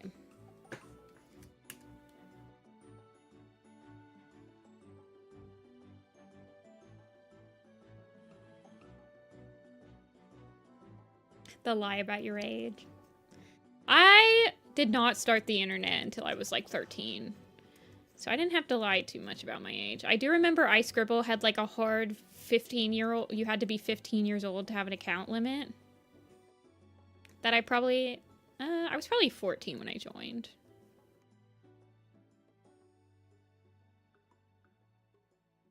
I think that was the only limit that I really had.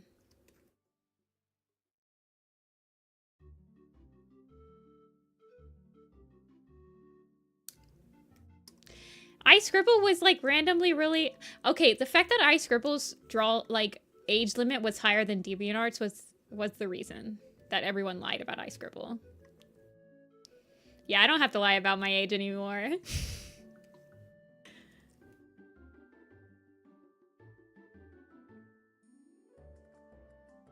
(2010) Wait, Sunri, is this your character? Wait, are you Classic Window Breaker? Let me replace your name. Okay. I was wondering. I should have asked. I was like, oh, I don't know if they'll be here. Also, happy birthday. I hope you're having a good birthday weekend.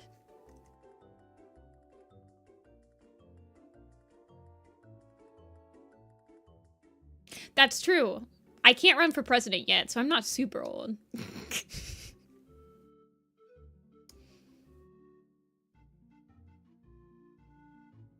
It's my old... Oh. Oh, yeah. Well, you could have probably had... I've seen kids at cons that sell with their parents. I sold at a pony convention when I think I was 18, actually. At my first convention I sold at.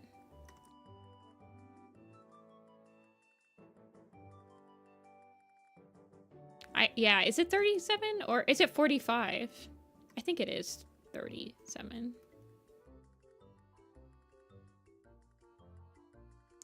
Yeah, My Little Pony. I sold stuffed animals.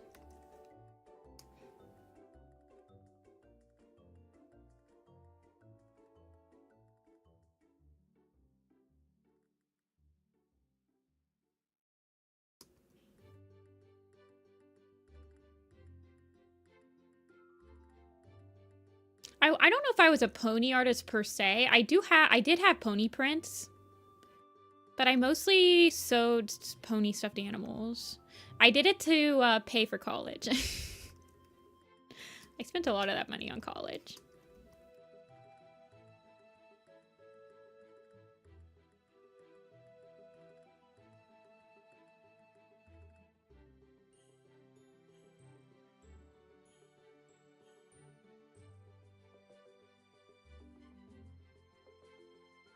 Fandom timeline.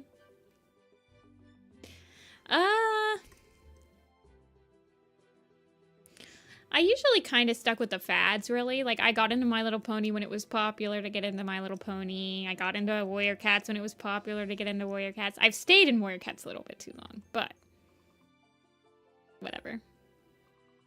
I got into, like, Homestuck when it was popular to get into Homestuck. You know how it is.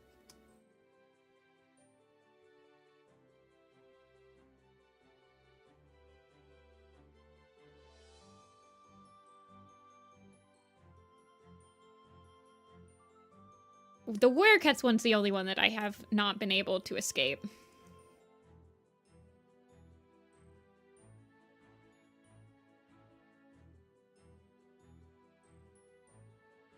You're fine to be in Warrior Cats. I kind of imagine Warrior Cats to be like, whenever I think of, am I too old to be into Warrior Cats? I think of the guy that, one of the guys that my mom used to work with was really into the Smurfs. Like, he collected Smurf memorabilia and all that stuff. And when he was asked about it, he was like, well, I grew up with it, so it's like a very nostalgic thing for me. I remember like watching Smurfs, and I just really like the show. I have a lot of good memories. So I kind of imagine that Warrior Cats is just like that for me, because I got into Warrior Cats when I was the right demographic. It just makes me happy, so I just keep indulging it. So that's kind of Warrior Cats. Like, I was the right demographic when I got into it. And now I'm not, but I still like it. Or it's kind of like a soap opera, you know? Like, you understand that the best days of your soap opera are over, but you don't want to, like, stop watching it. Because they're like, what will they do next? How will they jump the shark this season?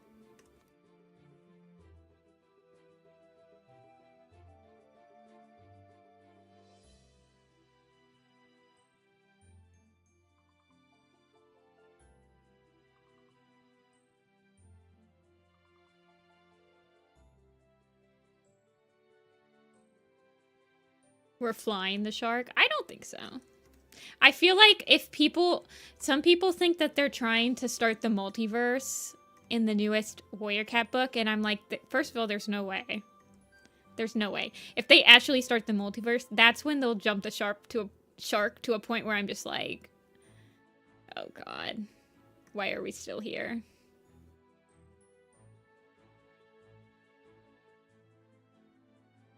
I think that'll be the jump the shark moment for me. See ya, Thruins. No problem. Thank you for the commission. Yeah, because anybody who's not updated on Warrior Cats, this is gonna be really weird. Because Moonpaw's voice, when Moonpaw asked what her deal was, she said, I can see through slips of time. Like, it feels like I'm looking through slips of time. Here's this prophecy. I'll tell you guys. I don't know. But the way that it's actually written in the books, I'm pretty sure I'm pretty sure she's just possessing Moonpaw. Like how Firestar did to Root Spring in Broken Code. I promise Warrior Cats hasn't jumped the shark.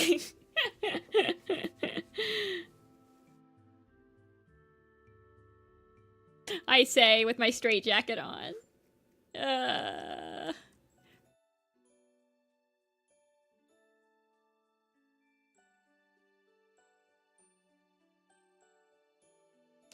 But the new arc I'm kind of dreading, because I think it's gonna be, I'm almost 100% sure it's just that Moonpaw's voice doesn't really understand how to explain what's happening to them, but I'm pretty sure that they see through quote-unquote slips of time, because the same thing is happening with Moonpaw. When she gets possessed by her sister, she doesn't know what's happening during those times. Like, she'll just pop back in and be like, oh, why is the bedding all clean? I didn't finish cleaning it. When it's really, that's just when her sister's taking over the body. So I think when she says, I can see through, like, time, like, I can see slips of time, that's just, like, when she's coming into fruition or something. I don't know.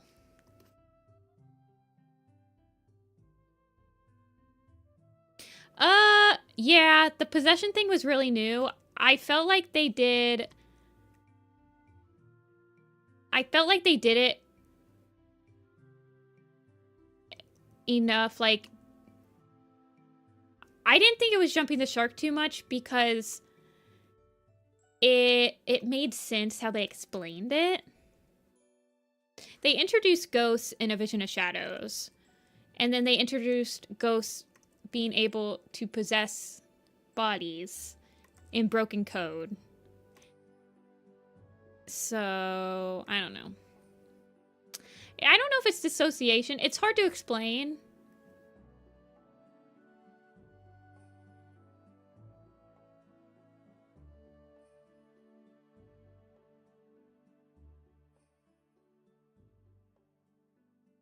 Because it's Moonpaw's sister as a spirit. It's not just Moonpaw.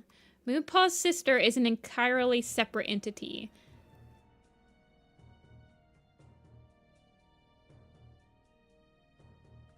She died when they were babies. She died like an hour after she was born. And she's like attached herself onto Moonpaw. Like she's haunting Moonpaw.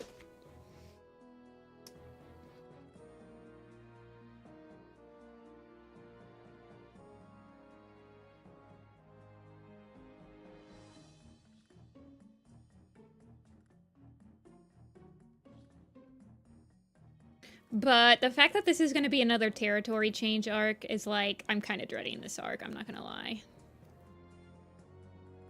I know, Jenny. That was the funniest thing, where people were like, oh, so you're like not actually going to do anything with like the absorbing the fetus of the Chimera.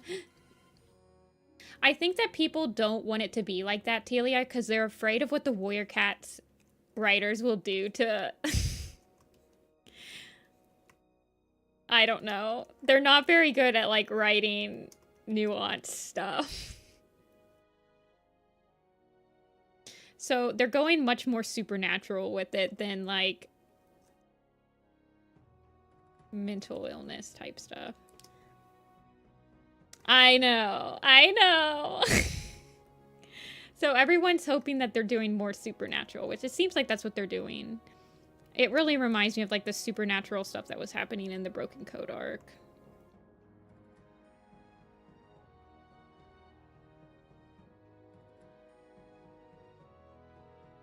But they're bringing on a new author, so... who knows? The new author might actually...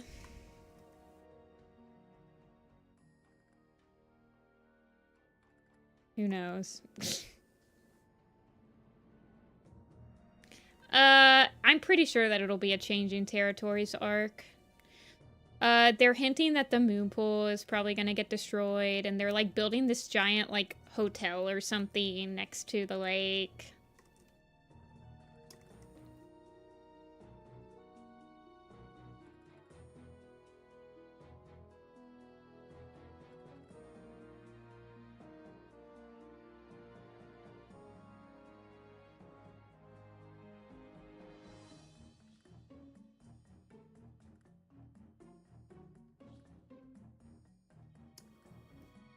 It certainly seems like the moon pool's gonna get exploded, or at least they're gonna divert the water.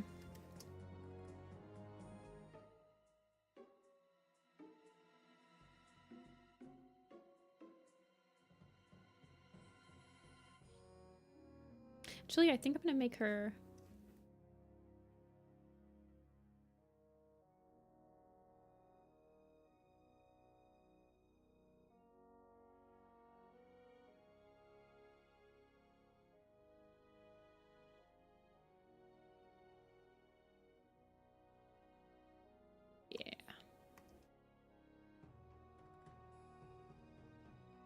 But we'll see what happens. I'm here. I'm here for the long haul.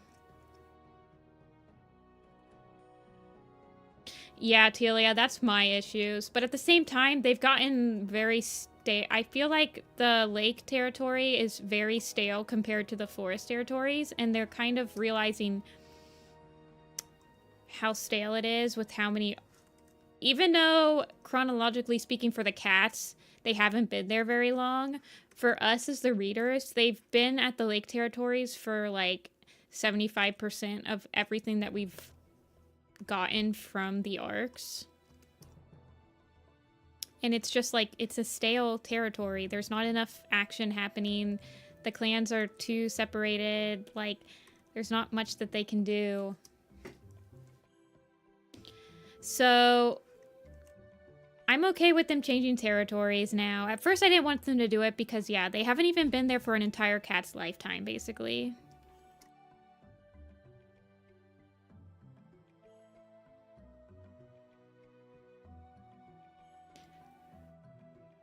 Yeah, somebody said that it could be a multiverse where the kittens who died are living and the cat... I don't know. I just don't want them... They can't even write a single universe, like, and keep the timeline consistent. I don't want them to go about, like, trying to write another universe.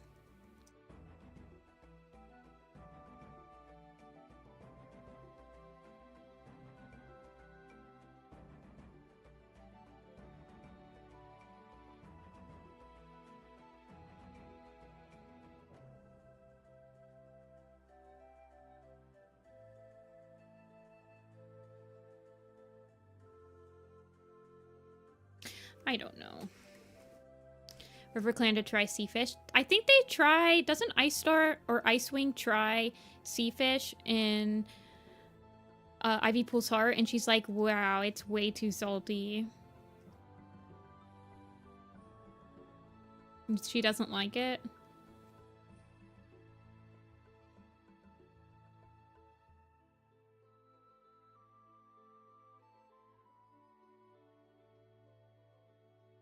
But you see, I kind of want them to have more interactions with, like, two legs. I want them to have, like, roads that cause suffering. I want them to have, like, more stuff that's interesting.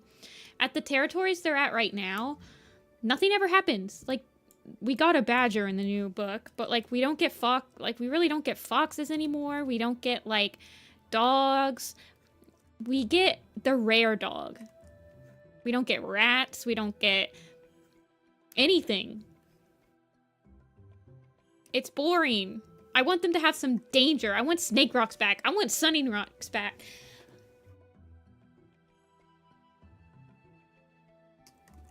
I want the road back. I don't want there to be, like, literally 45 living ThunderClan cats that act like their life is so hard when they can't, and they're absolutely starving, when no cat has died from starvation in, like, 50 years. I want warrior cats to get, like, serious again. No one dies anymore. The only people that died in the last book, like in Star, were the evil ones. Man, in the first arc, there was, like, a minimum of 2 cats that died each book.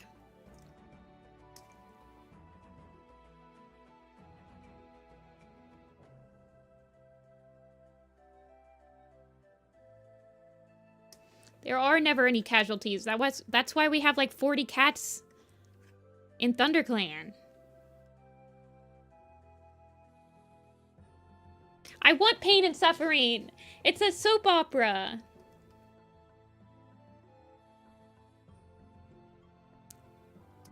I kill tons of characters in my books. All right.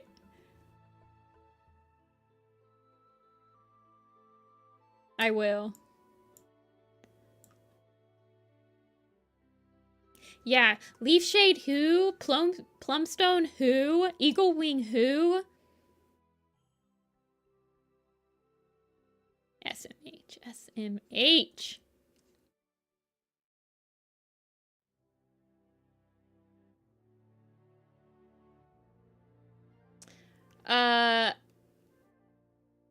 Oh shoot, who's the... Thylacine hates Leafshade. Thylacine thinks Leafshade is sus.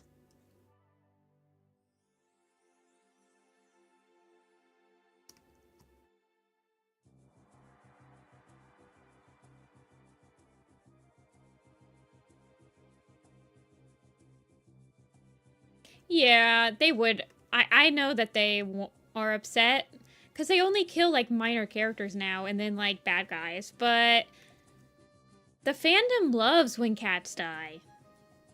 Like people love Needletail because she basically had an arc 1 death. Let's be real. Yeah, if you anger the fandom, that means that they're invested. That means you were doing a good job.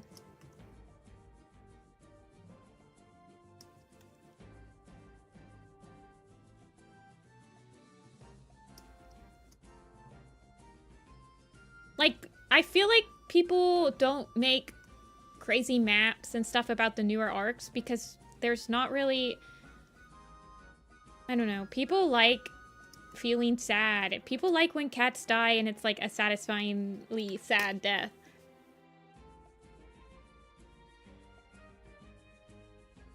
Like Stemtail dying in Broken Code. Or Stemleaf dying in Broken Code. Should have been so much more sad. But it really wasn't that bad. You're like, oh, okay.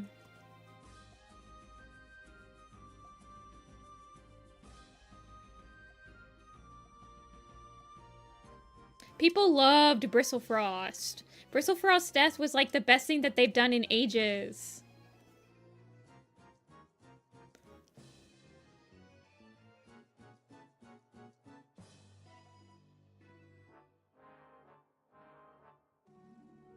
That people eat that stuff up. I don't understand how how the authors don't understand. That people love when cats, like, have honorable deaths or, like, die in crazy ways. Like, no one talks about Lionheart's death because he dies off screen. But everyone talks about White Storm's. Sort of. Sunbeam. Sunbeam is a very, like, Mary Sue character, but she grew on me as the arc went on. Yeah, Bone dying at the hands of all the apprentices. There's no big groups. Like, we haven't had... I don't know.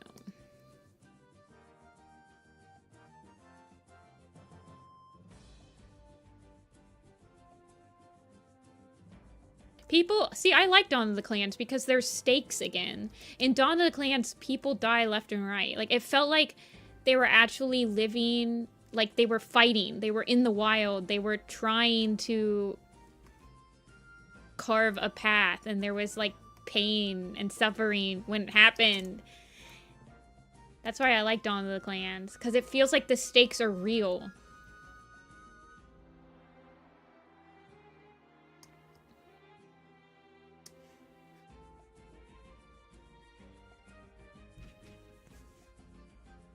Yeah. And then Dawn of the Clans also did... Dawn of the Clans did the main character death first.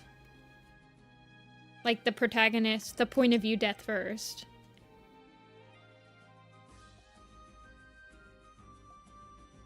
By the way.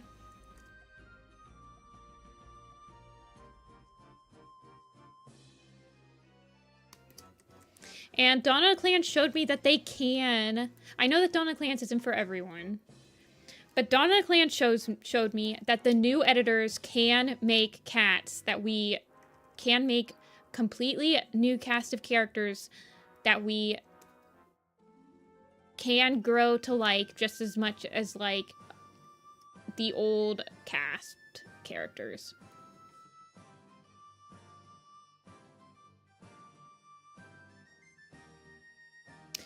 So I know that they can do it. That's why I have hesitant hope for StormClan's Folly. It's a hesitant hope, but it's a hope nonetheless. Yeah, Greywing and Turtletail.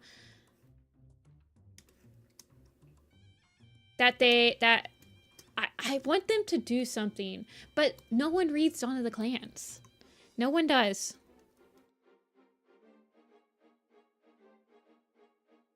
It's probably the least read series of the entire book, like the main arcs. I think it's because they advertise it as prequels, and I didn't realize this until I got the box sets. But they literally call A Vision of Shadows the complete 5th series. And then Dawn of the Clans is the complete prequel series. So they consider Dawn of the Clans to not be the 5th series. Insane. So that they market it that way, and so it's no wonder that people just skip over it.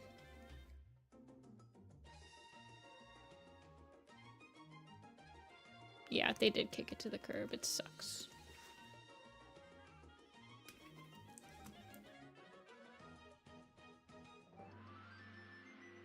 Yeah, they call A Vision of Shadows the complete 5th series, Broken Code the complete 6th series. It's so stupid. It was a lot of churros.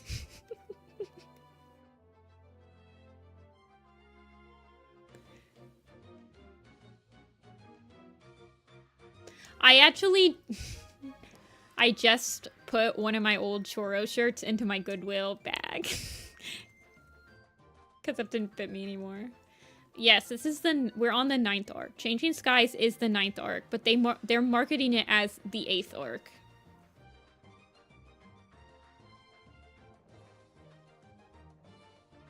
Oh, sorry. Yeah, Scourge. Thanks for pointing that out. I would have noticed that when I actually went to start coloring it. I want them to do I want them to keep going, you guys. You guys know this.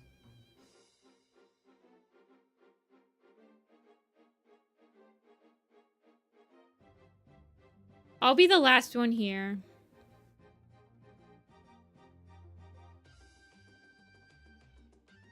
You've been gone so long.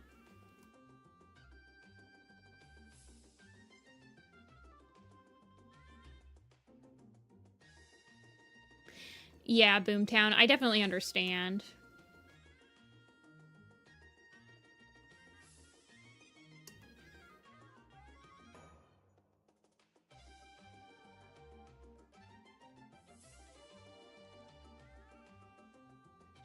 I also feel like Dawn of the Clans...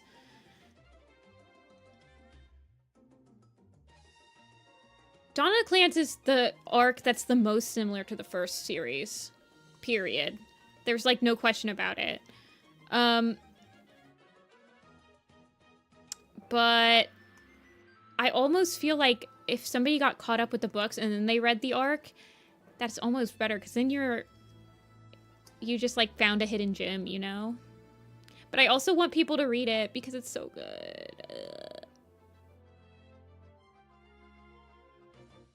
Grey Wing with a space. I actually really like the Dawn of the Clans names. I think that they lend to a lot more creativity than the Warrior Cat names.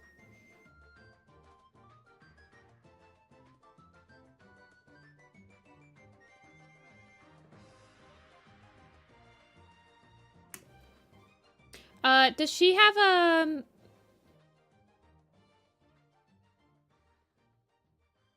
does she usually have one of her eyes always covered? Sunri? Or, like, would you like me to make it so that her hair is completely covering the other part, or would you like me to just, like, keep it the way I have it?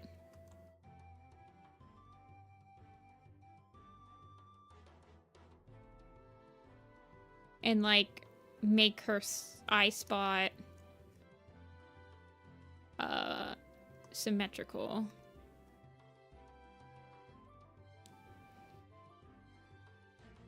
You started Blazing Star. For some reason, I think Blazing Star is a very short book because I read Blazing Star super fast. Every time that I go through Dawn of the Clans and reread it, Blazing Star always takes me like an afternoon to read. I read it super quick.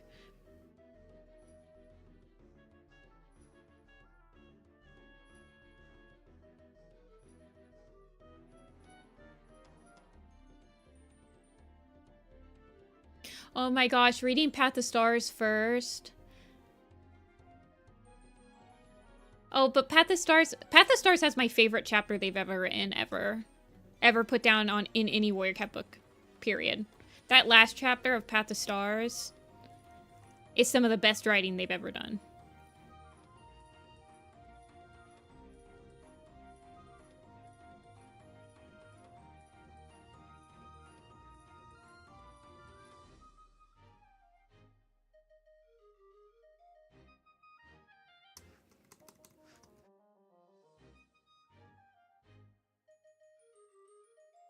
I think this is where... I think we're on Super Mystery Dungeon now.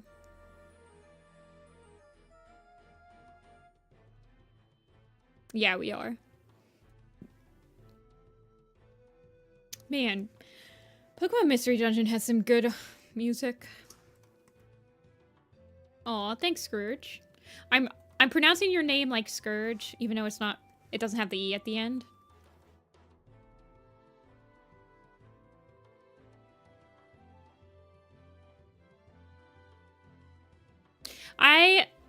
I like Warrior Cats, but I completely understand when people can't read the books anymore because of the problems that persist in the series. Warrior Cats is like a family member where you see all of the issues, but you have unconditional love for it, even though you probably shouldn't at that point to me. I'm like, ugh.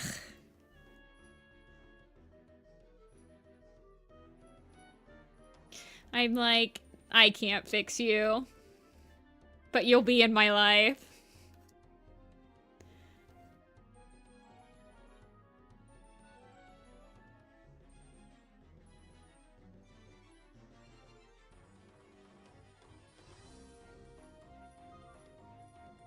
Rise of Scourge. Oh. I'm excited that they're releasing the Tiger Star and Sasha colored. Although I'm going to have to update some Warrior Cat designs to adhere to the colored version. I always have to do that when the books get colored. All the way through Riverstar's Home. I really liked Riverstar's Home. That book's also a book that people have mixed reviews on. But I thought they did justice to Riverstar, River Ripple, so I'm fine. I thought it was about as good as you can get for what it was. Warrior Cats doesn't really... I don't really have high hopes for Warrior Cats, though. As long as they give me something interesting to work with that I can mold into an interesting idea or, like, think about it for a while afterward, I'm fine with it. And as long as it makes me chuckle, like, if there's moments that make me chuckle, I'm like, yeah.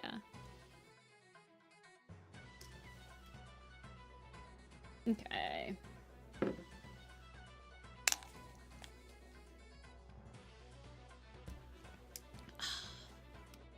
Water.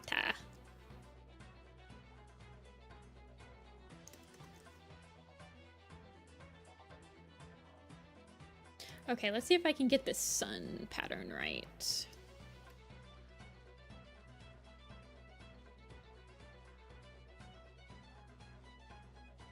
I'm gonna draw this first. I'll draw the circle first, I think.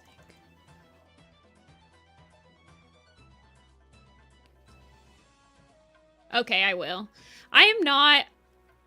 Honestly, I can't write worth a darn. So anybody that actually ends up putting out a piece of, like, writing and actually finishes it and sends it out to the world, I already have, like, mad respect for them.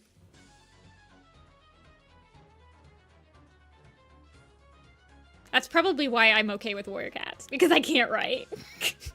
Let's be real here, guys.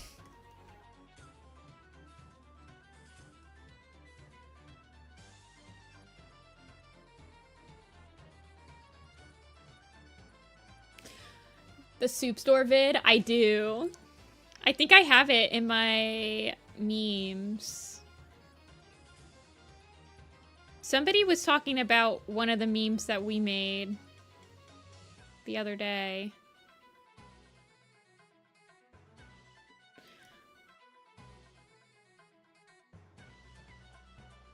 Let me look. It was something that we did. It was a meme. And it was like an Oso meme, but I think it was... Oh, gosh. Oh, yeah, Finch. I did a lot of those examples I did for Star Clan's Chosen. I did a little chibi for everybody that participated in it. Towards the end of the project, I think. I started it during July when everyone was sending their art fight pages. And I was just, like, slowly stealing them. Not stealing them, but slowly collecting them to, like, compile.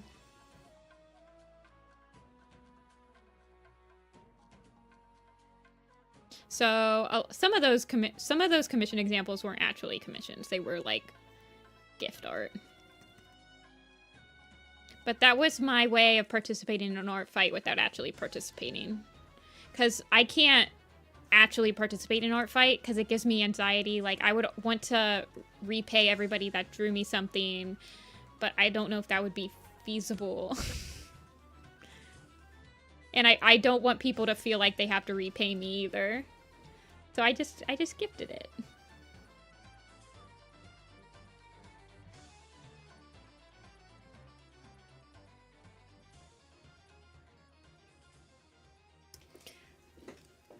Yeah.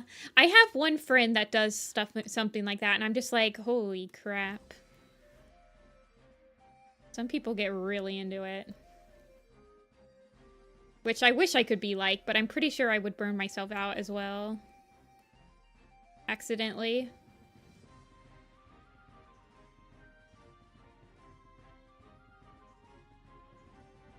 For a day. I mean, when I was doing my Warrior Cat design blog, you guys, I was drawing sometimes upward to 10 designs a day. Like, when it was at its beginning.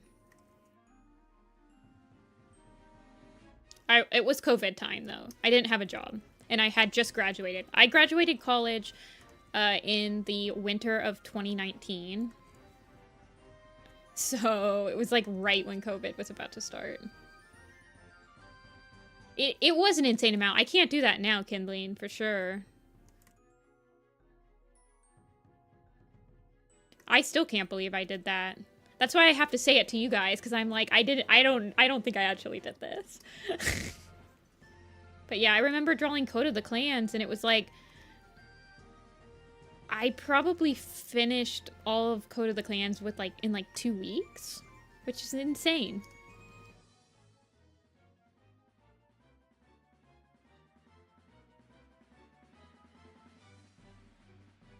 Yeah, Telia, it's definitely like an animation thing.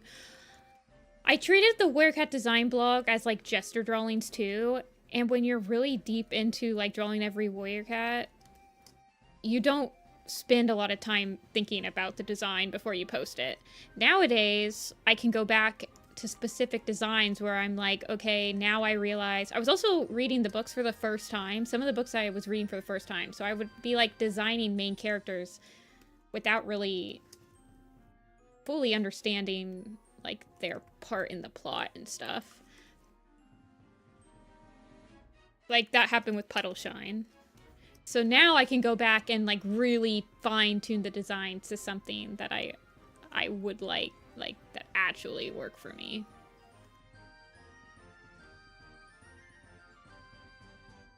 It's a nice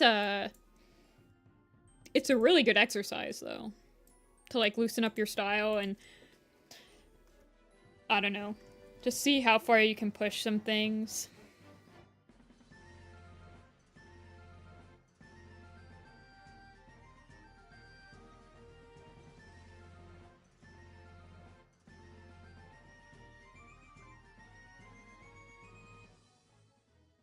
That's why I want to do that Tumblr community. I keep having to remind myself to do it because I keep forgetting to like actually set it up. The one that I want to make just Werecat design blogs join. So I can see everyone's... I really like watching people's journeys on their like drawing of Werecat designs. It's such a fascinating journey to watch somebody take. Like, the way that your style changes while it's happening is just so cool. What? SSS Werecat designs for the Darkest Hour? That's actually... sounds really cool. I have not seen this. I need to see this. Is it on your Tumblr blog? Like, just your regular blog?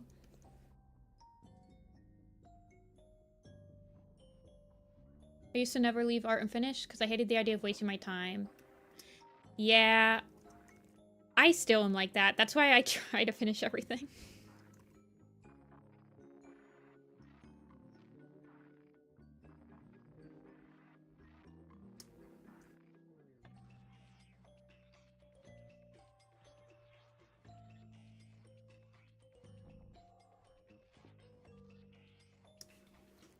Would never have learned English and read all the books. Holy crap. Literally dedicating SSS Warrior Cats to you learning an entire new language is mad. I love that. The influence it has on your life. I mean, if it wasn't for SSS Warrior Cats, I would have never learned how to animate.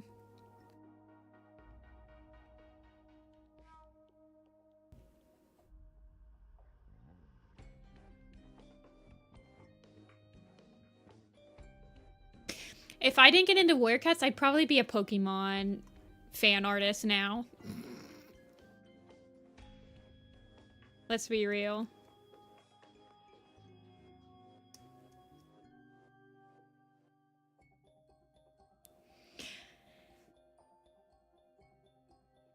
Okay, let me add the little petals on the back.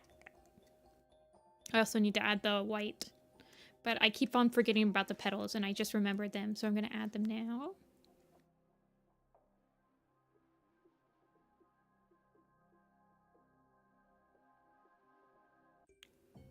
Furfuro. Yeah, I'm actually... I guess it's because I say that I only want to do, like, ferals on my commission stream, but I would do Pokemon on stream.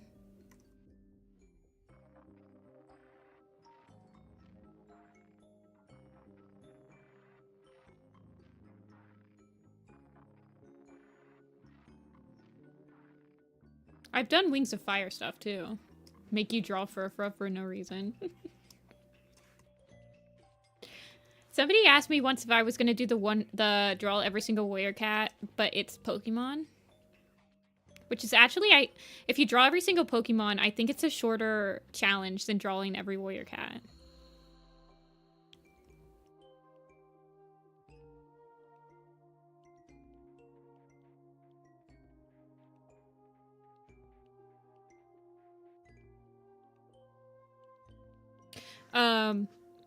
The thing I like about shiny Furfuro is the version of Furfuro with the top hat in the shiny form looks like the Onceler. That's true, isn't it? That's crazy. What, it wasn't even, was it in the DLC? For Scarlet and Violet, because a lot of Pokemon that were in Sun and Moon at the last time got into the DLC.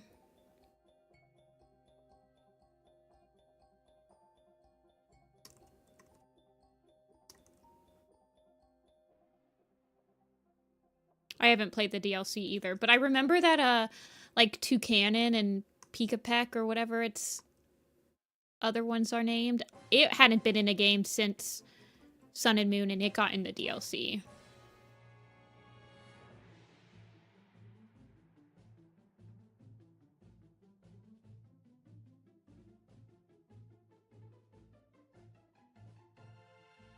My favorite Pokemon is Pachirisu.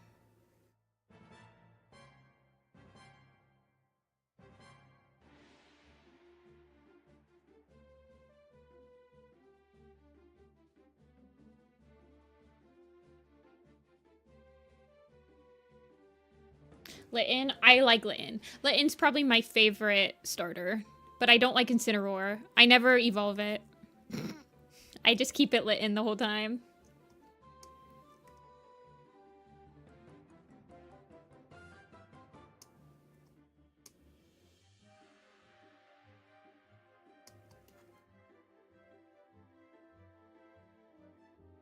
Furfro. Togekiss. That's so funny. One of my friend's favorite Pokemon is Togetic, and he hates Togekiss. He wants it burned. It's so funny. He thinks it's the ugliest thing ever.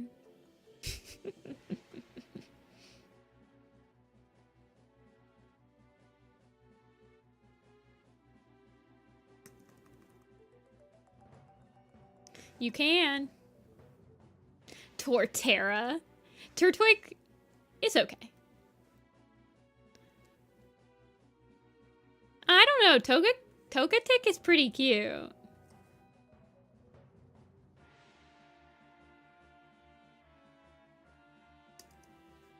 I like Togetic's shape. I've drawn it quite a few times because it's his favorite Pokemon. I really like... It looks like this.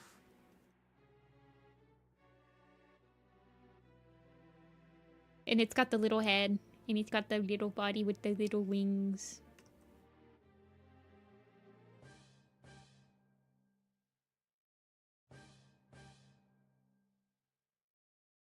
It's so cute. Oh, it has arms.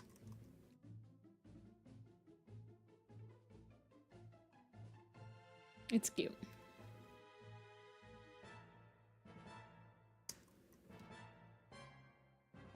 I tried doing that draw a Pokemon from memory challenge once. I was so bad at it.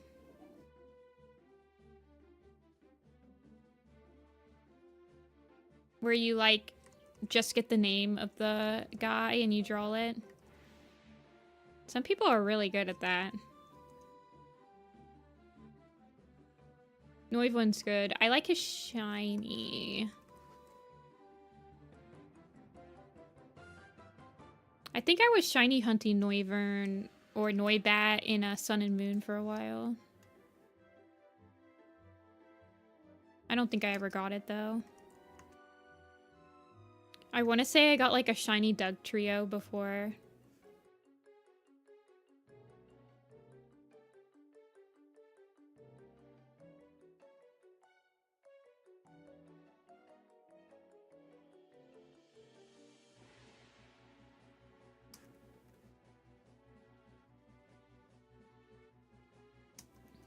I like Grovyle. I like Sceptile. I also like Marsh Stomp from that generation.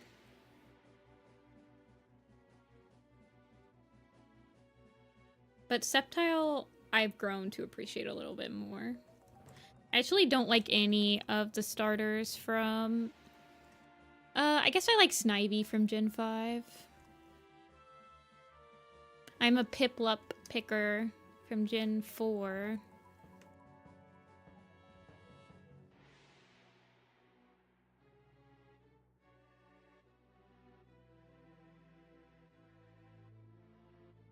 Hate Delphox. I don't mind Delphox. I think I picked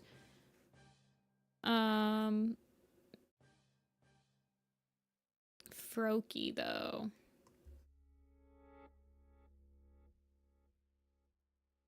On my first playthrough.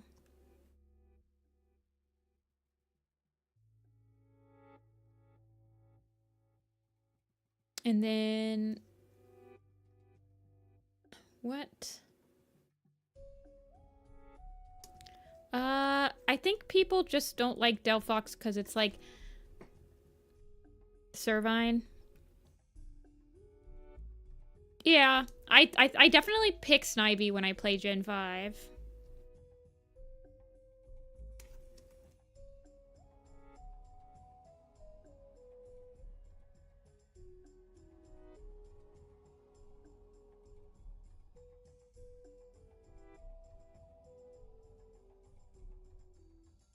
Yeah, I think the Delphox meme is just like people wish it could have had it didn't turn into a furry. Typically, I mean, honestly, that's why I don't like Incineroar, because I think it could have been super cool. Like, Torracat was still on 4 legs, so it could have been really cool to have, like, a saber-toothed tiger type thing. But instead, they just went with, like, furry wrestler. I like Meganium.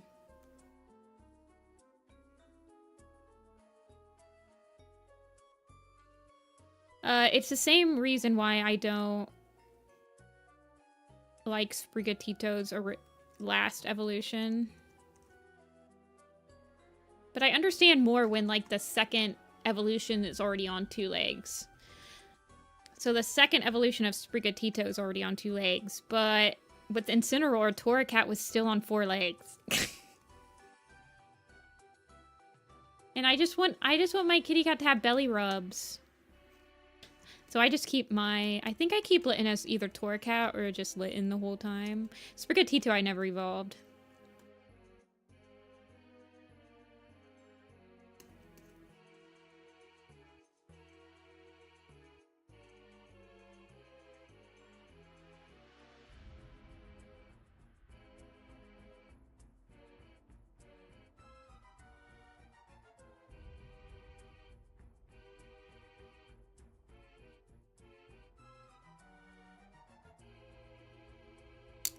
Hold on one second, I gotta answer somebody.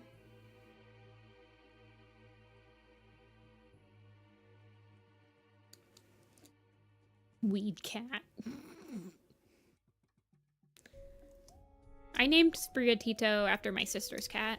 I named my Sprigatito Avi.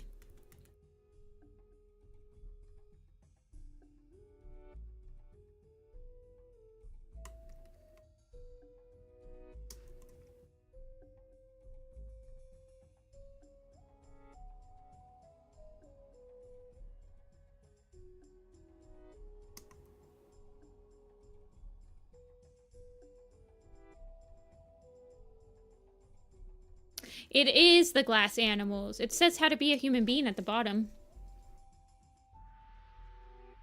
You posted them on Tumblr? Guys, hold on. Quick aside.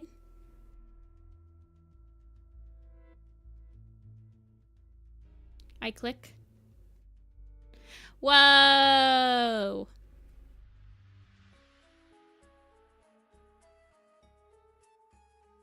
Oh my gosh!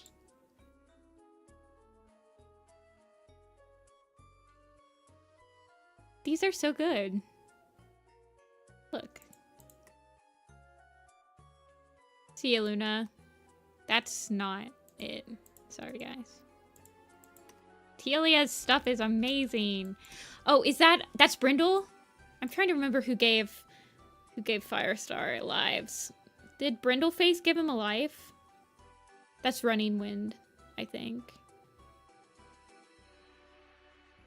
Silverstream.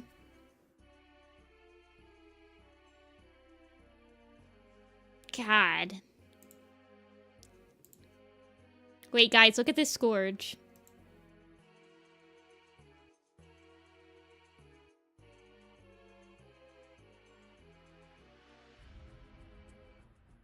Oh my gosh, Black Star and Leopard Star.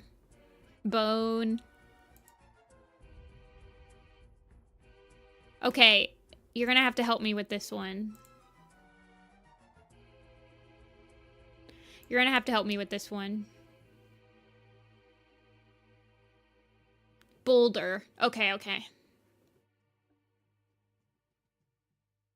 Yeah, it could have been Stonefur. Here's, we have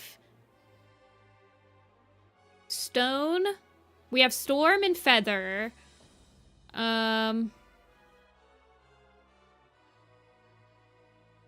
Ashfur. And is one of them Fern? Mistyfoot and Stonefur. Okay. I'm like, these ones look like Blue Star. Okay, okay. Gosh, Feather's face. Yeah. I'm like, they look like Blue Star. And then I was like, and this one looks like it could be Astra. Like, look at the emo hair and like the eyeliner and stuff. But I'm like, this one doesn't look like Fern. You guys, I'm gonna post this, the link to this in chat. I'm gonna like this.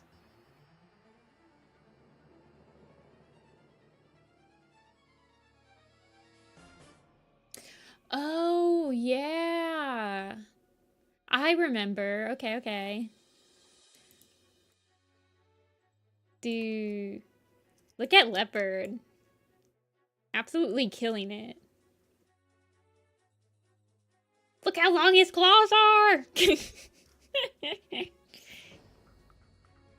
And then the star on the head. Oh my gosh. She looks good. I think she's just the right complicated. SSS Warrior Cats had a lot of floating markings. Dude, the tiger SSS Warrior Cats is insane. I don't know how they actually colored it. Like with his stripes.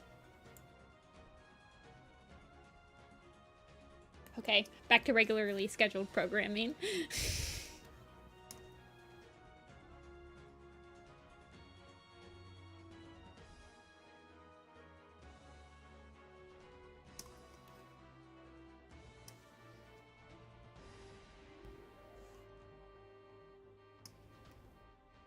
I remember drawing the SS Warrior Cat style once. It's actually very fun to draw in.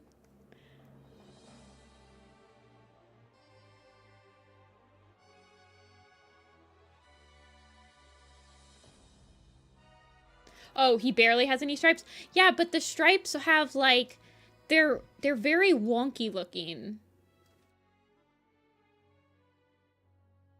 Like, I remember just like, I don't know, the SSS Werecats, it's a very natural looking style. Like, there's no anchor to a lot of their, I don't know how to explain it. See ya, Mion.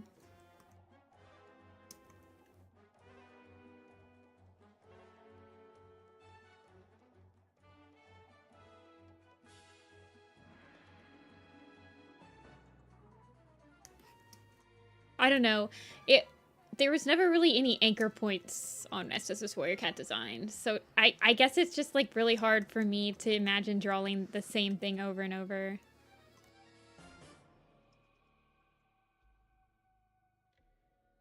Oh yeah.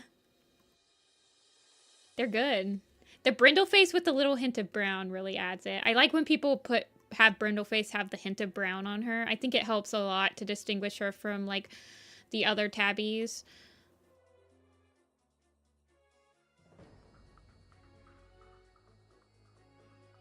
Because there's a lot of, like, gray tabbies in the first arc, or just, like, gray cats.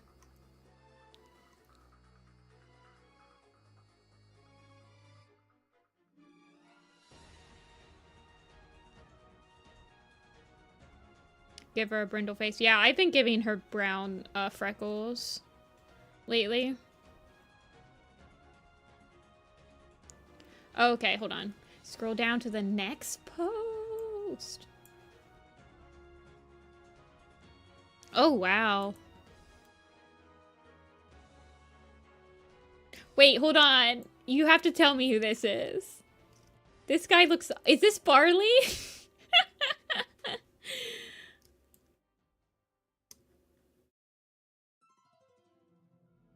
Oh my god, look at this man's beard.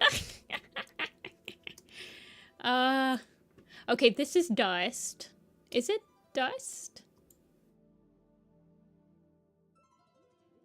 Okay, yeah. Bramble. Okay, Fern and Ash, Longtail.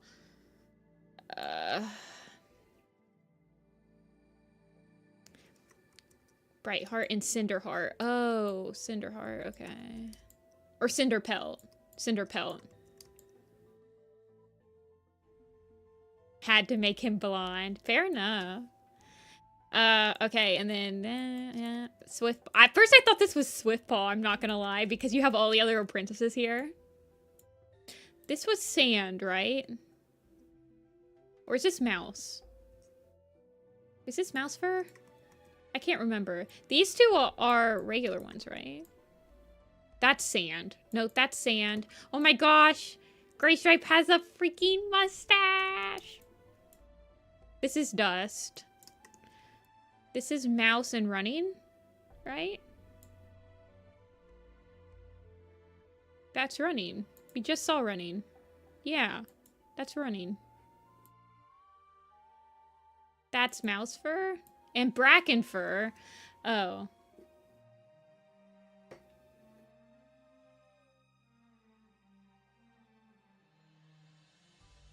Wait, but he looks so similar to Running.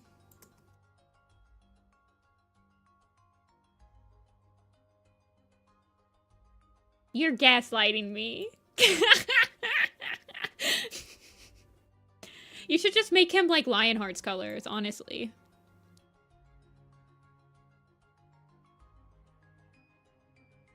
That's so funny.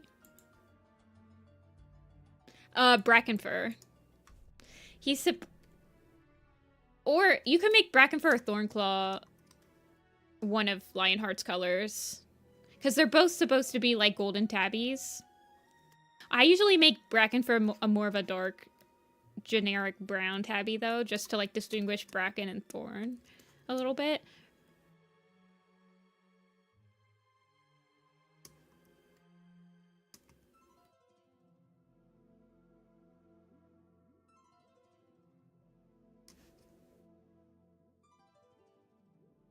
I think I only caught it because I was literally just looking at that other picture. I was like kind of running it through my mind, like, could Brackenfur and Runnywind be related? But I don't think they can. Nope.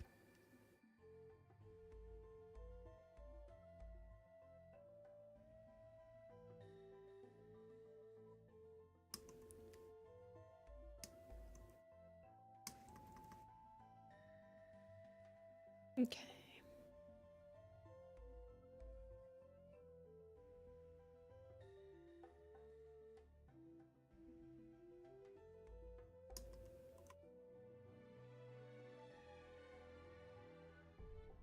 Hiding her true feelings. Okay, okay. I'm sold now.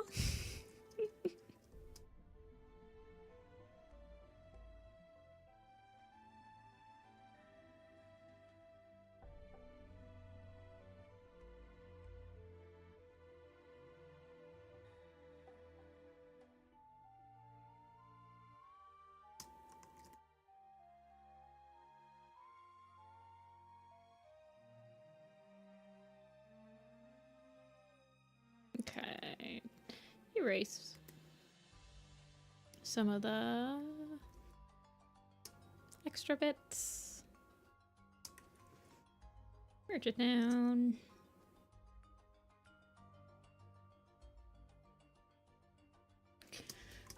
Yeah, they do have golden tabbies. They also have been calling golden tabbies yellow for some reason since, like, A Vision of Shadows.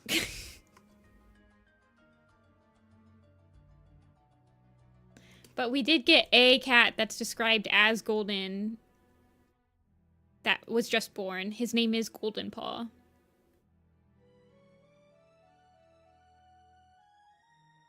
See ya, Scourge. Thanks for dropping on in. I've never worked as an animator professionally. I didn't go to school to be an animator. I actually have a Japanese degree.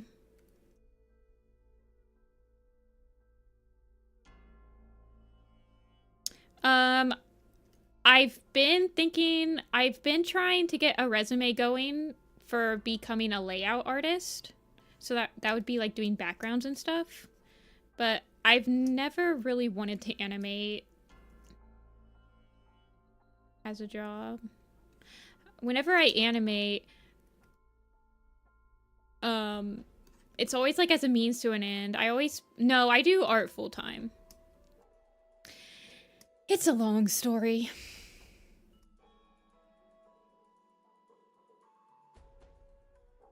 But graduating right before COVID, I kind of wanted to live in Japan for a while and like do kind of perfect my Japanese by like being a English teacher and doing stuff like that, but Japan closed their borders when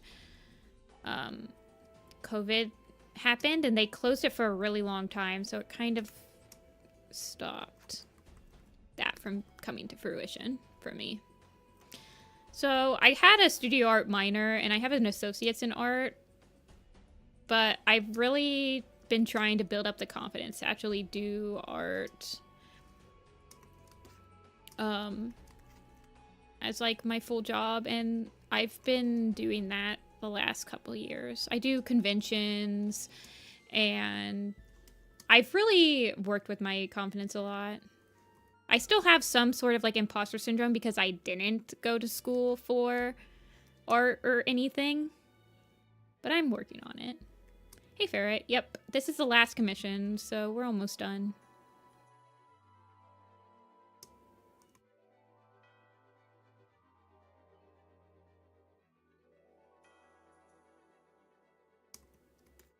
It's a journey.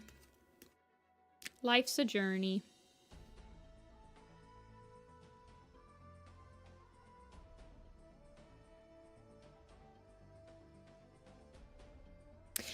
Yeah, Telia. So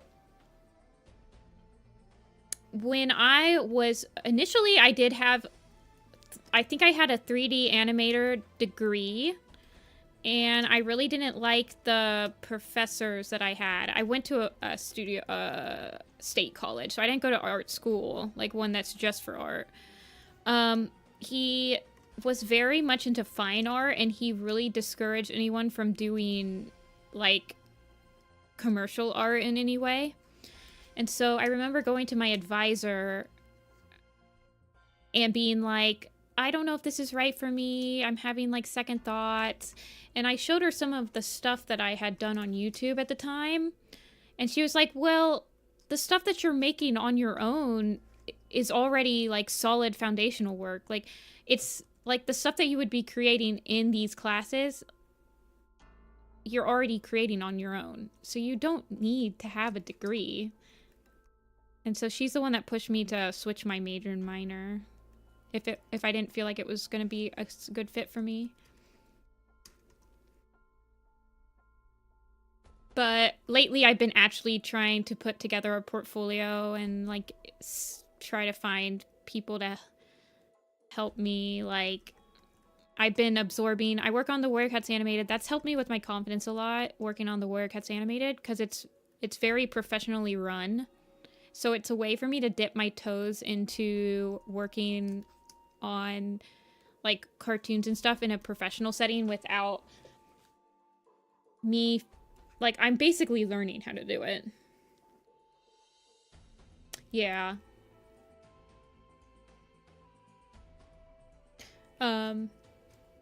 So that's helped with my confidence with like maybe applying for some more paid industry work.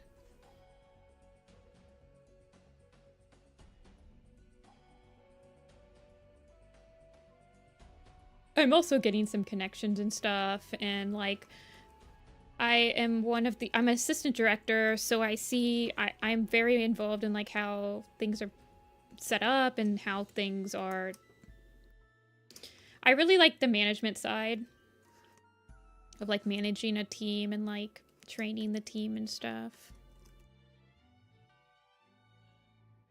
Yeah, who you know. For sure.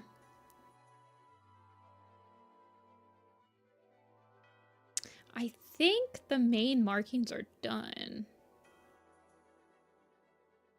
I just need to shade it.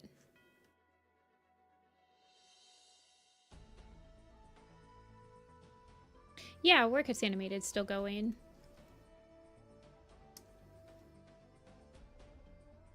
It's still going. Steady pace.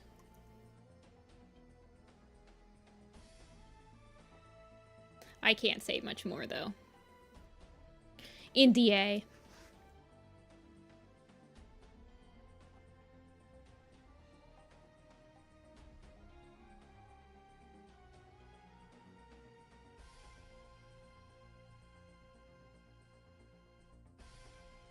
But I really like the team. And they've been helping me, like, I've just found so much confidence in myself working on the project. It took me quite a few years to actually try to, like, apply to be in it.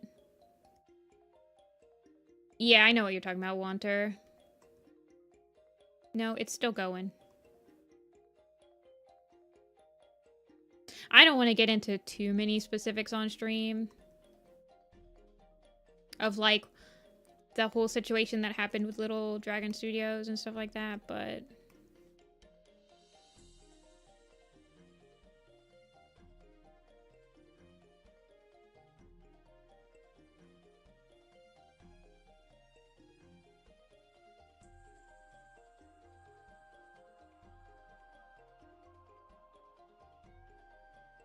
yeah, the project style is really pretty. It's very easy to, like, replicate, which is the whole point of the style.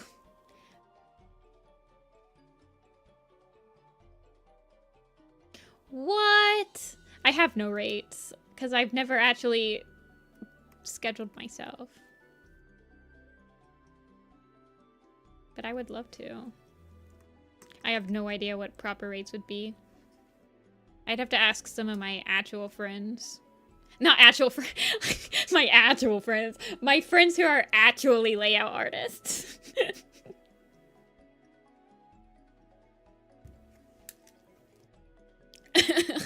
That came out horrible. You guys can tell I've been live for too long because my words aren't coming out right anymore. Ah! Ay, ay, ay.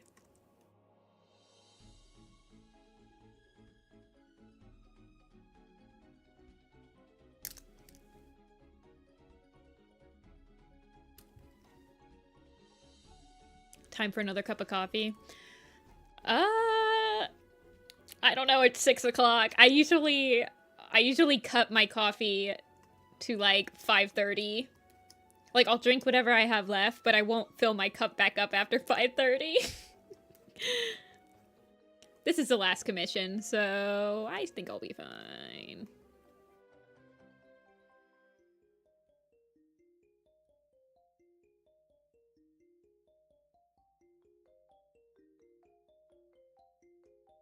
Yeah.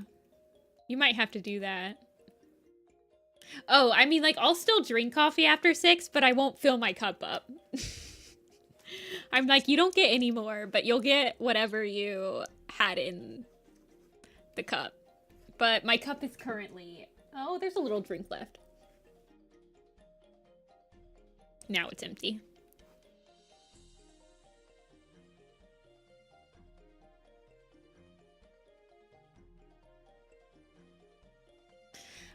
Coffee is the only thing I have on subscription. So I get fresh beans delivered every 3 weeks, I think.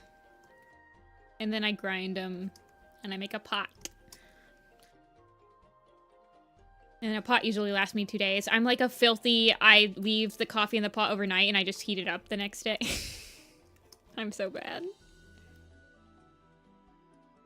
Sometimes I use the AeroPress though.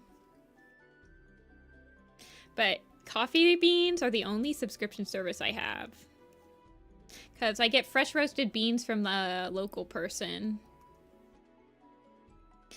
Yeah, they send me a different type. They roast a different type every week. So they just roast. And then you get the beans delivered. They're local. They used to deliver on their own. Like, they wouldn't come through the mail. They would just deliver to everybody on Sundays. Because they used to only sell through the zip code.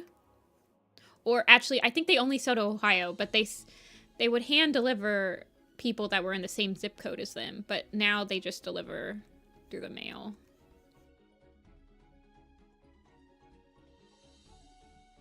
But yeah. The good stuff. I still put creamer in it though, because I'm white girl.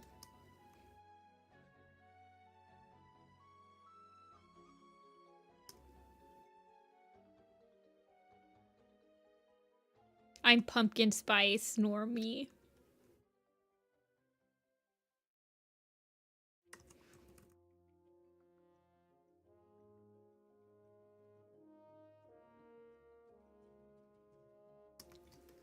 Getting coffee through the mail. I'm sure whenever I go traveling to places, I typically try to buy a bag of beans as like my tourist item because I really like trying different coffees from like different places that I've been to. But whenever you fly, they always chemically test the outside of your coffee beans because apparently coffee beans is something that people use to hide like drugs and stuff a lot. So, so I always feel really awkward going through TSA.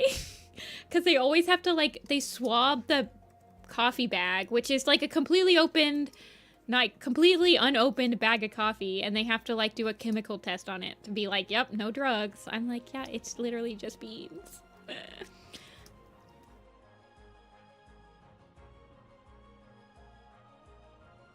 Wait, ice cream in my coffee? I never thought about that. That's so interesting. I'm sure you could make like iced coffee really easily with ice cream if you just put the ice cream and the coffee in the blender and just like blended it up. Ooh, that's so cool. That's like a life hack I never thought about.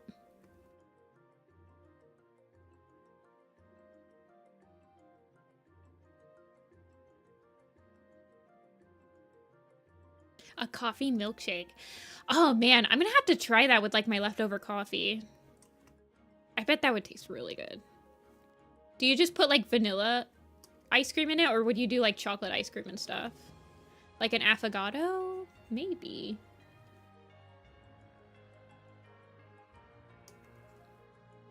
I was thinking like a frappuccino or something. But I guess if it was a frappuccino, you'd probably put ice in it.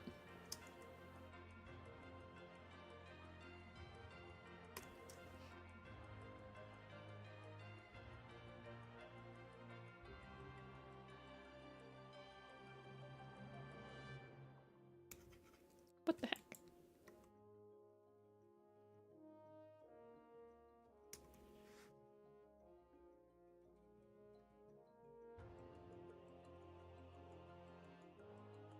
Soft light, please.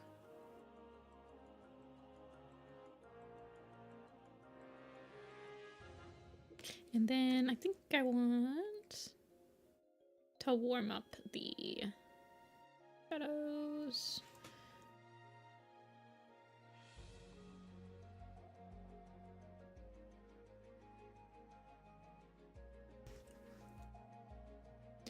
You can buy them at the coffee page. It's in the description of this video, Wrath. They open on Thursdays for the upcoming weekend. Although I will not be opening commissions this week. I will be on vacation. There will be no streams this week either. I know, this is supposed to be a chibi. La la la la, ignore me. This is totally a full body. La la la la la la. Just another classic day in Nifty live stream commission sesh. Coconut ice cream and espresso? Ooh, that sounds really good. I use coconut creamer.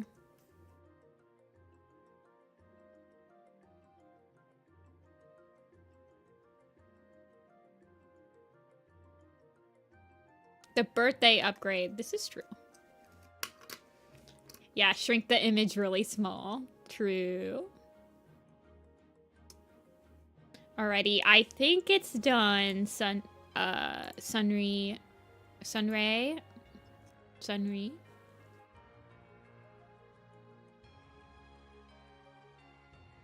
Let me know if you spot anything. Let me send you an unshaded version and a shaded version. Yeah, it was nice seeing you too, Telia. I love when people just pop in. Oh, Sunry left? Really? Oh, nuts. Well, I'll send it to them.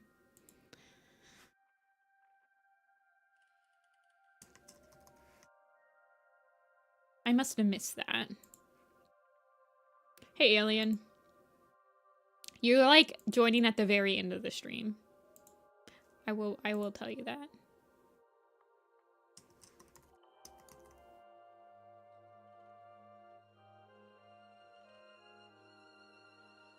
Alrighty, let me email this to them.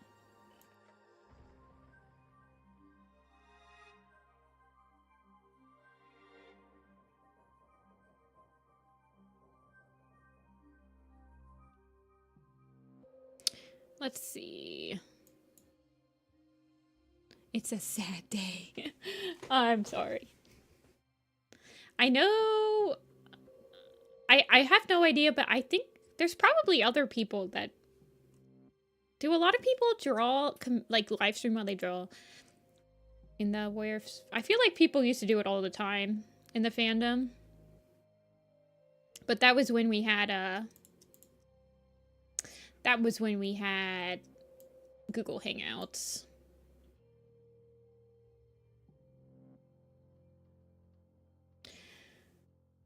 Yeah, I've been thinking of doing multi-streaming to Twitch and YouTube.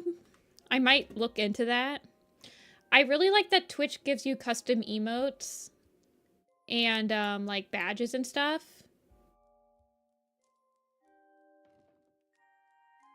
But I think Twitch has a higher age restriction than YouTube, and I don't want to stop streaming to my YouTube. But I feel like... I don't feel like a lot of people would watch on Twitch anyway. So I think I could do it. Like, I'd probably only get, like... 6 or 7 people on Twitch, but... I think my computer could handle multi-streaming.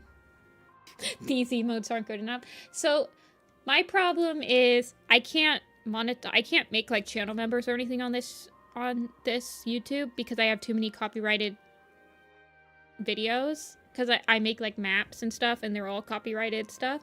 And you can only have, like... I think you can only have, like, 3 or 4 copyrighted videos on your channel before they turn off channel members or anything.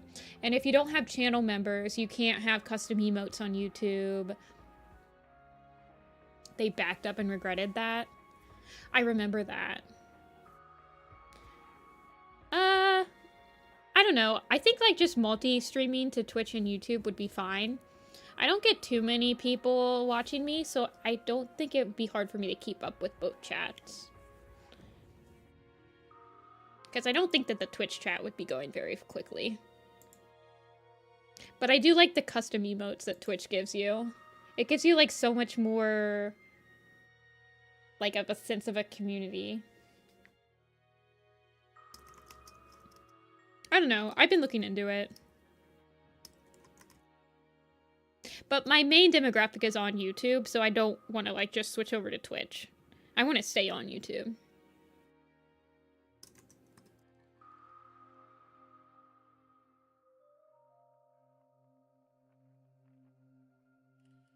Yeah. And, well, Twitch is also something... Yeah, my computer can definitely handle multi-streaming, so I'll probably try that eventually. Maybe, like, towards the end of this year. If you'd sub on Twitch. Aw, thank you. Yeah. Twitch gives you a lot more for your sub than, like, YouTube does. I don't know. I've never subbed to anyone on YouTube, but I've subbed to people on Twitch. And then you get the Twitch Prime. I use my Twitch Prime on all my friends. But that'll be it for today, guys. I will not be live at all next week. I get back on Friday, though, so I haven't decided if I'm going to stream, like, on Sunday, but it probably won't be a commission stream if I do on Sunday. I might just do, like, a regular Warrior Cat stream on Sunday. Because... But, yeah. Anyway.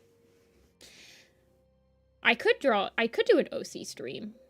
Or I might just, maybe I'll do a little pistol stream on Sunday. Ooh. Thoughts. Okay. But yeah. I'll post that to my community tab so you guys remember. But yeah, thank you guys for watching. I always really appreciate everyone that keeps me company on commission streams. I'm gonna go drink some food and eat some water, fold the dishes, you know, all that good stuff. So, you guys should too. I'll see you guys later. Bye!